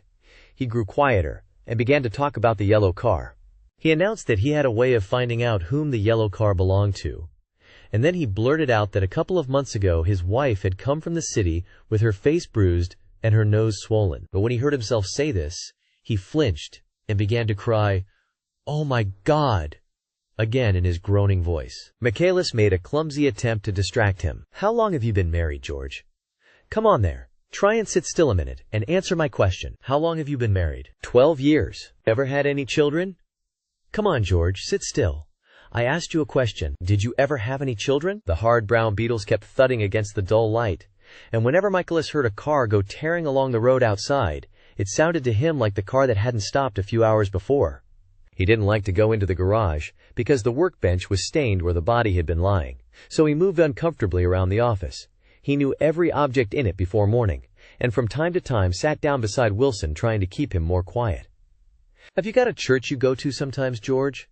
Maybe even if you haven't been there for a long time, maybe I could call up the church and get a priest to come over, and he could talk to you, see? Don't belong to any. You ought to have a church, George, for times like this. You must have gone to church once. Didn't you get married in a church?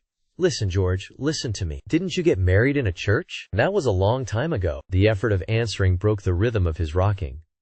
For a moment he was silent. And the same half-knowing, half-bewildered look came back into his faded eyes. Look in the drawer there, he said, pointing at the desk. Which drawer? That drawer. That one. Michaelis opened the drawer nearest his hand. There was nothing in it but a small, expensive dog leash, made of leather and braided silver. It was apparently new. This? He inquired, holding it up. Wilson stared and nodded. I found it yesterday afternoon. She tried to tell me about it, but I knew it was something funny. You mean your wife bought it? She had it wrapped in tissue paper on her bureau. Michaelis didn't see anything odd in that, and he gave Wilson a dozen reasons why his wife might have bought the dog leash. But conceivably, Wilson had heard some of these same explanations before, from Myrtle, because he began saying, "Oh my God," again in a whisper. His comforter left several explanations in the air. Then he killed her, said Wilson. His mouth dropped open suddenly. Who did? I have a way of finding out. You're morbid, George, said his friend. This has been a strain to you, and you don't know what you're saying. You better try and sit quiet till morning. He murdered her. It was an accident, George. Wilson shook his head. His eyes narrowed, and his mouth widened slightly with the ghost of a superior. I know, he said definitely. I'm one of these trusting fellas, and I don't think any harm to nobody. But when I get to know a thing, I know it. It was the man in that car. She ran out to speak to him, and he wouldn't stop. Michaelis had seen this too, but it hadn't occurred to him that there was any special significance in it. He believed that Mrs. Wilson had been running away from her husband, rather than trying to stop any particular car. How could she have been like that? She's a deep one, said Wilson, as if that answered the question. He began to rock again, and Michaelis stood twisting the leash in his hand. Maybe you got some friend that I could telephone for, George? This was a forlorn hope. He was almost sure that Wilson had no friend. There was not enough of him for his wife. He was glad a little later when he noticed a change in the room, a blue quickening by the window, and realized that dawn wasn't far off. About 5 o'clock, it was blue enough outside to snap off the light. Wilson's glazed eyes turned out to the ash heaps, where small gray clouds took on fantastic shapes and scurried here and there in the faint dawn wind. I spoke to her, he muttered, after a long silence. I told her she might fool me, but she couldn't fool God. I took her to the window. With an effort, he got up and walked to the rear window and leaned with his face pressed against it. And I said, God knows what you've been doing, everything you've been doing. You may fool me, but you can't fool God. Standing behind him, Michaelis saw with a shock that he was looking at the eyes of Dr. T. J. Eckelberg, which had just emerged, pale and enormous, from the dissolving night. God sees everything, repeated Wilson. That's an advertisement, Michaelis assured him. Something made him turn away from the window and look back into the room. But Wilson stood there a long time, his face close to the window pane, nodding into the twilight. By 6 o'clock, Michaelis was worn out, and grateful for the sound of a car stopping outside. It was one of the watchers of the night before who had promised to come back, so he cooked breakfast for 3, which he and the other man ate together. Wilson was quieter now, and Michaelis went home to sleep. When he awoke 4 hours later and hurried back to the garage, Wilson was gone. His movements, he was on foot all the time, were afterward traced to Port Roosevelt and then to Gad's Hill, where he bought a sandwich that he didn't eat and a cup of coffee. He must have been tired and walking slowly, for he didn't reach Gad's Hill until noon. Thus far there was no difficulty in accounting for his time. There were boys who had seen a man acting sort of crazy, and motorists at whom he stared oddly from the side of the road. Then for 3 hours he disappeared from view. The police, on the strength of what he said to Michaelis, that he had a way of finding out, supposed that he spent that time going from garage to garage thereabout, inquiring for a yellow car. On the other hand, no garage man who had seen him ever came forward, and perhaps he had an easier, surer way of finding out what he wanted to know. By 2:30 he was in West Egg, where he asked someone the way to Gatsby's house. So by that time he knew Gatsby's name. At 2 o'clock, Gatsby put on his bathing suit and left word with the butler that if anyone phoned, word was to be brought to him at the pool. He stopped at the garage for a pneumatic mattress that had amused his guests during the summer, and the chauffeur helped him to pump it up. Then he gave instructions that the open car wasn't to be taken out under any circumstances. And this was strange, because the front right fender needed repair. Gatsby shouldered the mattress and started for the pool. Once he stopped and shifted it a little, and the chauffeur asked him if he needed help. But he shook his head and in a moment disappeared among the yellowing trees. No telephone message arrived, but the butler went without his sleep and waited for it until 4 o'clock, until long after there was anyone to give it to if it came. I have an idea that Gatsby himself didn't believe it would come, and perhaps he no longer cared. If that was true, he must have felt that he had lost the old warm world, paid a high price for living too long with a single dream. He must have looked up at an unfamiliar sky through frightening leaves and shivered as he found what a grotesque thing a rose is and how raw the sunlight was upon the scarcely created grass. A new world, material without being real, where poor ghosts, breathing dreams like air, drifted fortuitously about, like that ashen, fantastic figure gliding toward him through the amorphous trees. The chauffeur, he was one of Wolfsheim's protégés, heard the shots. Afterwards he could only say that he hadn't thought anything much about them. I drove from the station directly to Gatsby's house, and my rushing anxiously up the front steps was the first thing that alarmed anyone. They knew then, I firmly believe. With scarcely a word said, 4 of us, the chauffeur, butler, gardener, and I, hurried down to the pool. There was a faint, barely perceptible movement of the water, as the fresh flow from one end urged its way toward the drain at the other. With little ripples that were hardly the shadows of waves, the laden mattress moved irregularly down the pool. A small gust of wind that scarcely corrugated the surface was enough to disturb its accidental course with its accidental burden. The touch of a cluster of leaves revolved it slowly, tracing, like the leg of transit, a thin red circle in the water. It was after we started with Gatsby toward the house that the gardener saw Wilson's body a little way off in the grass, and the Holocaust was complete. Chapter 9. After 2 years, I remember the rest of that day, and that night and the next day, only as an endless drill of police and photographers and newspapermen in and out of Gatsby's front door. A rope stretched across the main gate, and a policeman by it kept out the curious.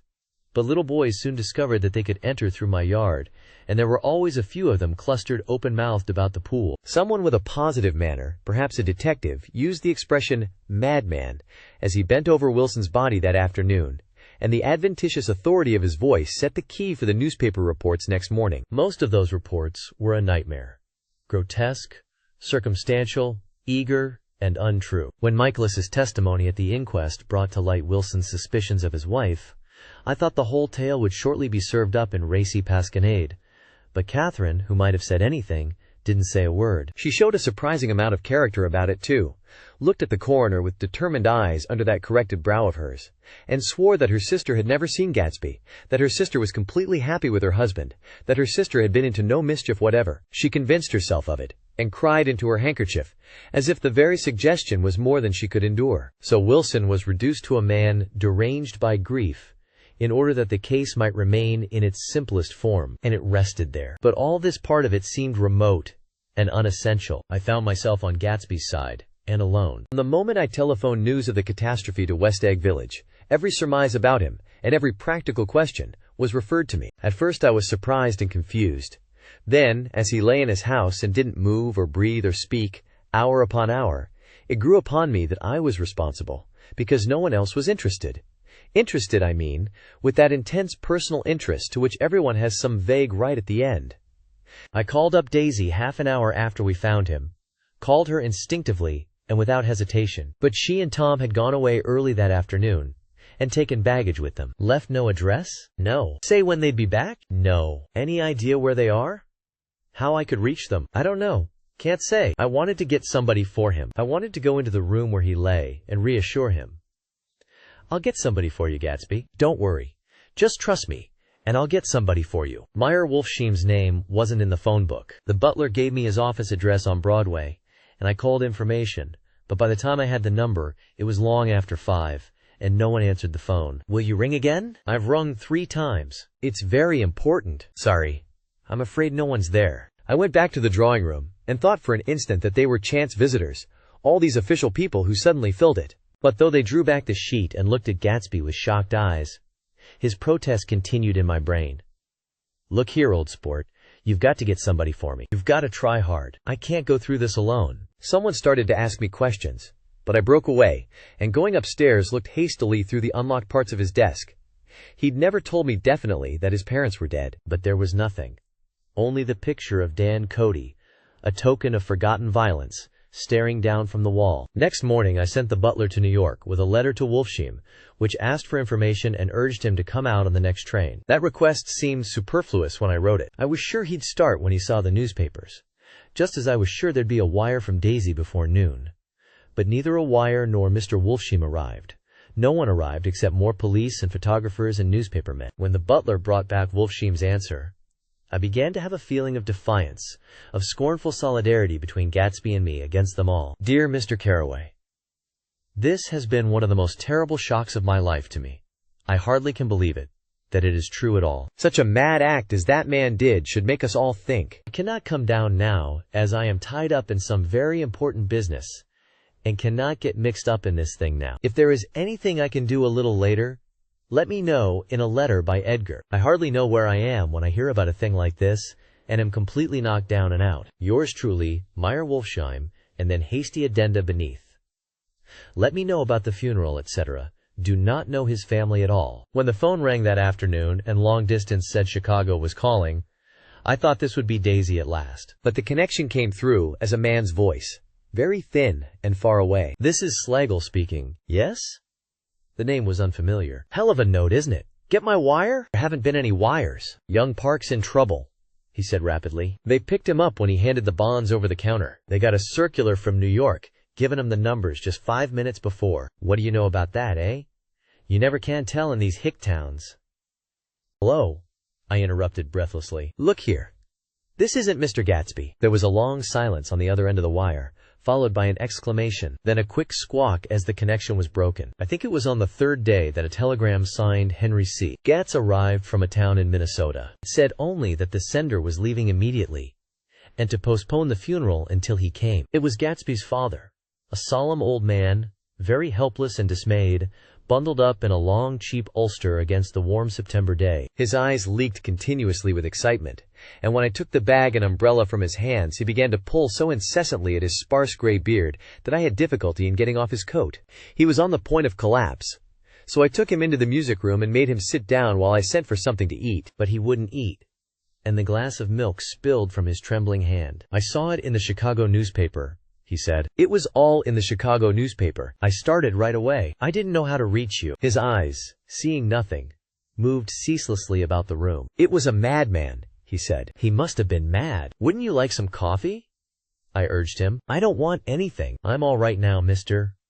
Carraway. Well, I'm all right now. Where have they got Jimmy? I took him into the drawing room, where his son lay, and left him there. Some little boys had come up on the steps and were looking into the hall. When I told them who had arrived, they went reluctantly away. After a little while, Mr. Gats opened the door and came out, his mouth ajar, his face flushed slightly, his eyes leaking isolated and unpunctual tears. He had reached an age where death no longer has the quality of ghastly surprise. And when he looked around him now for the first time, and saw the height and splendor of the hall, and the great rooms opening out from it into other rooms, his grief began to be mixed with an awed pride. I helped him to a bedroom upstairs. While he took off his coat and vest, I told him that all arrangements had been deferred until he came. I didn't know what you'd want, Mr. Gatsby. Gats is my name. Mr. Gats. I thought you might want to take the body west. He shook his head. Jimmy always liked it better down east. He rose up to his position in the east. Were you a friend of my boy's, mister? We were close friends. He had a big future before him, you know. He was only a young man, but he had a lot of brain power here. He touched his head impressively, and I nodded. If he'd have lived, he'd have been a great man. A man like James J. Hill. He'd have helped build up the country. That's true, I said, uncomfortably. He fumbled at the embroidered coverlet, trying to take it from the bed, and lay down stiffly. Was instantly asleep. That night an obviously frightened person called up, and demanded to know who I was before he would give his name. This is Mr. Carraway, I said. Oh.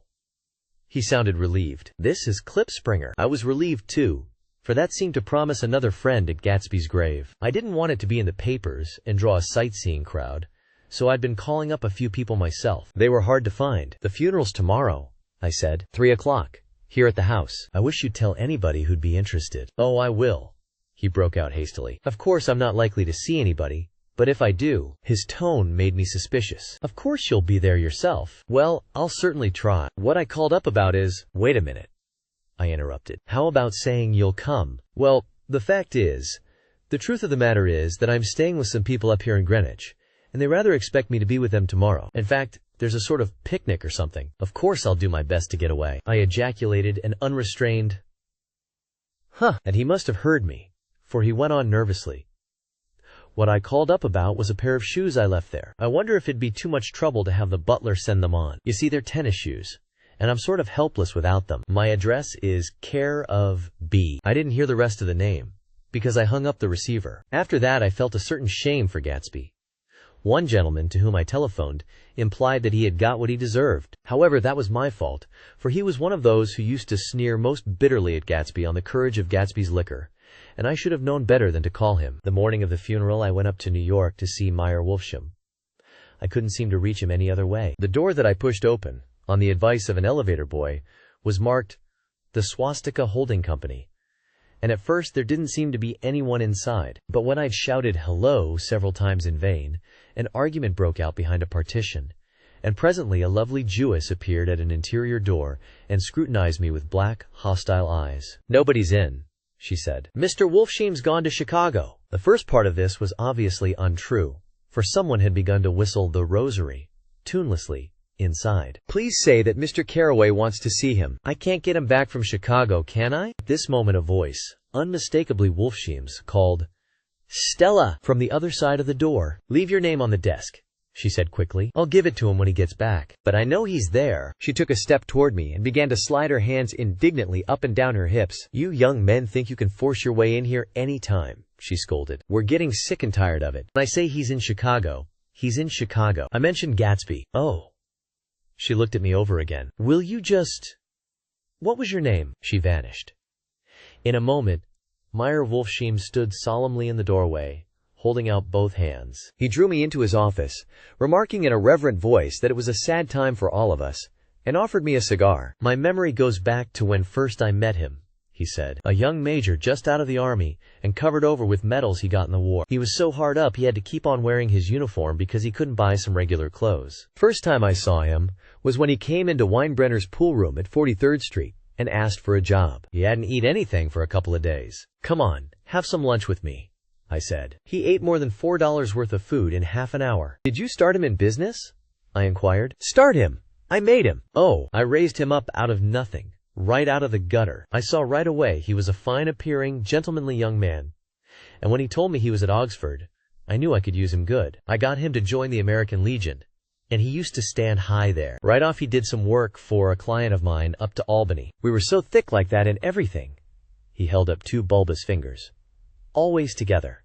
I wondered if this partnership had included the World Series transaction in 1919. "Now he's dead," I said after a moment. "You were his closest friend, so I know you'll want to come to his funeral this afternoon." "I'd like to come." "Well, come then." The hair in his nostrils quivered slightly, and as he shook his head, his eyes filled with tears. "I can't do it.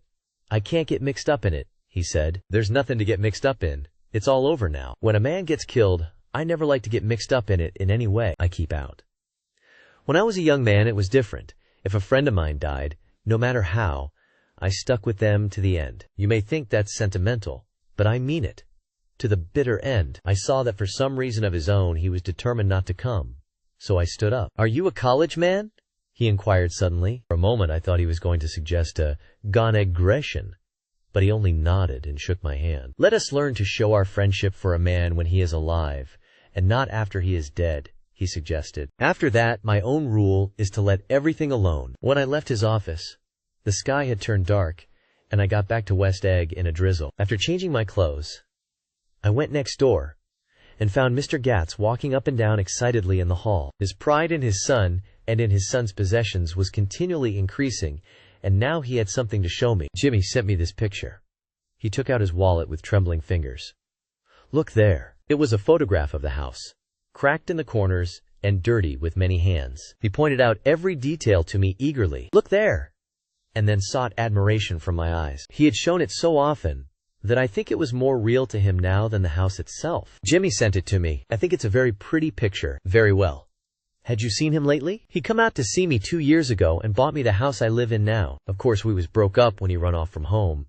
But I see now there was a reason for it. He knew he had a big future in front of him. And ever since he made a success, he was very generous with me." He seemed reluctant to put away the picture, held it for another minute, lingeringly, before my eyes. Then he returned the wallet and pulled from his pocket a ragged old copy of a book called Hop Along Cassidy. "Look here. This is a book he had when he was a boy. It just shows you." He opened it at the back cover and turned it around for me to see. On the last flyleaf was printed the word schedule, and the date September 12th, 1906. And underneath, rise from bed 6 a.m. Dumbbell exercise and wall scaling 6:15 to 6:30. Study electricity, etc.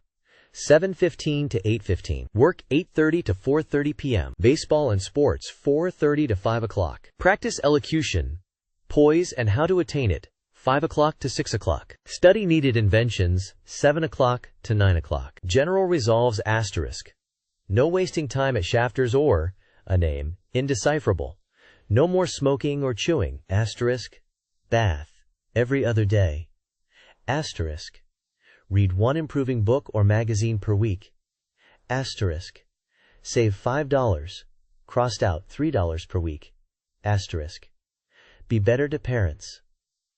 "I came across this book by accident," said the old man. "It just shows you, don't it? It just shows you." Jimmy was bound to get ahead. He always had some resolves like this or something. You notice what he's got about improving his mind? He was always great for that. He told me I ate like a hog once, and I beat him for it. He was reluctant to close the book, reading each item aloud and then looking eagerly at me. I think he rather expected me to copy down the list for my own use. A little before 3, the Lutheran minister arrived from Flushing, and I began to look involuntarily out the windows for other cars. So did Gatsby's father, and as the time passed and the servants came in and stood waiting in the hall, his eyes began to blink anxiously, and he spoke of the rain in a worried, uncertain way. The minister glanced several times at his watch, so I took him aside and asked him to wait for half an hour. But it wasn't any use. About 5 o'clock, our procession of 3 cars reached the cemetery and stopped in a thick drizzle beside the gate. First, a motor hearse, horribly black and wet. Then Mr. Gats and the minister and me in the limousine. And a little later 4 or 5 servants and the postman from West Egg in Gatsby's station wagon, all wet to the skin. As we started through the gate into the cemetery, I heard a car stop and then the sound of someone splashing after us over the soggy ground. I looked around.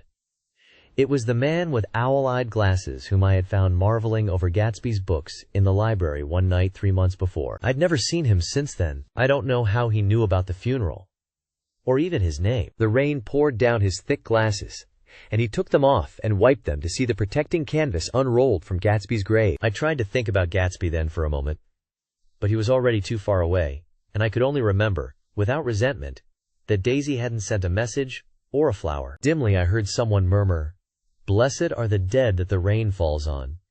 And then the owl-eyed man said, "Amen to that," in a brave voice. We straggled down quickly through the rain to the cars. Owl Eyes spoke to me by the gate. "I couldn't get to the house," he remarked. "Neither could anybody else." "Go on," he started. "Why, my God, they used to go there by the hundreds." He took off his glasses and wiped them again, outside and in. "The poor son of a bitch," he said. "One of my most vivid memories is of coming back west from prep school and later from college at Christmas time. Those who went farther than Chicago would gather in the old dim Union Station at 6 o'clock of a December evening with a few Chicago friends, already caught up into their own holiday gaieties, to bid them a hasty goodbye. I remember the fur coats of the girls returning from Miss This or That's, and the chatter of frozen breath and the hands waving overhead as we caught sight of old acquaintances, and the matchings of invitations. "Are you going to the Ordways? The Herseys? The Schultzes?" And the long green tickets clasped tight in our gloved hands. And last, the murky yellow cars of the Chicago, Milwaukee, and St. Paul Railroad, looking cheerful as Christmas itself on the tracks beside the gate. When we pulled out into the winter night and the real snow, our snow, began to stretch out beside us and twinkle against the windows, and the dim lights of small Wisconsin stations moved by, a sharp, wild brace came suddenly into the air. We drew in deep breaths of it as we walked back from dinner through the cold vestibules, unutterably aware of our identity with this country for one strange hour, before we melted indistinguishably into it again. That's my Middle West. Not the wheat or the prairies or the lost Swede towns, but the thrilling returning trains of my youth, and the street lamps and sleigh bells in the frosty dark, and the shadows of holly wreaths thrown by lighted windows on the snow. I am part of that. A little solemn with the feel of those long winters, a little complacent from growing up in the Caraway House in a city where dwellings are still called through decades by a family's name. I see now that this has been a story of the West after all. Tom and Gatsby, Daisy and Jordan and I were all Westerners, and perhaps we possess some deficiency in common which made us subtly unadaptable to Eastern life. Even when the East excited me most, even when I was most keenly aware of its superiority to the bored, sprawling, swollen towns beyond the Ohio, with their interminable inquisitions which spared only the children and the very old, even then it had always for me a quality of distortion. West Egg, especially, still figures in my more fantastic dreams. I see it as a night scene by El Greco. 100 houses, at once conventional and grotesque, crouching under a sullen, overhanging sky and a lusterless moon. In the foreground, 4 solemn men in dress suits are walking along the sidewalk with a stretcher on which lies a drunken woman in a white evening dress. Her hand, which dangles over the side, sparkles cold with jewels. Gravely the men turn in at a house.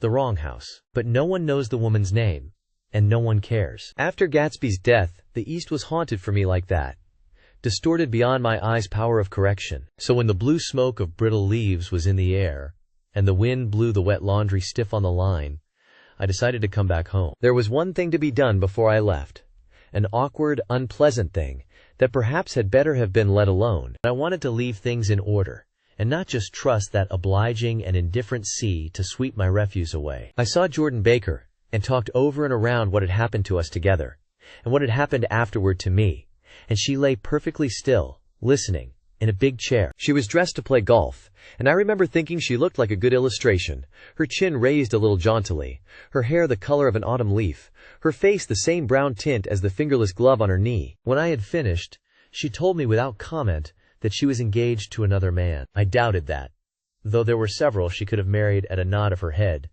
but I pretended to be surprised. For just a minute I wondered if I wasn't making a mistake. Then I thought it all over again quickly and got up to say goodbye. Nevertheless, you did throw me over, said Jordan suddenly. You threw me over on the telephone. I don't give a damn about you now, but it was a new experience for me, and I felt a little dizzy for a while. We shook hands. Oh, and do you remember, she added, a conversation we had once about driving a car? Why, not exactly. You said a bad driver was only safe until she met another bad driver? Well, I met another bad driver, didn't I? I mean, it was careless of me to make such a wrong guess. I thought you were rather an honest, straightforward person. I thought it was your secret pride. I'm 30, I said. I'm 5 years too old to lie to myself and call it honor. She didn't answer. Angry, and half in love with her, and tremendously sorry, I turned away. One afternoon, late in October, I saw Tom Buchanan. He was walking ahead of me along Fifth Avenue in his alert, aggressive way, his hands out a little from his body as if to fight off interference, his head moving sharply here and there, adapting itself to his restless eyes. Just as I slowed up to avoid overtaking him, he stopped and began frowning into the windows of a jewelry store. Suddenly he saw me and walked back, holding out his hand. What's the matter, Nick? Do you object to shaking hands with me? Yes. You know what I think of you. You're crazy, Nick, he said quickly. Crazy as hell. I don't know what's the matter with you. Tom, I inquired, what did you say to Wilson that afternoon? He stared at me without a word, and I knew I had guessed right about those missing hours. I started to turn away, but he took a step after me and grabbed my arm. I told him the truth, he said. He came to the door while we were getting ready to leave, and when I sent down word that we weren't in, he tried to force his way upstairs. He was crazy enough to kill me if I hadn't told him who owned the car. His hand was on a revolver in his pocket every minute he was in the house. He broke off defiantly. What if I did tell him? That fellow had it coming to him. He threw dust into your eyes, just like he did in Daisy's. But he was a tough one. He ran over Myrtle like you'd run over a dog and never even stopped his car. There was nothing I could say, except the one unutterable fact that it wasn't true. And if you think I didn't have my share of suffering, look here. When I went to give up that flat and saw that damn box of dog biscuits sitting there on the sideboard, I sat down and cried like a baby. By God, it was awful. I couldn't forgive him or like him, but I saw that what he had done was, to him, entirely justified. It was all very careless and confused. They were careless people, Tom and Daisy. They smashed up things and creatures, and then retreated back into their money or their vast carelessness, or whatever it was that kept them together, and let other people clean up the mess they had made. I shook hands with him. It seemed silly not to, for I felt suddenly as though I were talking to a child. Then he went into the jewelry store to buy a pearl necklace, or perhaps only a pair of cuff buttons, rid of my provincial squeamishness forever. Gatsby's house was still empty when I left. The grass on his lawn had grown as long as mine. One of the taxi drivers in the village never took a fare past the entrance gate without stopping for a minute and pointing inside. Perhaps it was he who drove Daisy and Gatsby over to East Egg the night of the accident, and perhaps he had made a story about it all his own. I didn't want to hear it, and I avoided him when I got off the train. I spent my Saturday nights in New York because those gleaming, dazzling parties of his were with me so vividly that I could still hear the music and the laughter, faint and incessant, from his garden and the cars going up and down his drive. One night I did hear a material car there, and saw its lights stop at his front steps. I didn't investigate. Probably it was some final guest who had been away at the ends of the earth and didn't know that the party was over. On the last night, with my trunk packed and my car sold to the grocer, I went over and looked at that huge, incoherent failure of a house once more. On the white steps, an obscene word, scrawled by some boy with a piece of brick, stood out clearly in the moonlight, and I erased it, drawing my shoe raspingly along the stone. Then I wandered down to the beach and sprawled out on the sand. Most of the big shore places were closed now, and there were hardly any lights except the shadowy, moving glow of a ferry boat across the Sound. And as the moon rose higher, the inessential houses began to melt away, until gradually I became aware of the old island here that flowered once for Dutch sailors' eyes. A fresh, green breast of the New World. Its vanished trees, the trees that had made way for Gatsby's house, had once pandered in whispers to the last and greatest of all human dreams. For a transitory, enchanted moment, man must have held his breath in the presence of this continent, compelled into an aesthetic contemplation he neither understood nor desired, face to face for the last time in history with something commensurate to his capacity for wonder. And as I sat there brooding on the old, unknown world, I thought of Gatsby's wonder when he first picked out the green light at the end of Daisy's dock. He had come a long way to this blue lawn, and his dream must have seemed so close that he could hardly fail to grasp it. He did not know that it was already behind him, somewhere back in that vast obscurity beyond the city, where the dark fields of the Republic rolled on under the night. Gatsby believed in the green light, the orgiastic future that year by year recedes before us. It eluded us then, but that's no matter. Tomorrow we will run faster, stretch out our arms further. And one fine morning, so we beat on, boats against the current, borne back ceaselessly into the past. Thank you for tuning into Vibe Books. We hope you enjoyed this journey. Please consider liking, commenting, and subscribing to our channel. Check out our playlist, or explore Vibe Books for more classic stories. Until next time, happy listening.